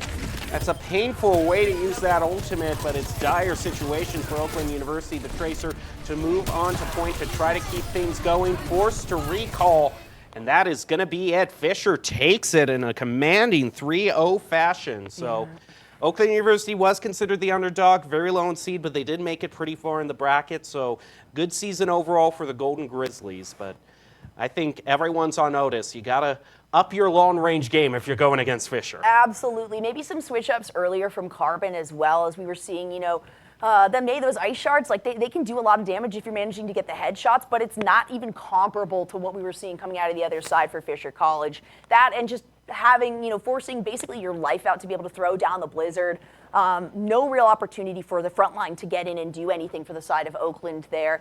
And that meant that the back line was just able to have free reign for Fisher College. So I agree, maybe getting a little bit more of that range on the team would have been helpful, but they still showed signs of life, and it was a hard-fought battle. Fisher College did, of course, come out ahead, though. Well, it was a hard-fought battle, but the next one that we have is probably going to be even more hard-fought because Fisher was ranked number 2.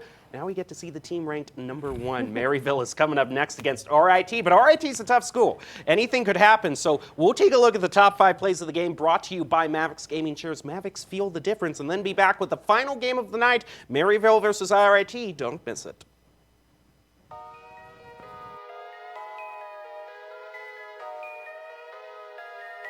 Has really, it's been picked more than Kings Row, basically, and part of that is just due to the fact that there's only 2 flashpoint maps available, but people prefer it. All here coming out of Forgotten, yet now they're just finally starting to turn on him. Yeah, Forgotten has been pretty unimpeded. Mode, you cannot afford in 1 iota of a millisecond given over to the other team on staggers. Now the fight's going to be starting off with the Gravitic. The beat goes down in response. Oakland trying to survive through that. And that's a nice blizzard placed onto Fisher. Almost at his ultimate, of course. You do have Jax waiting to use that sound barrier as nice well. wall. What a position, the wall to cut off the remainder of Oakland University from actually backing out on this one. There is the sound drop, but is it going to be enough? Crawl's the first one to fall down. Jax immediately to follow. It's coming through for Oakland University. Will it be enough to keep even Jax up? No is the answer. Momentum taking those shields down from Aerospace. A lot on the back of Froth. Philly, who's going to be just obliterated, forgotten, continues on the rampage. No way, gonna find yet another one. This is all they need, but both of them are going to be bringing out the Symmetra teleport. Both drop down, and a huge fight is going to happen on point. And not a big surprise, the wall is trying to get a little bit of disruption, sort of cutting off the support from the rest of the team. Froth Philly gonna be ahead here, but Love is the one that finds a lot of damage thanks to those turrets, forgotten in momentum.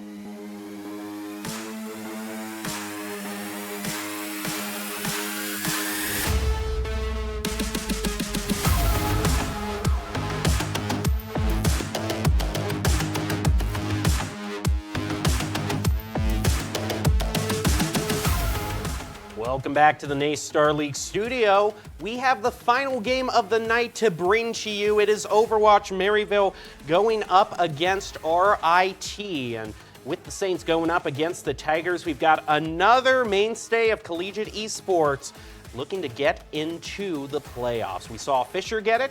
Now we'll see if Maryville can. I'm your host, Jacob Palmer, joined by Lisa Malhaus. And Jolly, I mainly want to ask, I've been talking about how good Maryville is, but just reaffirm for us, where are they placed and why are they placed there? Honestly, so for Maryville, was an earlier team as well to just get involved in collegiate esports in general, right? One of the earlier teams to dedicate a lot to their varsity program and to, getting good coaches and things like that. Maryville is one of those names that when you talk about traditional sports and things like that, you have standout teams in pretty much every category, and they're either the leaders of the pack by far, or they just haven't quite gotten there yet, and they're still figuring out their roster, right? For Maryville, when you see their name, they are likely number one. If they're in the bracket whatsoever, their seeding is going to be high. They've got some incredible players, and they are really big on recruiting early and younger players as well, as we take a quick look at the bracket. Here we can see how everything shaked up between all of these players, and you can see there Maryville, by being the first seeded team, they had the luxury of facing the last seeded team, which was Kennesaw State. Now they're going up against Rochester RIT. And then you also see Fisher and Oakland. We just saw the result of that. And then in the lower bracket, we also have Boise State, St. Clair, and UT Dallas. UT Dallas made it all the way to the finals in fall 2022. So it is coming down to the wire. There are going to be some big names facing off in the semis. It does look like a couple of minor upsets, though, right? When you look at the left side, Blaine and Rochester, it's only 8th and 9th seed, so not a massive one there. But Shenandoah and Oakland, 7th and 10th seed. Oakland did manage to come out ahead. So a little bit more of a shakeup in the bracket than we might have seen in the League of Legends bracket we were looking at earlier, but nothing completely unprecedented, I would say, at least in this top 8. Yeah, man, Boise State, St. Clair, that's a heck of a quarterfinal match. Something I'd expect to see in the finals, not necessarily the quarterfinals. And yeah, there's no chance that either team that loses can come back because this is single elimination. So you are out if you lose, and we're narrowing it down to what looks to be a very fun, what's going to be a very fun grand finals at the beginning of December. But now we can take a look at these two individual teams, see who is with them, who we should be watching out for, and who we're going to be starting out with. And as you can see behind me, Maryville has already taken control. There was a bit of a tech pause with RIT. RIT was not able to fix it in the allotted time that's allowed under tournaments, so Maryville took the first stage. It happens sometimes. The last thing Maryville needs is a bye. I know, literally that's the last thing Maryville needs. I mean, even if it was RIT that got the bye, I'd still be like, okay, well, we are likely looking at a 4-game series just because of how much prowess Maryville has in general, especially with their current roster. So as we are looking at our hybrid map, the only thing that was unique has been taken away from us, and now we just, It's all right. That's all right. You only get so much. It's a bit of a mix-up for us for the day. We didn't get Kings Row, at least in the last series here. So if things go Maryville's way, we're only going to be looking at 2 possible games that they play. So hopefully RIT came with their game faces on today, because I want to see the Tigers push this one out farther than just that sweep. And Kings Row is a stage that is as night and day as well the times of day it's represented. You can either go night or day. You're either going all the way to the Omnic Factory in overtime, a knockdown Dragonmount fight, or you can't get past the first point. It's either one or the other with Kings Row. And with Maryville, #1 seeded team being played, RIT, since Maryville did technically take the first point, that means that Maryville gets the choice of side for this. You're choosing defense every time. Absolutely. And all they have to do is hold that for a while. RIT, I would love to see them break away. I would love to see them come out of their point, but knowing Maryville, it is going to be an uphill battle for sure. Now, let's take a look at the rosters for both of these teams before we jump into the action, see the individual players. And I think the player that we got to shout out for Maryville that everyone is going to be looking for is Tree, who is a very scary DPS that has joined Maryville, put a huge spring in their step. And then you've got Dante, Vision, Squid, and Kane rounding out Maryville's roster. For RIT, we've got Adbon, Essel, Frost, Blackjack, and Storm's Eye. And Tree not only is an incredible player, but it's players like Tree that make me realize how old I am in this game. You've got these, I mean, young players, right? And there's a lot of teenagers involved in collegiate esports, but when you're talking barely a teenager, that's really something to behold as we watch Maryville come out of this one. They are, of course, on defense. And RIT trying to form a bit of a wall here with that Abdon Reinhardt. RIT's going to take the long way around. The one disadvantage is they already got someone pushed in, but you can be brawled hard if you get caught in the alleyway. Not just that, but you burn off a lot of time. And Maryville is just going to let them sit there, regret their decisions.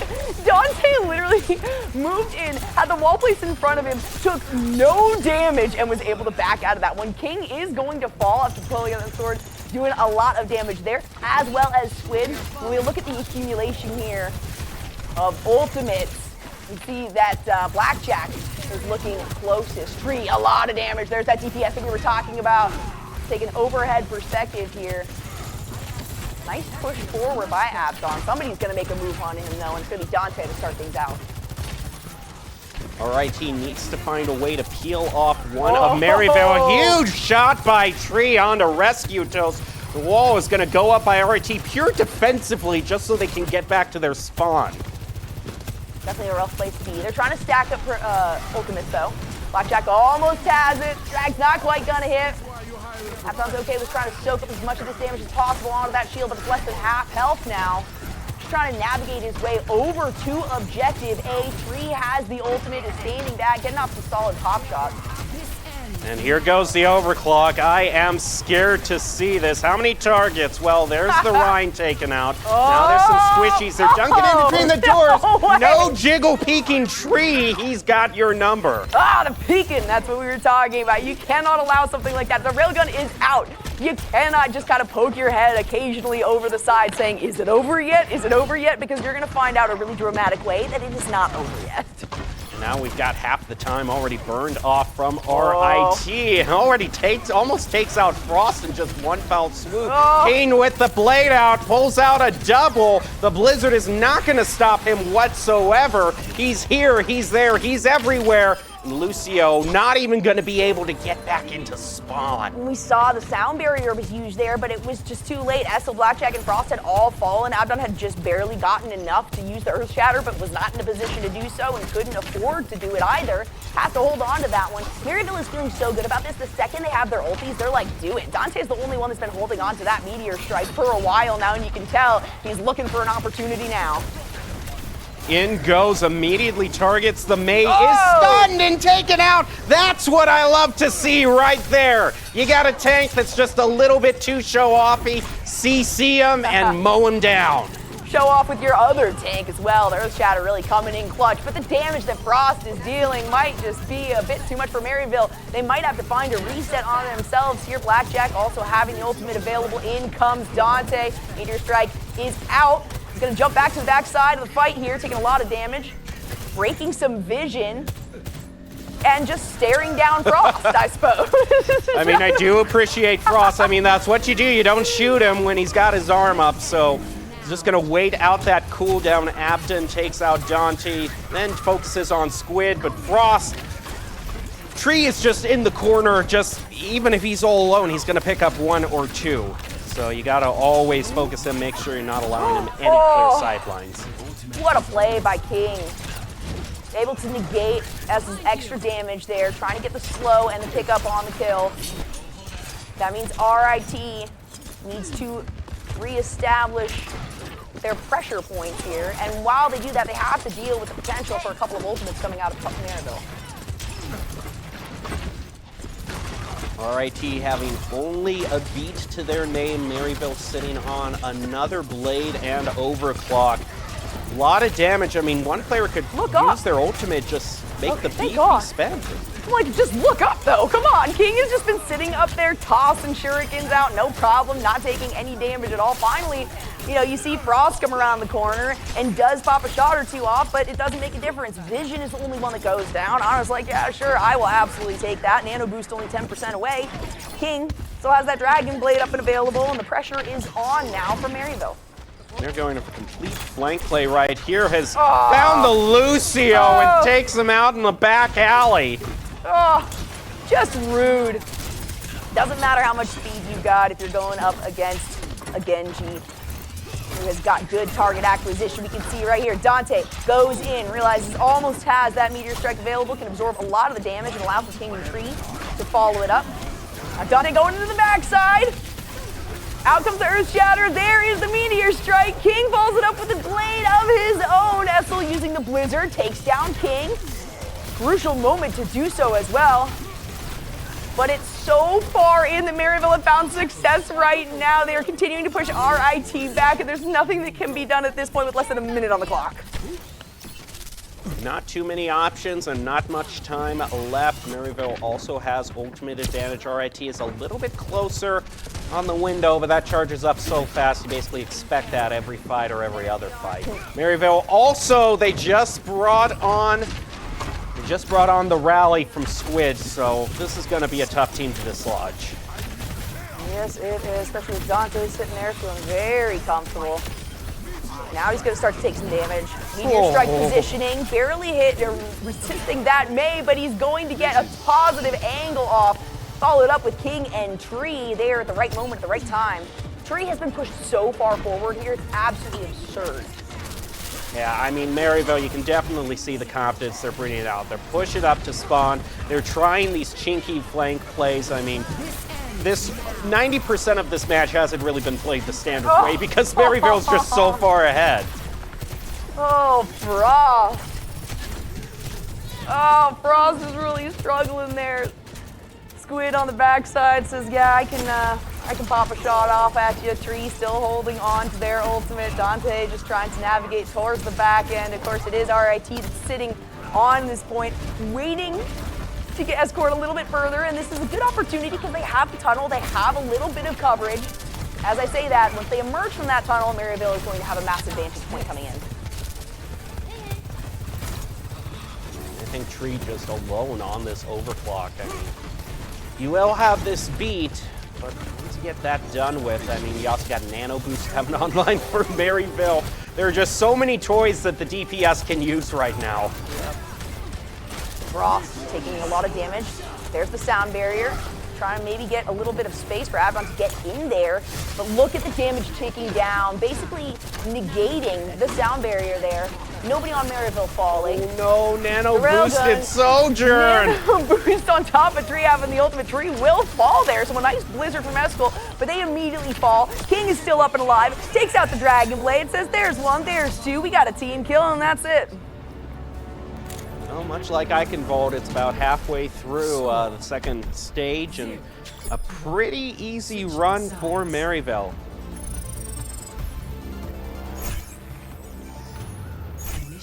Oh. At the start of that, honestly, that's what really got me. Dante jumps in to 5 members, the Maywall goes up, and they don't even deal damage to him. He's able to push them back and then wait for the wall to fall or for his team to break through. And then they have the ability to re-engage with pressure on the map.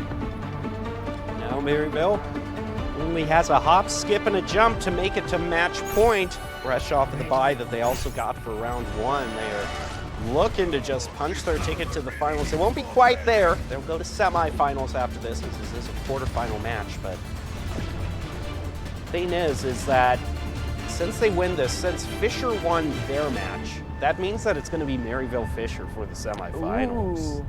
That's going to be a spicy one. Lots of really good looking matches for the semis, actually. Maryville, you know, we talk about them as this like big boss team, right? But that doesn't mean that they are invincible. We have seen teams take them down and shake them up. But right now, they are feeling on their game. That confidence. Well, and they're the current defending champions, too. They won the championship in spring. So in fall, they're looking to just have 2023 be the year of Maryville. We got enough of those. But you know what? If you're number 1, that must mean there's a huge target on your back, and there's a lot of hunters out there in the form of very talented teams that would love to take it away from them. Ooh, King, can he do it? Nice repositioning right there. You got Brigitte on the backside to help you out. A little bit of a heal up. Cap comes halfway through. Wow, look at the pressure they've got as well. That's so rough. The recovery on something like this, when objective A, it's over, right? You're saying, okay, we go to B, we have to hold on. But if you can't even manage to push forward to sort of try to set up around B, you know it's a bad position for you as a defending team. Oh, beautiful shots. Frost coming in clutch though. Taking a lot of damage down off the opposing team, but Frost has to back away, and oh my gosh, that is not okay. I'm sorry. 100-0 in no time at all. Yeah, Tree just was able, excuse me, thank you very much. Let's not get a little bit too silly here. This is the quarterfinals. Make sure that you go through a surprising amount of times this season. We've seen some C9s like that, so I do not want to see that in the postseason. You're ranked #1 for a reason. It's true. And these ultimates should be coming out pretty soon. Frost is trying so hard to stay alive and get some damage down, but look, this is so absurd. You see Squid just hanging out, dancing on the escort, not even needing to move forward. In the meantime, Tree's the only one that falls. Abaddon then falls. Essel is down. Blackjack has to respawn here. You've got the nano boost now up and available. Tree almost having the ultimate. Out comes the Dragon Blade from King, who's going to continue to dash in. Nice support plays here from Vision. To be honest, I wasn't thinking we were going to see the Omnic Factor at all, and kind of in a weird roundabout way we did at the end. So at least I can give Maryville that. Oh, that's true. But hey, you know what, Maryville? Pat yourselves on the back, right? You feel good about yourselves in all games as of right now. And we got to expect that Maryville is going to be a team we're going to see plenty of at Boise State at the beginning of December. Yeah, I think unless Oakland University has crazy play on Servasta, or maybe they've practiced New Junk City the entire season and just have that in their back pocket, I think that'd probably be the only way that they could get out of this right now, is to have some sort of ace up their sleeve to go up against Maryville. It's too difficult. You know, Frost has been playing so incredibly well. I will say Frost has gotten some really, really good shots in. As a DPS, Frost is a fantastic player, but the problem isn't so much of the, the remainder of the back line that you're having to deal with or try to get away from, right? It's the inefficacy of the front line that they have for the side of Oakland. So, unfortunately, things just don't work out in favor here of Oakland, and this is their last chance, their last opportunity to find something due to that tech issue. And I mean, Oakland did have a great season. They are a talented team. It's just no one wants to go up, have the displeasure of going up against the #1 seed before grand finals. And that's just sometimes the bad luck of the draw that you get going into a playoff. But upsets can still happen. I mean, Boise State, the year that they won it last year's fall season, I think they went up against Northwood in the semifinals of NACE and had an unexpected win against that. UT Dallas also went, I can't remember who UT Dallas went against. I think it was either Maryville or St. Clair, but they beat that game as well. And you had Boise State and UT Dallas, two teams that no one really expected to be in the grand finals, the grand finalists for NACE Star League 2022. Yeah, it's definitely one of those rules where we never count out a team until they're officially out. Maryville is one of those teams starting to adjust my script on that one. They're going to make sure that the count out is already at 9 and there's just one step to go till 10. Exactly. We got King here on Soldier. Falls, of course, on that Genji. We'll see how Essel does on this one. As I say, Essel takes so much damage. Thank you, though, to the healers. Blackjack able to provide a bit. Essel moves a little too far forward, but gotta watch out for King on the backside with that self-heal. Recognition of Wen. Back out and let Genji take the front line here. Falls, everybody picking up a kill for themselves.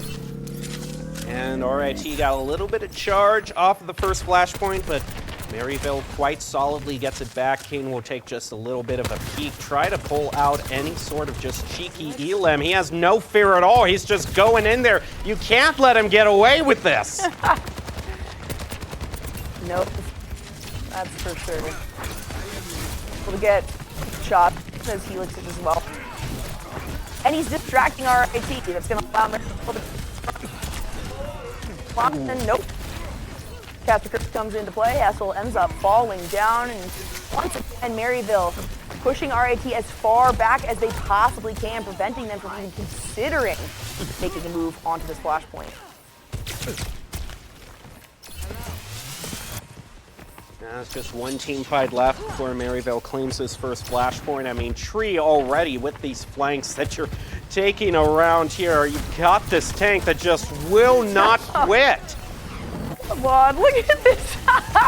He's like, I'm just going to reposition here. It's not even about the kill. I'm not even trying to do what I can. I'm absorbing aggression, right? I'm changing focus, adjusting focus of RIT so that the rest of my team can come through on the flank. And we see that as King moves in, as False moves in, as ultimates available for the both of them here. King doesn't quite have the sight line that he wants to be able to use his visor. False does end up falling though, so RIT able to make a little bit of space for themselves here. Slowly moving back toward the point, but Squid, just by himself with the rally, is going to be able to hold the flashpoint long enough that the point goes into Maryville's favor. Nice There's something that's standing out to me. I mean, Maryville is definitely being cheeky here. They're going up to the spawn. They're taking 1-on-5s. In this situation, if you got players like this, you know, I know the Junker Queen has a lot of sustain. You can bring that out. But if I've got a Doomfist or a tank that's just charging me, you know, hit him with a Javelin, put a Zenyatta orb onto him. Yeah. If the tank is going to dive into your team, then make him pay dearly for that aggression. Yeah, as good as the Lucio is, it hasn't been helpful enough for RIT here to do something. You know, we're talking about Blackjack being able to use Kitsune. That maybe has come in handy. We'll see right here as it is activated. Esl now having the blade as well to try to stack up here. Tree's taking a lot of damage down to just 50 health. That blade will be enough to take out two members, King and Squid. So there we go. RIT finding something and stopping Maryville from before they hit 50% on this flashpoint. A few changes hovered over. I was thinking about the Moira, but I was just going to go back on over to the Brig. Maryville now moving in. Rampage brought out. The ante goes on to 2, and Squid quickly falls afterwards. Thing is, it's not their main healer, though. Juby can still push out a lot of healing, and Maryville is still hanging in there. Tree gets a pick onto Essel, and now the Meteor Strike comes out to get into the back line and just take out that Sojourn. I feel like RIT, every single member has got to have some sort of whiplash because they have been trying to find a point to engage on, and then they realize they're being flanked from multiple angles because Maryville is just splitting themselves up so well. They're getting off this poke damage, makes it impossible for RIT to move forward and get some positive positioning for themselves, and all that takes is, you know, False, Tree, and King navigating their way in, preventing RIT from moving forward. Tree looking for another option here, goes in on the backside, just obliterates Frost. It's absolutely disgusting. Admiral goes down, another punch to the face. It's Blackjack. Essel is the last member standing here. Tree does not want to let them get away, but it doesn't make a difference now at this point. They need to take this flashpoint, and they do stop RIT from capping that one. I was talking a little bit about the Zen Orb, but another thought occurs to me, you know, just let's hack this Doomfist, take away all his movement abilities, make him regret his life choices. He dives in, you hack him, then you say bye to him. I like that, actually, and, you know, I feel like Frost, that should be someone that Frost, or, you know, something Frost should be able to pick up, right? Get the Sombra out, you got a lot of damage, you have your own mobility on top of it that can really help you out here, but I absolutely agree. It might not be a strategy that is taken, though, because look at that Tree once again. Oh, actually. He's been hitting the roofs more often than he's been hitting the actual battlefield. And it doesn't matter. He's still able to do what he needs to do. It's not even for the damage. It's crazy. The Meteor Strike's not even for the damage on the Meteor Strike. It's literally just so he can get in a better position every time. So, which is absurd to think about. He is okay with sacrificing all of that. And I should mention RIT, they spent the beat mid-fight. It didn't matter one bit to Maryville. Maryville just powered through the beat and melted the health away. I sincerely do feel like Rescue Toast. Of course, now we're closer to the end, you know, so the speed boost is really helpful with that Lucio, but I would like to see a bit of a switch up with that. Honestly, we've seen so many sound barriers that haven't made an impact on the game at this point. Even any little adjustments from RIT might be worth taking the risk on. I mean, the sound barrier is great for negating certain ultimates that come out so often, like the Gravitic, but if Maryville's just shown that in the regular play, they're going to get in your face and take you out before you even have a chance to use the beat, yeah, you just got to try anything to try to adapt to the circumstances. Yep. Trying to lay a little bit more damage down on them because there are so many chances too where Tree goes in, he's so low, and then he's able to sustain himself throughout the fight. And a lot of that, like I said, is positioning that Maryville has the upper hand on. I mean, if Lucio's not getting you good positioning, you need to figure something out there. Rescutos is going to get an assist. Abdon has an ultimate, so it does Essel. Tree just used the ultimate one more time to just reposition. Just, you know, feeling good about where he's at. All right, T taking the flashpoint first, but in goes Maryville with a nano Doomfist as well. The Genji Blade is brought out in response. Gonna be taking out Juby. It's traded back with a pick onto Essel. Maryville still has a chance to take this flashpoint back to go past 50% for RIT. In goes the Rampage, gets the nano onto not really anybody. It didn't hit anybody. That's rough. Abdon does manage to find the one there. As Squid had fallen, should be coming back pretty close to having the rally up and available. The Tracer on King dealing a lot of damage. I mean, RIT cannot keep eyes on anyone here. There's so much mobility and there's so much of this spread out playstyle that Maryville is finding success in. Of course, occasionally, things like this do happen where RIT are able to have a bit of retaliation, but it ends up being a back and forth, so they don't gain any coverage, they don't gain any ground, and Frost does end up falling in the long run. And I think with the way Maryville's playing, I mean, you see, Lucio's not going to be able to survive against Tree. You just got the Junker Queen left, trying to hang on to this 99%, but that's going to go over to Maryville. But what I was saying is the way Maryville's playing, they're so divey right now, is that it really demands that RIT have their target focus on. You should be able to call out the person who's going in, focus all 5 on them, and just delete them. You cannot afford, if Maryville has this Doomfist that's just going all over the place, to be splitting up your damage between different heroes. And not only that, but like stop focusing the Doomfist, all right? That is, yeah, I know, he can put his arm up and then he wants you to hit him. His job is to go in and distract you guys, and you're allowing it to happen every single time. And then you have King, you've got you've got King, you've got False on the backside who are like, excellent, thank you so much. Here's a lot of space for me to deal some damage. If I need to, I also have the mobility to get out.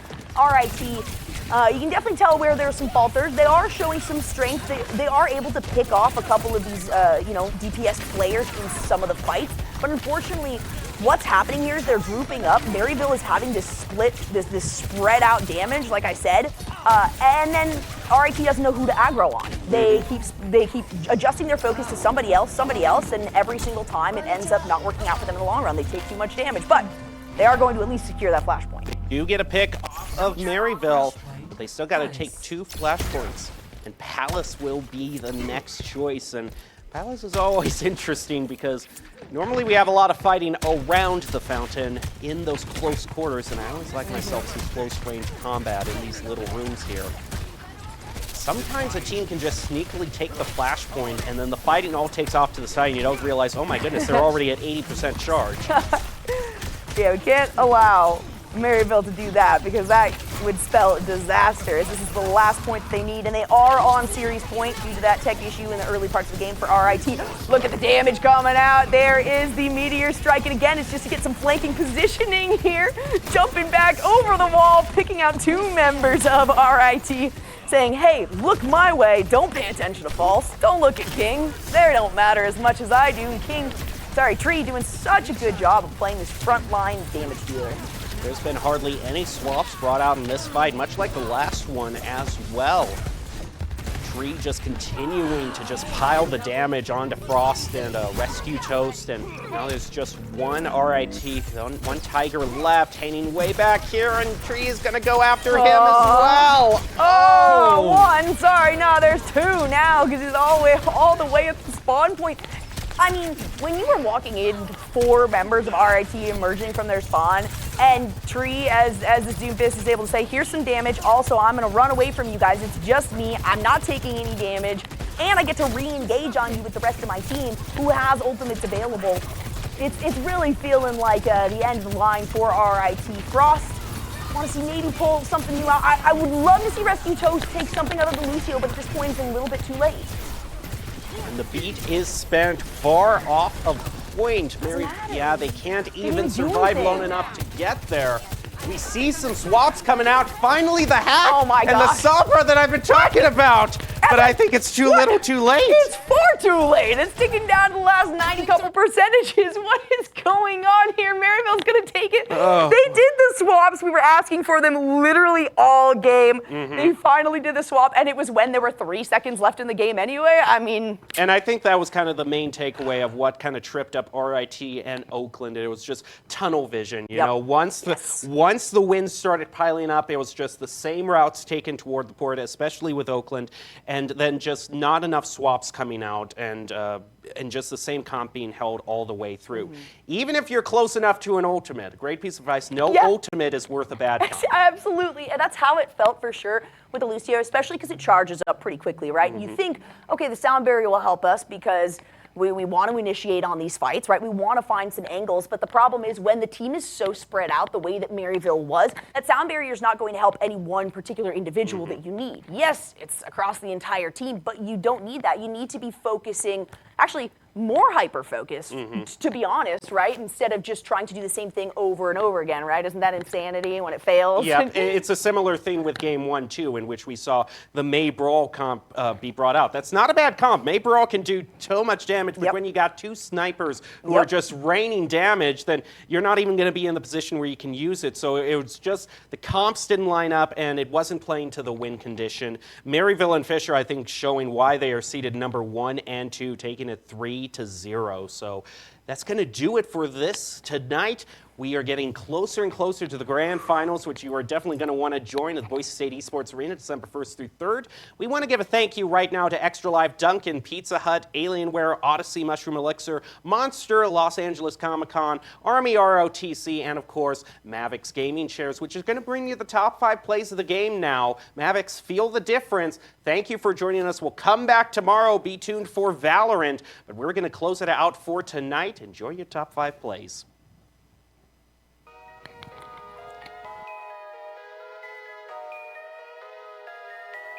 DPS that has joined Maryville put a huge spring in their step, and then you've got Dante, Vision, Squid, and King rounding out Maryville's roster. Frost is dealing, might just be a bit too much for Maryville. They might have to find a reset on themselves here. Blackjack also having the ultimate available. In comes Dante. Meteor Strike is his way over to objective A. 3 has the ultimate, is standing back, getting off some solid pop shots. And here goes the overclock. I am scared to see this. How many targets? Well, there's the Rhine taken out. Now there's some squishies. They're dunking in between the doors. No jiggle peeking tree. He's got your number. There's Scatter. There is the Meteor Strike. King follows it up with a blade of his own. Essel using the Blizzard takes down King. Crucial moment to do so as well. But it's so far in that Maryville have found success right now. They are continuing to push RIT back, and there's nothing that can be done at this point with less than a minute on the clock. For that aggression. As good as the Lucio is, it hasn't been helpful enough for RIT here to do something. You know, we're talking about Blackjack being able to use Kitsune. That maybe has come in handy. We'll see right here as it is activated. Essel now having the blade as well to try to stack up here. Tree's taking a lot of damage, down to just 50 health. That blade will be, False Tree and King navigating their way in, preventing RIT from moving forward. Tree looking for another option here, goes in on the backside, just obliterates Frost. It's absolutely disgusting. Admiral goes down, another punch to the face. It's Blackjack. Essel is the last member standing here. Tree